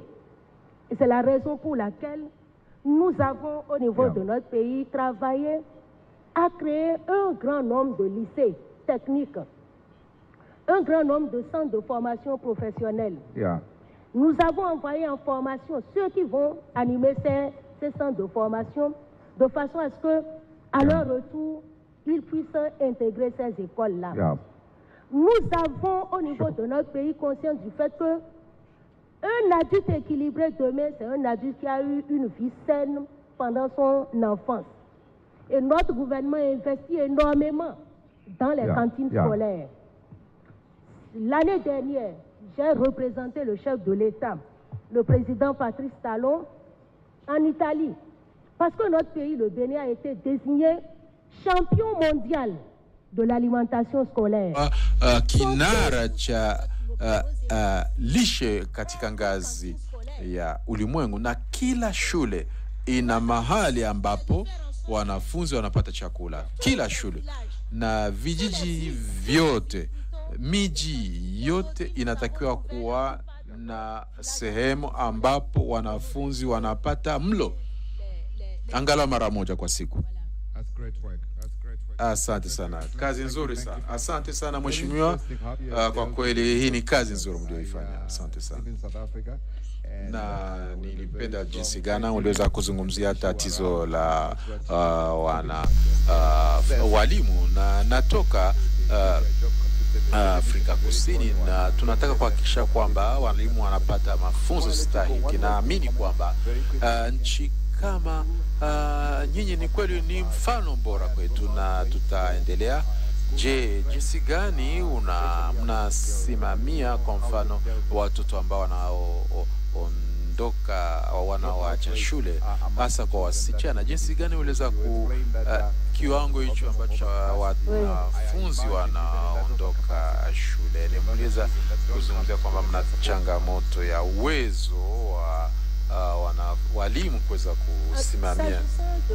Kuhusu wanafunzi kuacha shule au utoro, hasa kwa wasichana, tunatekeleza shughuli mbalimbali au mseto. Tunajua kwamba wasichana wanapoacha shule kwa sababu mazingira yalikuwa sio rafiki ya usafi katika maeneo ya shule, kuanzia 2016 mke wa rais alianzisha mfuko maalum, mashirika maalum ya kuweza kusambaza vitambaa vinavyoweza kuwastiri wasichana katika kipindi wanapoingia katika siku zao, na kushirikiana na UNICEF. UNICEF inaunga mkono serikali yetu kwa kuwapa wasichana kwa mfano vitabu na bajeti ndogo kwa ajili ya wanafunzi, na hivi karibuni tuweza kupata msaada kutoka Benki ya Dunia, na inatoa kwa wanafunzi wa shule ya sekondari na shule ya msingi msaada wa kifedha. Et les filles du secondaire, 450 francs CFA pour les accompagner dans leur scolarité. Ce sont là les actions que nous menons au niveau donc des populations scolaires féminines pour limiter les taux de déperdition. Mais ce n'est pas tout. Depuis 1990 au Bénin, les filles du primaire et du secondaire ne payent pas la scolarité. La scolarité est totalement gratuite dans notre pays. Just girls? Just girls? Oui, pour Just les the girls? Oui, pour le moment. Okay, boys on va pay, attendre les girls hommes don't pay. après. Oui. Fantastic. Voilà. Depuis 90. Discrimination. Positive discrimination. Your Excellency, thank you very much for your contribution. May I invite His Excellency Cleopas Dlamini, Prime Minister of the Kingdom of Eswatini. Again, Your Excellency, it's your opening thoughts. If you're able to bunch them together tightly and we get the message across, and then I'll come to you with my very specific question, especially made for you. Special made for me? Yes, sir. It's coming. Thank you. Let me take this opportunity to thank the government of the United Republic of Tanzania, and in particular to thank President Samia Hassan for the excellent arrangement which they've put into this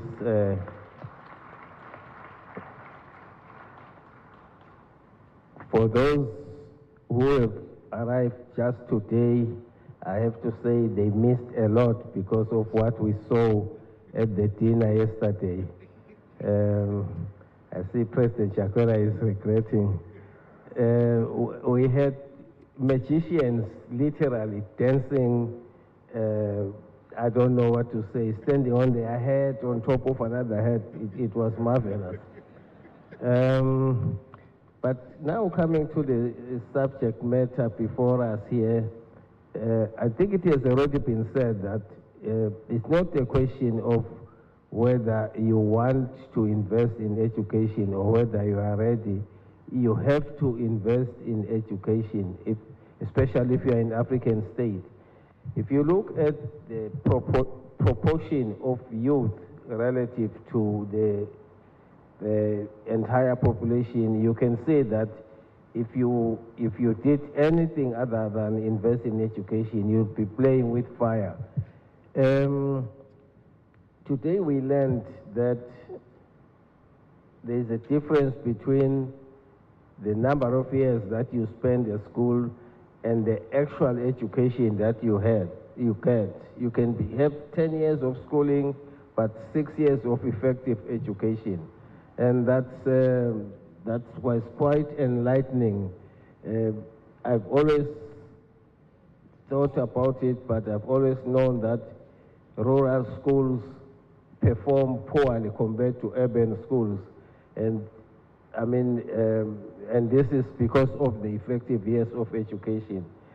Rural schools are short of, they have certain disadvantages. They may not have computers, they may not have libraries and laboratories, basics like electricity and water, which we take for granted in towns, but they are short in rural areas. Havipatikani.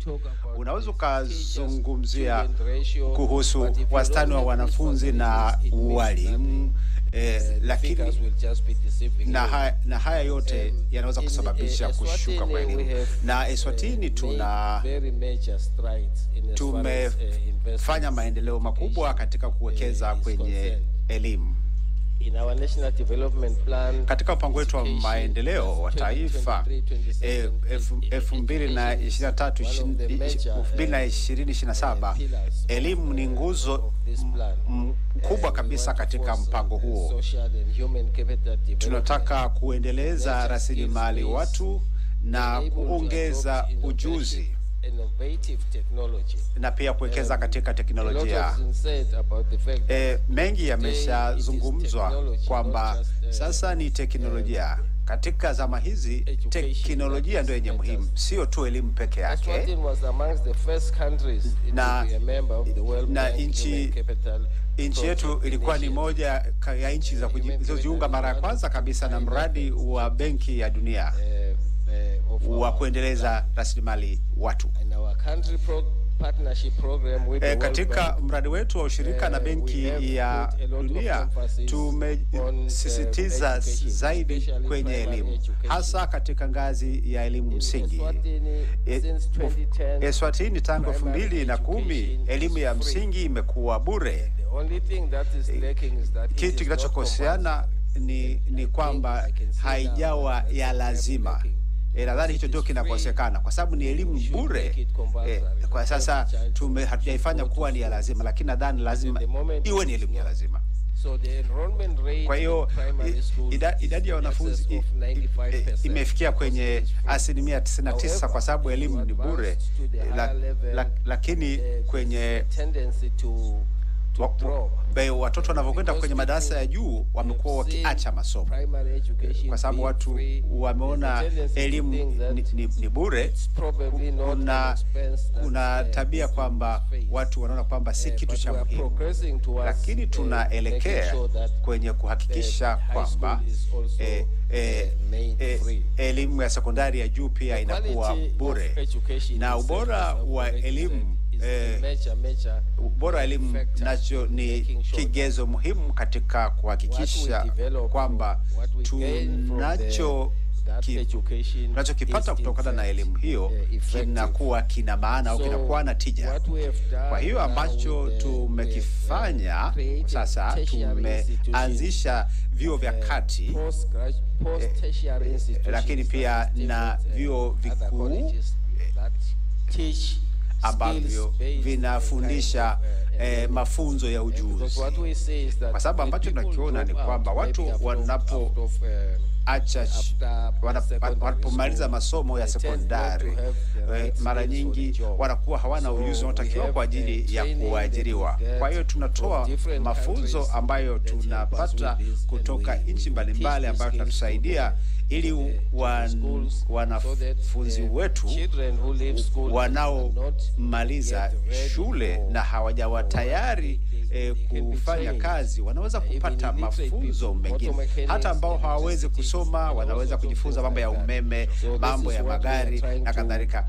Kwa hiyo haya ndivyo ambavyo tunataka kuwasaidia vijana wetu na kuhamasisha. Lakini tunaendelea kuwekeza hata kwenye university level, kwenye vyuo vikuu. Tunaanzisha masomo ya ujuzi na have practical skills. Tunataka wajifunze kwa vitendo, na pia bajeti yetu ni kubwa kabisa katika elimu. Ukiangalia matumizi ya jumla ya serikali, bajeti kubwa inaelekea kwenye elimu na afya. Ndiko kunapoelekezwa. Miundombinu pia ina bajeti kubwa tu, lakini na hilo ndilo eneo ambalo tunalishughulikia kwa karibu sana. Asante sana mheshimiwa. Nadhani swala la ujuzi ni la muhimu sana. Nataka niwaambie kwamba kule Johannesburg tunahangaika kuna haja cha kufanya ili kuoanisha shule na maeneo ya kazi. Niliomba tuzungumzie swala msingi hapa. Ni namna gani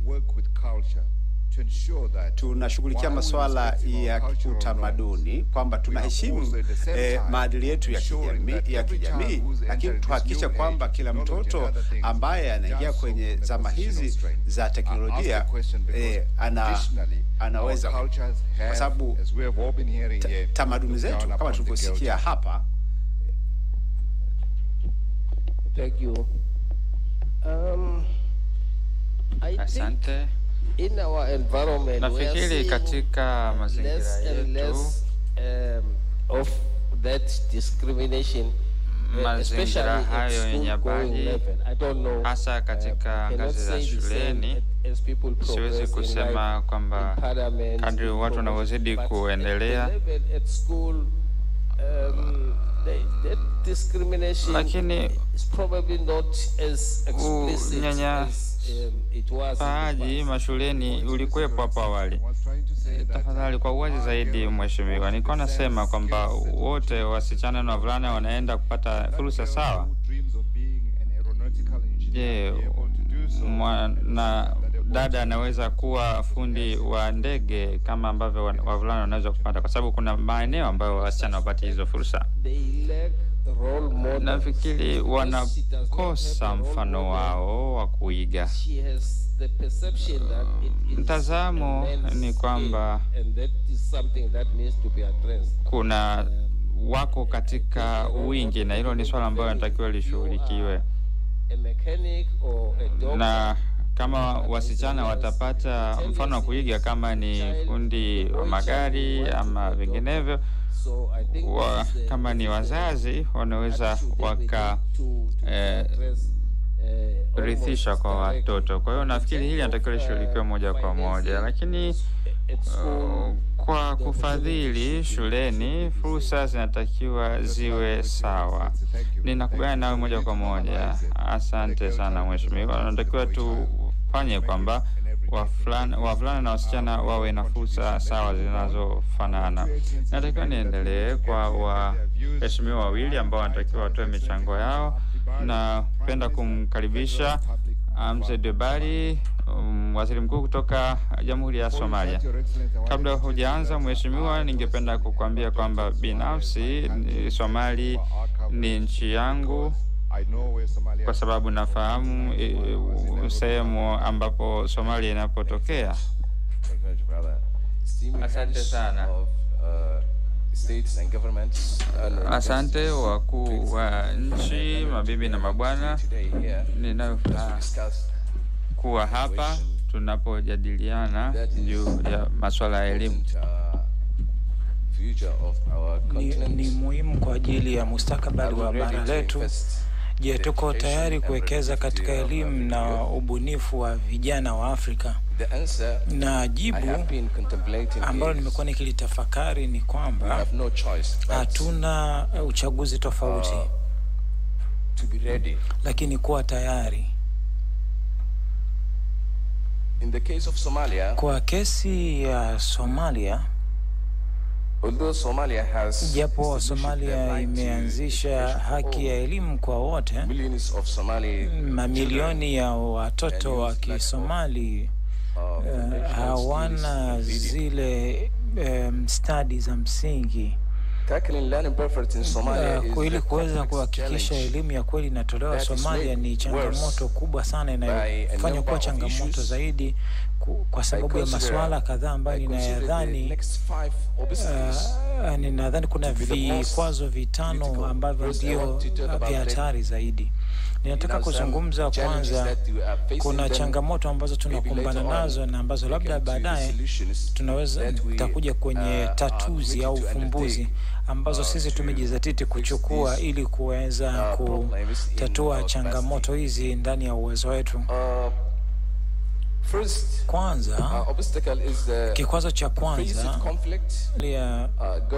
imepitia vipindi vigumu wakati uliopita kwa miongo kadhaa, na kukosekana huku kwa usalama wa nchi kumeharibu mfumo mzima wa shule kufanya kazi vizuri na kumewaathiri wanawake na watoto.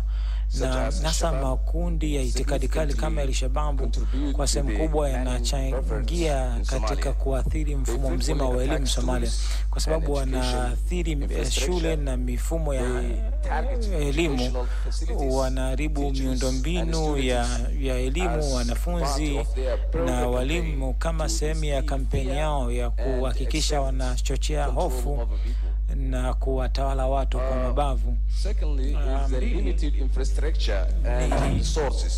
Ni rasilimali duni na miundombinu, na tuna miundombinu michache sana Somalia, kwa maana ya shule, majengo, kukosekana kwa huduma za msingi kama maji masafi, na kukosekana kwa mfumo mzuri wa kusafirisha wanafunzi katika maeneo ya vijijini, na mapungufu katika zana za kujifunzia. Tatu, ugumu katika kuvutia na kubakisha walimu wenye ubora kwa sababu ya mishahara dhaifu na nafasi haba za kitaalamu. Ufundishaji au elimu imekuwa ni miongoni mwa taaluma ambayo watu wengi hawaipendi Somalia. Kwa mfano, kama mtu ana uwezo mzuri au ana utaalamu, ni mbobevu, ana ustadi wa pekee, atapenda kufanya kazi. Kwa mfano, na Umoja wa Mataifa au na taasisi ya kimataifa ambako anaamini atalipwa labda mara 10 zaidi ya mshahara ambao mwalimu angelipwa kwa at least kwa kiwango kidogo. 4, uhaba wa kupatikana kwa elimu ya msingi. Takwimu zinaonyesha kwamba ni nusu tu ya wanafunzi wa Somalia ndipo wameweza kufika kwenye elimu ya shule ya msingi, na hii inakuwa ngumu zaidi, hali inakuwa tete zaidi kwa vijijini ambako ni robo tu ya watatu, 1/3, theluthi ya watoto ndio wanaweza kwenda shule. Sasa changamoto za kiuchumi na kijamii kama uzalianaji wa wingi umekuwa ni miongoni mwa changamoto zinazochagiza tatizo hili. Lakini tatizo au kikwazo cha 5 ambacho nadhani mimi kwangu kina matokeo makubwa sana ni mabadiliko ya tabia nchi. Na tunapozungumzia mabadiliko ya tabia nchi, hiki ndio jambo kubwa sana linalovuruga au kuharibu mifumo ya elimu, au pia limesababisha watu kuhama pasipo hiari yao, kwa sababu inabidi watafute fursa za kuishi, na hii imesababisha pia wawe na afya duni, maji, kuongezeka kwa kukosekana kwa usalama wa chakula na lishe. Asante sana. Thank you, Shukran sana Mheshimiwa kwa kutupa taarifa hizi ambazo kwa kweli zinapatikana maeneo yote hapa kwenye bara la Afrika, na kila siku tunazungumzia jambo hili tu, na kuhusiana na watu kutaka kufundisha, sio tu Somalia, bara zima la Afrika. Sio, yani hakuna mtu ambaye anayethamini kufundisha kama ilivyokuwa zamani. Hivi kweli niseme walimu wanalipwa vizuri Afrika? Hapana, hawalipwi vizuri kama ilivyokuwa. Kwa hiyo watu ambao walikuwa na hamu ya kufundisha wameamua kuacha hiyo taaluma na kwenda kwingine, na hivyo lazima tutafute namna ya kuleta utukufu tena kwa hii taaluma ya elimu ili walimu warudi tena. Mheshimiwa, nilitaka nikuulize swali fuatilizi, na hii inahusu changamoto ya kupambana na umaskini, na tumeona hapa takwimu. tunalaumu nchi za Afrika kwa hili. Je, mnapambana vipi na umaskini? Asante. Kama ambavyo ninyi nyote mnaweza kuwa mnafahamu, serikali ya Somalia imechukua kampeni mahususi mwaka huu kupambana na makundi ya itikadi kali ili iweze kuleta amani kwanza. Kwa hiyo unaweza ukadabiri namna gani haya matukio yangeweza kuleta katika matumizi yetu kama nchi.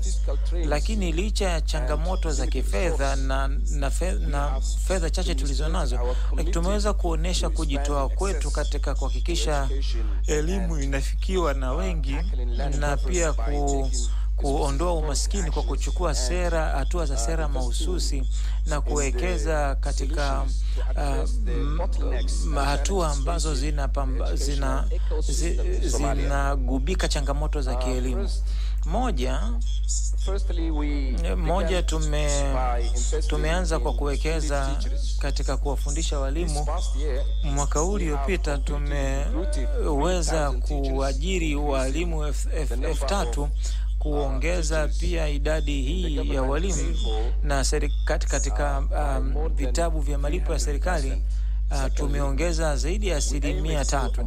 Lakini mbili, tunajaribu kupambana na changamoto ya ufikiwaji wa elimu bora kwa kutoa rasilimali, kujenga au kuboresha shule. 3, tumelenga kushughulikia kukosekana kwa ulinganifu wa kijamii. Kwa mfano, tumejaribu kutoa mikopo na nafuu za kielimu kuhakikisha kwamba kuna mtoto anayebaki nyuma. Lakini tumefanya uwekezaji mdogo. Uwekezaji mdogo tunaofanya leo utasaidia elimu iwe kikolezo cha kuleta amani inayodumu na umoja na mafanikio endelevu Somalia. Kwa umoja wetu kama wa Afrika na juhudi zetu za pamoja, tuna uwezo wa kuboresha mazingira wezeshi kwa vijana wa Afrika ili waweze kutambua na kutumia uwezo wa bara hili tajiri la kwetu. Ninapenda pia kuhitimisha na kuelezea kujidhatiti kwa Somalia katika kuwekeza katika watu wake. Nina furaha kuambia kwamba Somalia inaingia katika mtandao wa inaingia kama mjumbe wa 89 katika mtandao wa Rasilimali Watu. Asante kwa kujaribu kuliwahi swali langu mapema, kwa sababu mmeonyesha kujitoa kwenu. Kwa sababu nilikuwa nataka kuona kujidhatiti kwenu kukoje. Kama ninaweza kurudi kwako, Waziri Mkuu Lamini, je, unajidhatiti vipi kuhusu nini mnafanya kuhusu kutimiza lengo letu la kwamba tunatambua faida ya kutumia demografia yetu? Neno moja tu kama unaweza ukasema.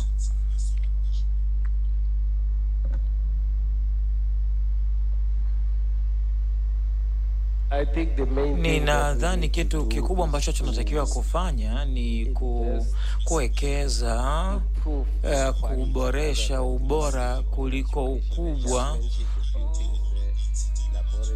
Kwa mfano, kuongeza maabara, maktaba na vitu kama umeme.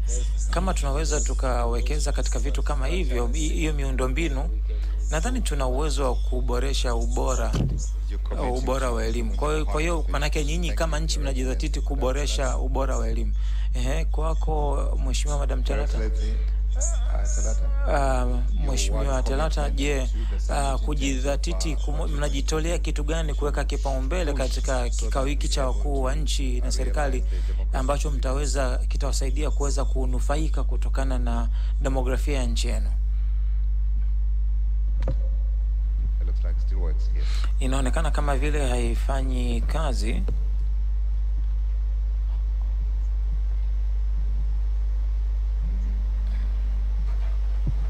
Au niveau de notre pays, le Bénin,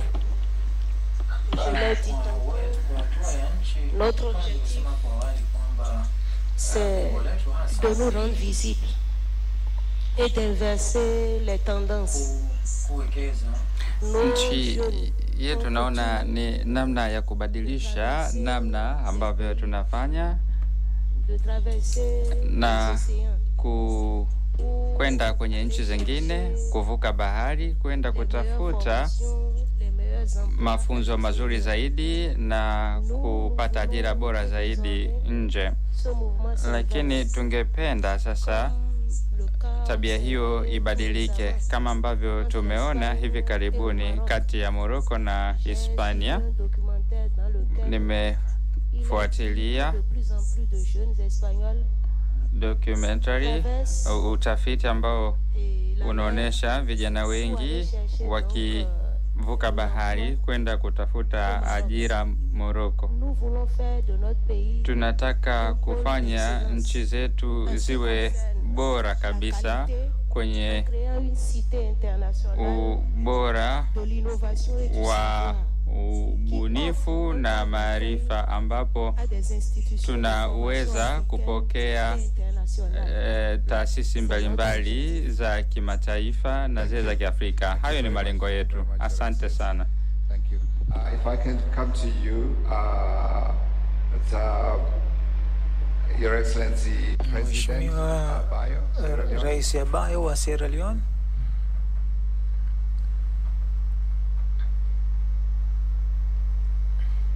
Thank you very much. Asante sana. Nadhani sisi tunahakikisha kwamba vijana wanakuwa katika siti za mbele au nafasi za mbele kwa kile tunachokifanya.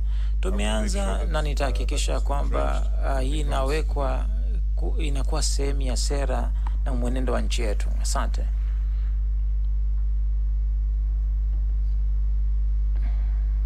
Thank you. Thank you, asante sana. Thank you very much for your commitment. Asante kwa kujidhatiti kwako kwa ajili ya vijana. Tuje kwa Rais wa Jamhuri ya Muungano wa Tanzania. Kwa upande wa Tanzania tuna on the part of Tanzania kwa watoto na vijana ili kujenga taifa lililo bora, na commitment yetu haitaishia ndani ya taifa, lakini hata kwenye program zetu za kikanda, regional programs, tutahakikisha tunawekeza ili tusome kwa wengine na wengine wa nchi jirani wasome kwetu kwa maendeleo ya bara letu. Asante sana. Thank you very much. Thank you, Your Excellency. I'd like to apologize to His Excellency. Can I say the last word? Yes, ma'am. Yeah, the last word is to the fellow African heads of state and government. Yes. There was a philosopher who said, if you think education is expensive, try ignorance. Sure. So ignorance is what has landed us here. Yeah. So let's now invest in education. Absolutely. Thank you. Absolutely, absolutely. Thank you, Your Excellency. Thank you. I'd like to acknowledge His Excellency Demeke Mekonnen, Deputy Prime Minister, Federal Republic, Democratic Republic of Ethiopia. First, sorry, sir, for forgetting about you. I was getting so excited with the stories I was hearing. I was coming to the commitments and I wanted to get the commitments so I could have my lunch, but my apologies, sir. Can I invite you to reflect on the summit themes, and then we'll come to the very specific issue we'd like to discuss with you about Ethiopia.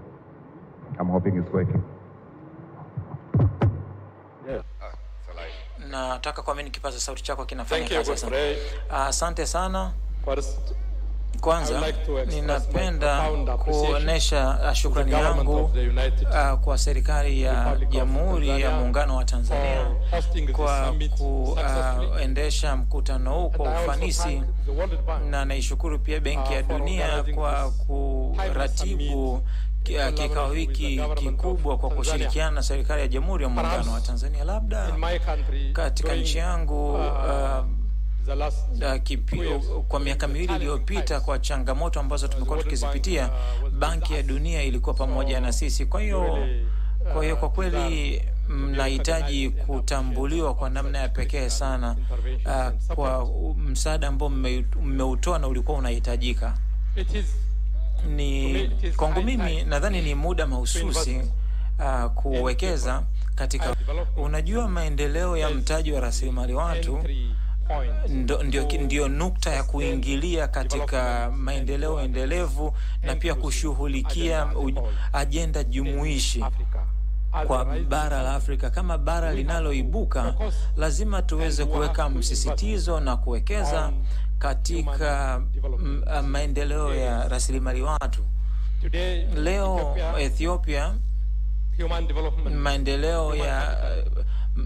maendeleo ya mtaji wa rasilimali watu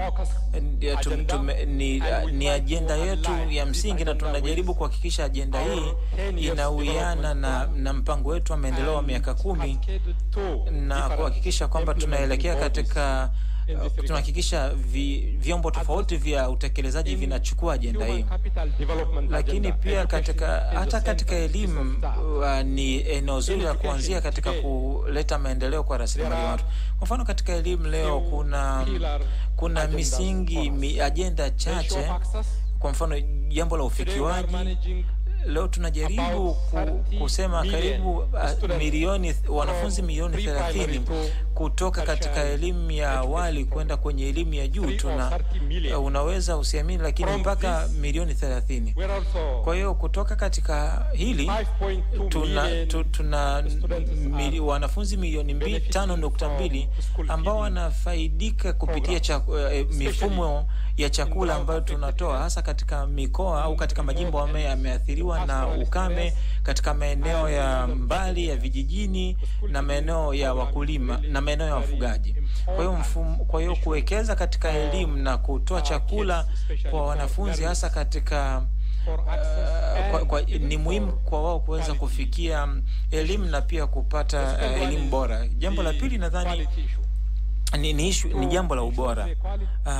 Suala la ubora, tumeamua kutengeneza paseli au programu ya shule ya elimu, kuboresha mitaala, na kama muhimu tumeongeza zana na nyenzo hapa ambazo tunaamini ni za muhimu kwa ajili ya mafanikio bora ya elimu.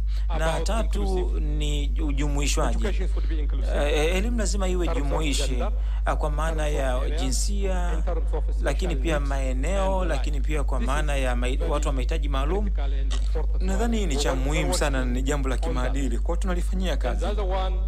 Na lingine ni elimu bure, hasa kwa shule ya msingi na sekondari. Katika nchi yetu Ethiopia leo tunavyozungumza, kuanzia shule ya msingi mpaka sekondari, karibu wanafunzi milioni 28. Huduma zote za shule ni za bure. Hii ni changamoto kubwa sana, ni wajibu mkubwa sana, kwa sababu kama mnavyofahamu, elimu inahitaji mtaji mkubwa. Sasa kuwa na mfumo endelevu hapa, hii ni kujidhatiti kwenye kunakohitaji kujitoa kwa kweli. Na nadhani pia tunaangalia urahisi kwenye elimu za juu. Asilimia 80 ya gharama zinabebwa na serikali, na asilimia inayobaki wanafunzi wao wanaibeba wenyewe, ambako sisi tunadhani tu ni kiwango ambacho kinavumilika, kinaimilika kwa upande wa elimu za juu. Kwa hiyo kimsingi, tunapozungumzia kuhusu elimu, matokeo ya kujifunza lazima yawe bidhaa ambazo zinashughulikia hitaji la uchumi na viwanda, na hii ni ya muhimu sana. ونحاول أن نتأكد أن النوعية مهمة للغاية. نعم، شكرا لك. والنقطة الأخيرة طبعا في هذا الجانب، عندما نتحدث عن القوى البشرية أو الموارد البشرية. Education, water, agriculture, all pro-poor sectors are very important. Our approach in terms of budget and leadership is we're focusing on poverty-oriented sectors. For example, 60% of our budget allocated to pro-poor sectors, to education, to health, to water, agriculture, to ensure nutrition, food security programs, and others.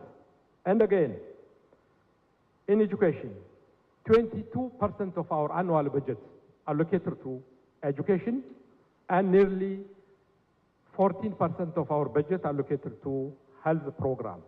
Our plan in the upcoming times, especially by 2030, to increase this 22% to 24%, and now, from our GDP, 4% of our budget goes to education.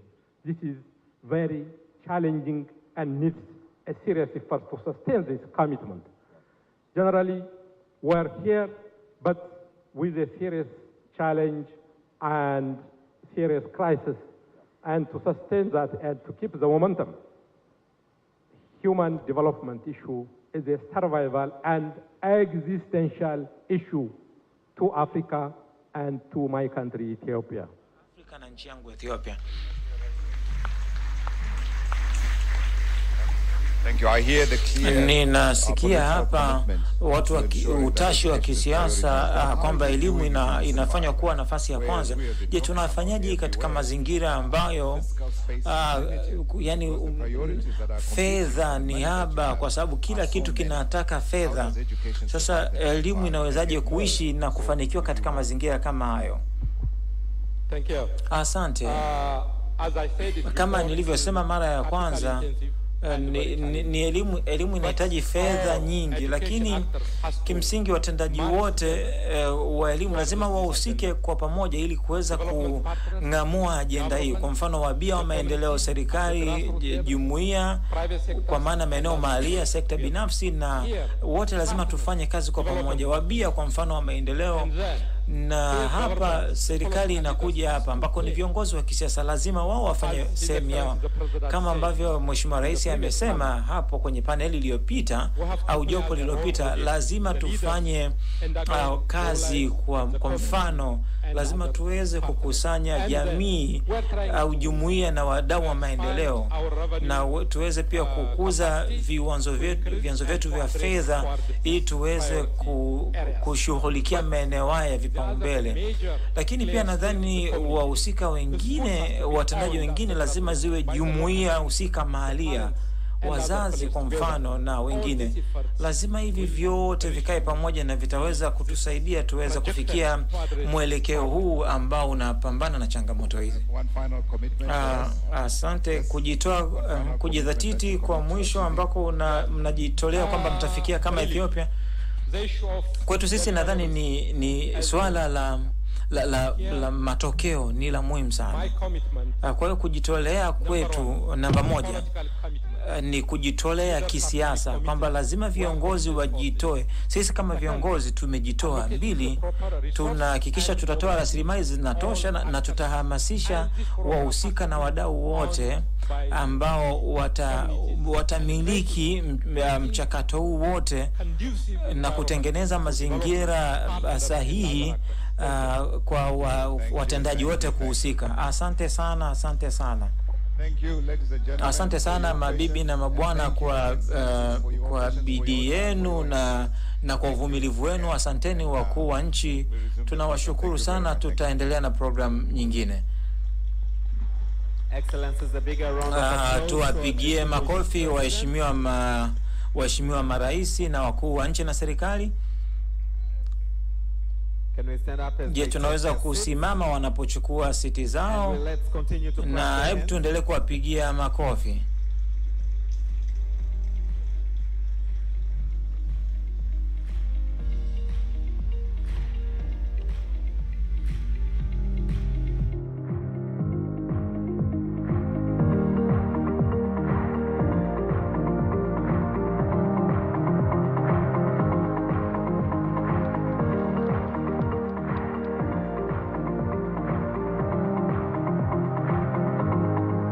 Kindly be seated. Thank you very much. So we are now going, before we break for lunch, we are going to have photos taken. This is a very high-level event. To miss a photo moment, So I am going to announce the groups as follows. Kwanza, picha ya kwanza itachukuliwa na maraisi. Maraisi 7 ambao wako hapa watachukua picha ya kwanza. Picha ya pili itachukuliwa ikiongozwa na rais wa Zanzibar na makamu wa rais, waziri wakuu na manaibu watachukua picha hii ya pili, lakini itajumuisha pia waziri wa fedha. Naam, mtazamaji wa TBC1, ni matangazo mbashara kutoka katika ukumbi huu wa mkutano wa kimataifa wa Julius Nyerere, na hivi sasa basi ni zoezi la picha mara baada ya mijadala ya viongozi wakuu wa nchi kuweza kuzungumza na kuweza kuweka mikakati yao na kutoa matamko yao katika kuhakikisha kwamba suala la mtaji wa rasilimali watu linafikiwa. Na kundi ambalo lilitoka hapo awali lilihusisha viongozi mbalimbali akiwepo Rais Daktari Samia Suluhu Hassan, lakini pia Hamza Abdi Bare ambaye ni waziri mkuu wa Somalia, likiwahusisha pia kiongozi ama rais huyu wa Sao Tome na ambaye si mwingine bali ni Carlos Villanova, na viongozi wengine ambao wameweza kuzungumza matamko yao, na kubwa zaidi wakiweza kujikita katika swala zima la kuboresha elimu, si tu elimu kwa ajili ya kuandikisha wanafunzi, lakini elimu bora. Na si hivyo tu, lakini pia wamezungumzia swala zima la usawa wa kijinsia. Wamegusia katika swala zima kwa mfano Hamza Abdi Bare, changamoto ambayo ameizungumzia kubwa waziri mkuu wa Somalia ni usalama kwao. Somalia imekuwa kigubikwa na machafuko ambayo amekuwa kizorotesha maendeleo ya nchi hiyo na nguvu kazi pia kupotea. Mbo tupate nafasi kuweza kumsikiza mshereheshaji, lakini zoezi ambalo linaendelea hivi sasa ni la picha, lakini kwanza tumsikize mshereheshaji. President of the United Republic of Tanzania, may also kindly, you'll use these stairs to come up and those stairs to go down.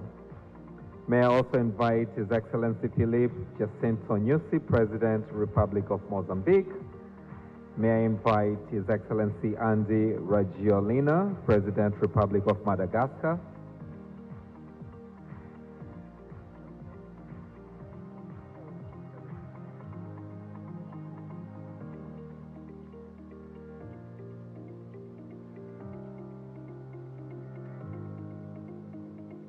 May I invite Dr. Lazarus Mackenzie, His Excellency, the President, Republic of Malawi.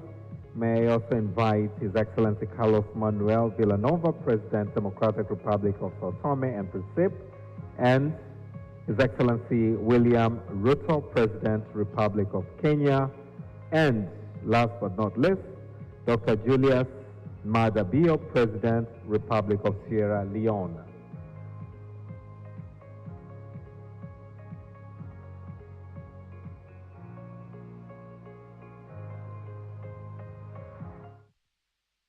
Naam, ni zoezi la picha linaloendelea hivi sasa, picha ya marais ambao wameshiriki katika mkutano huo na wakipata picha hapo mara baada ya kuweza kuzungumza kama unavyoona. Nilikuwa nakufahamisha yale ambayo yameweza kujadiliwa na matamko ambayo marais hao wameyaweka katika hili ambapo tukisubiri mjumuisho wa azimio la Dar es Salaam. Rais wa Sierra Leone, namzungumzia Julius Maada Bio, ambaye unamuona hivi sasa, yule ambaye amevaa vazi kabisa la Kiafrika. Yeye aliweza kuweka bana kabisa kwamba nchi yake ya Sierra Leone imetenga bajeti 20% ya bajeti yake ikijielekeza katika swala zima la elimu, lakini pia amezungumzia swala zima yeye kama rais wa Sierra Leone kuhakikisha kwamba anainua idadi ya wanawake katika serikali yake, viongozi nikimaanisha hivyo, na hilo amesema kabisa amejizatiti kabisa kuhakikisha kwamba idadi inaongezeka, na hii italeta ushawishi kwa wasichana kuweza kujikita katika swala zima la elimu. Na Mariam Chabi Talata kutoka taifa la Benin, magharibi kabisa mwa Afrika, amekiri kwamba nchi yake yeye kijiografia ni ndogo na imekuwa ikijifunza kupitia mataifa makubwa, lakini changamoto kubwa ambayo amekuwa kiiona ni swala zima la pia la elimu, na imekuwa ni changamoto na hasa katika maeneo ya vijijini, na hilo ndilo ambalo hivi sasa wamejikita katika kuhakikisha kwamba elimu hii inakuelekea katika maeneo ya vijijini na kuweza kutoa tija na kuwapata vijana wengi ambao watashiriki ama watakuwa sehemu ya mtaji mtaji wa rasilimali watu. Mariam Chabi Talata pia amekiri kutokufurahishwa na kitendo cha baadhi ya vijana kuvuka maji ama kusafiri kwenda mataifa mengine ya Ulaya na Marekani wakitumia njia ambazo sio salama na wakipoteza maisha njiani kwa sababu tu kukimbilia fursa. Na naamini hivi sasa ni wakati ama ni muda mzuri sasa hivi kwa mataifa Afrika kuweza kutengeneza mazingira ama fursa nzuri kwa vijana kusalia hapa na kujiepusha na kusafiri huko, lakini pia akipongeza jitihada ambazo zimekuwa zikifanywa na taifa la Morocco na mataifa mengine ya Ulaya ambapo vijana hao wamekuwa kimbilia ili basi kuweza kuwaweka katika mazingira mazuri na hatimaye kuwarejesha katika mataifa hayo. Kwa upande wa Tanzania, Rais Daktari Samia Suluhu Hassan yeye alijikita katika swala zima la kueleza kile ambacho kinafanywa, lakini pia kieleza vitu vinne vikubwa ambavyo Afrika inabidi ijikite huko, akielezea umuhimu wa swala la utoaji elimu ya uzazi wa mpango kwa vijana, kwa sababu idadi ya vijana inazidi kuongezeka barani Afrika. Ifikapo mwaka 2050 ripoti zinaonyesha kwamba idadi hiyo itaongezeka mara 2 ikifikia bilioni 2.2. Ni idadi kubwa sana. Rais Daktari Samia Suluhu Hassan amesema kuna haja kabisa ya elimu ya uzazi wa mpango itolewe kwa vijana, lakini pia amezungumza kuhusu swala zima la kuongeza manufaa kutokana na elimu ya mafunzo kwa vijana, hasa katika swala zima ya uchumi. Vijana wapatiwe mafunzo ya uchumi ili waweze kuwa katika nafasi nzuri ya kuweza kujiendeleza, na swala zima la utekelezaji wa programu za uhifadhi wa jamii ni swala muhimu sana kwa mataifa Afrika, na katika sekta nyingine kuboreshwa, sekta ambazo ni kichochezi katika sekta ya elimu, kwa mfano sekta ya usafirishaji, sekta ya nishati ambayo inajumuisha umeme, lakini pia mazingira, bila kusahau maji. Hizo ni sekta ambazo mataifa Afrika yanabidi wajielekeze huko kupeleka nguvu zao ili basi kwa namna moja au nyingine ili kuweza kuleta chachu katika sekta ya elimu pamoja na afya, ambayo ndio sekta muhimu sana katika swala zima la mtaji wa rasilimali watu. Ameweza kuambia mkutano huu ama hadhira hii kwamba Tanzania imeweza kupiga hatua katika masuala mbalimbali, akielezea kwamba imekuwa ikitoa fedha kwa vijana 4% kwa vijana, 4% kwa wanawake, 2% kwa watu wenye ulemavu, mjumuishi wake ukipata 10% kwa kila halmashauri. Na ukiachilia mbali tu hivyo, Tanzania imeweza kupiga hatua pia katika kuwarejesha katika masomo wale mabinti ama wanafunzi ambao walipata ujauzito na wamerejea katika masomo, na akitoa mfano kwamba hilo lilianzia Zanzibar, na wale ambao walipata fursa hiyo kwa mara ya kwanza hivi sasa wameshamaliza elimu yao ya juu na wanafanya kazi, na hilo limeleta tija katika swala zima la kupata pia rasilimali watu, kwa sababu hapo awali kama wangeendelea kusalia mitaani ama wangeolewa, wasingekuwa sehemu basi ya mtaji wa rasilimali watu. Na ameweza kueleza kwamba pia swala zima la mabadiliko ya sera, mapitio na mitaala itachochea pia elimu ya mafunzo ya ufundi, lakini pia elimu ambayo itawajenga vijana kivitendo. Kwa hiyo hilo nalo ni muhimu sana ambalo amelizungumzia, na anasema haya wakati huu ukumbini hapa. Basi mtazamaji wa TBC1, zoezi la picha likiendelea, ila hali pia baada ya zoezi hili basi kutakuwa na mapumziko mafupi ya chakula cha mchana. Viongozi wa Afrika hawa, marais wakiongoza viongozi wengine na sisi wenyewe pia tukipata nafasi ya kuweza kupata chakula cha mchana na kisha kurejea hapa, na baadaye tutaondoka na azimio la Dar es Salaam katika mkutano huu muhimu kabisa ambao unawahusisha viongozi mbalimbali wa Afrika. Na yale ambayo pia lizungumzwa na Benki ya Dunia. Benki ya Dunia pia walipata nafasi ya kuweza kuzungumza hapo awali, akizungumza basi makamu wa rais wa Benki ya Dunia kwa upande wa mashariki na kusini mwa Afrika, Dr. Victoria Kwaka, akiweza kuipongeza Tanzania kwa mwenyeji wa mkutano huu na kwa kuandaa mkutano huu vizuri kabisa. Lakini ameweza kuzungumza kwamba Afrika imepiga hatua katika kutafuta swala zima la mtaji wa rasilimali watu, kwa sababu idadi ya wanafunzi ambao wameandikishwa inazidi kuongezeka, akitoa mfano kwamba Rwanda imefanikiwa kupiga hatua kwa kukabiliana na utapiamlo na utoaji wa huduma wa watoto chini ya umri wa miaka 2, akielezea pia Kenya kupiga hatua katika swala zima la elimu, ambapo 50% ya watoto wameweza kuwa na uwezo wa kusoma na kuandika. Kuna ukuaji wa 50% ya watoto ambao wanamaliza shule na kuwa na uwezo wa kusoma. Lakini pia Nigeria alitaja Dr. Kwaka Victoria ama Dr. Victoria, makamu wa rais wa Benki ya Dunia, katika swala zima la Nigeria kuweza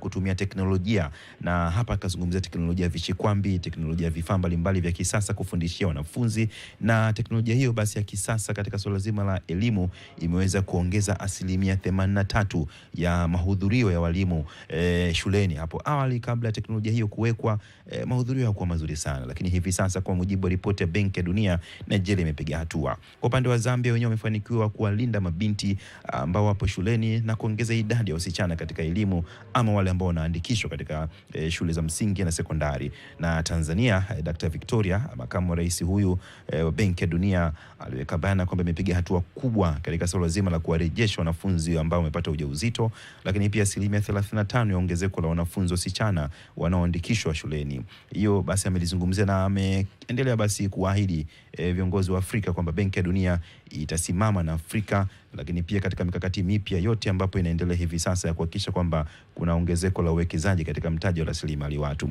Na mwingine ambaye makamu wa rais ambaye amezungumza ni Dr. Mamanta Murthy, ambaye amezungumzia, yeye ni makamu wa rais wa Benki ya Dunia ambaye anashughulika na masuala ya maendeleo ya binadamu, yani human development. Yeye kubwa zaidi aliyozungumzia ni swala la muhimu sana la uwepo wa vifaa vya kisasa kwa wanafunzi na walimu, lakini pia amekiri kwamba swala si tu ni idadi ya kuandikishwa wanafunzi kwa wengi, bali ubora ndio muhimu sana wa elimu. Hilo ndio amekuwa akisisitiza sana, lakini pia si kuwa na idadi kubwa ya watu, idadi ni watu hao wanatija gani katika taifa. Lakini pia amekiri kabisa Benki ya Dunia inaridhishwa na majadiliano ya siku 2 katika mkutano huo, majadiliano ambayo yamekuwa na tija, hoja zikitolewa za msingi ambazo zimeweza pia kutoa nafasi ya kuweza kufikia yale malengo ya Afrika ya mwaka 2063, kuhakikisha kwamba Afrika imekuwa ikijitosheleza katika suala zima la mtaji wa rasilimali watu, lakini pia masuala mbalimbali muhimu ambayo basi Afrika inataka kuyafikia fikapo mwaka 2063. Lakini pia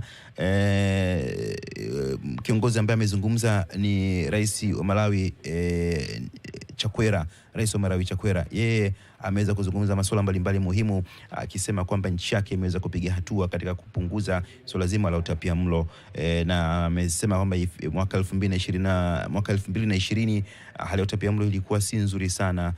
Kulikuwa kuna asilimia 35.3 ya watoto ambao wana utapiamlo, lakini kufikia mwaka 2022, yani mwaka jana, ilishuka kufikia asilimia 20.65. Kwa hiyo ukiangalia kuna mafanikio ambayo ameyafikia Malawi, lakini pia Malawi imejikita zaidi katika kuwekeza katika elimu ya ufundi pamoja na kuanzisha mkakati wa taifa wa kuondokana changamoto ya ajira. Ilhali pia Malawi imeweza kujenga maabara katika shule za sekondari na vyuo ili kuweza kufanikisha basi wale wote ambao wanasoma masomo ya sayansi kupata nafasi ya kuweza kufanya mafunzo kwa vitendo.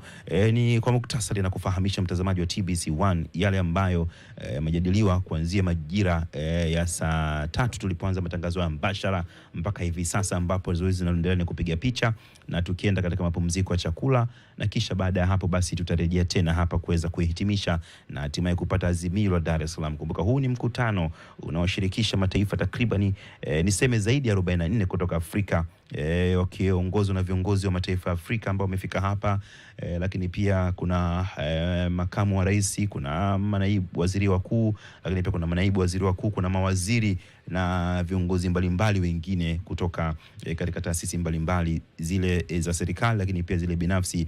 Lakini pia muhimu zaidi ni vijana ambao wamejitokeza hapa kutoka asasi mbalimbali za kiraia ambao wamekuwa kishiriki. Bado zoezi la picha likiendelea katika ukumbi huu, ni kufahamisha tu kile ambacho pia kingine ambacho kilijadiliwa cha msingi zaidi katika masuala mbalimbali hapa ni swala zima la uwekezaji katika swala zima la vijana, kwa sababu ripoti ya World Economic Forum inaonyesha kuwa zaidi ya asilimia 60 ya Afrika ina vijana wa umri wa miaka 25, ambapo umri wa wastani wa Afrika kwa sasa ni umri wa miaka 20. Kwa hiyo kuna haja kabisa kujikita. Hili pia lilitajwa na Rais Daktari Samia Suluhu Hassan ya kwamba ni jambo jema, lakini likienda vibaya linakuwa ni jambo baya.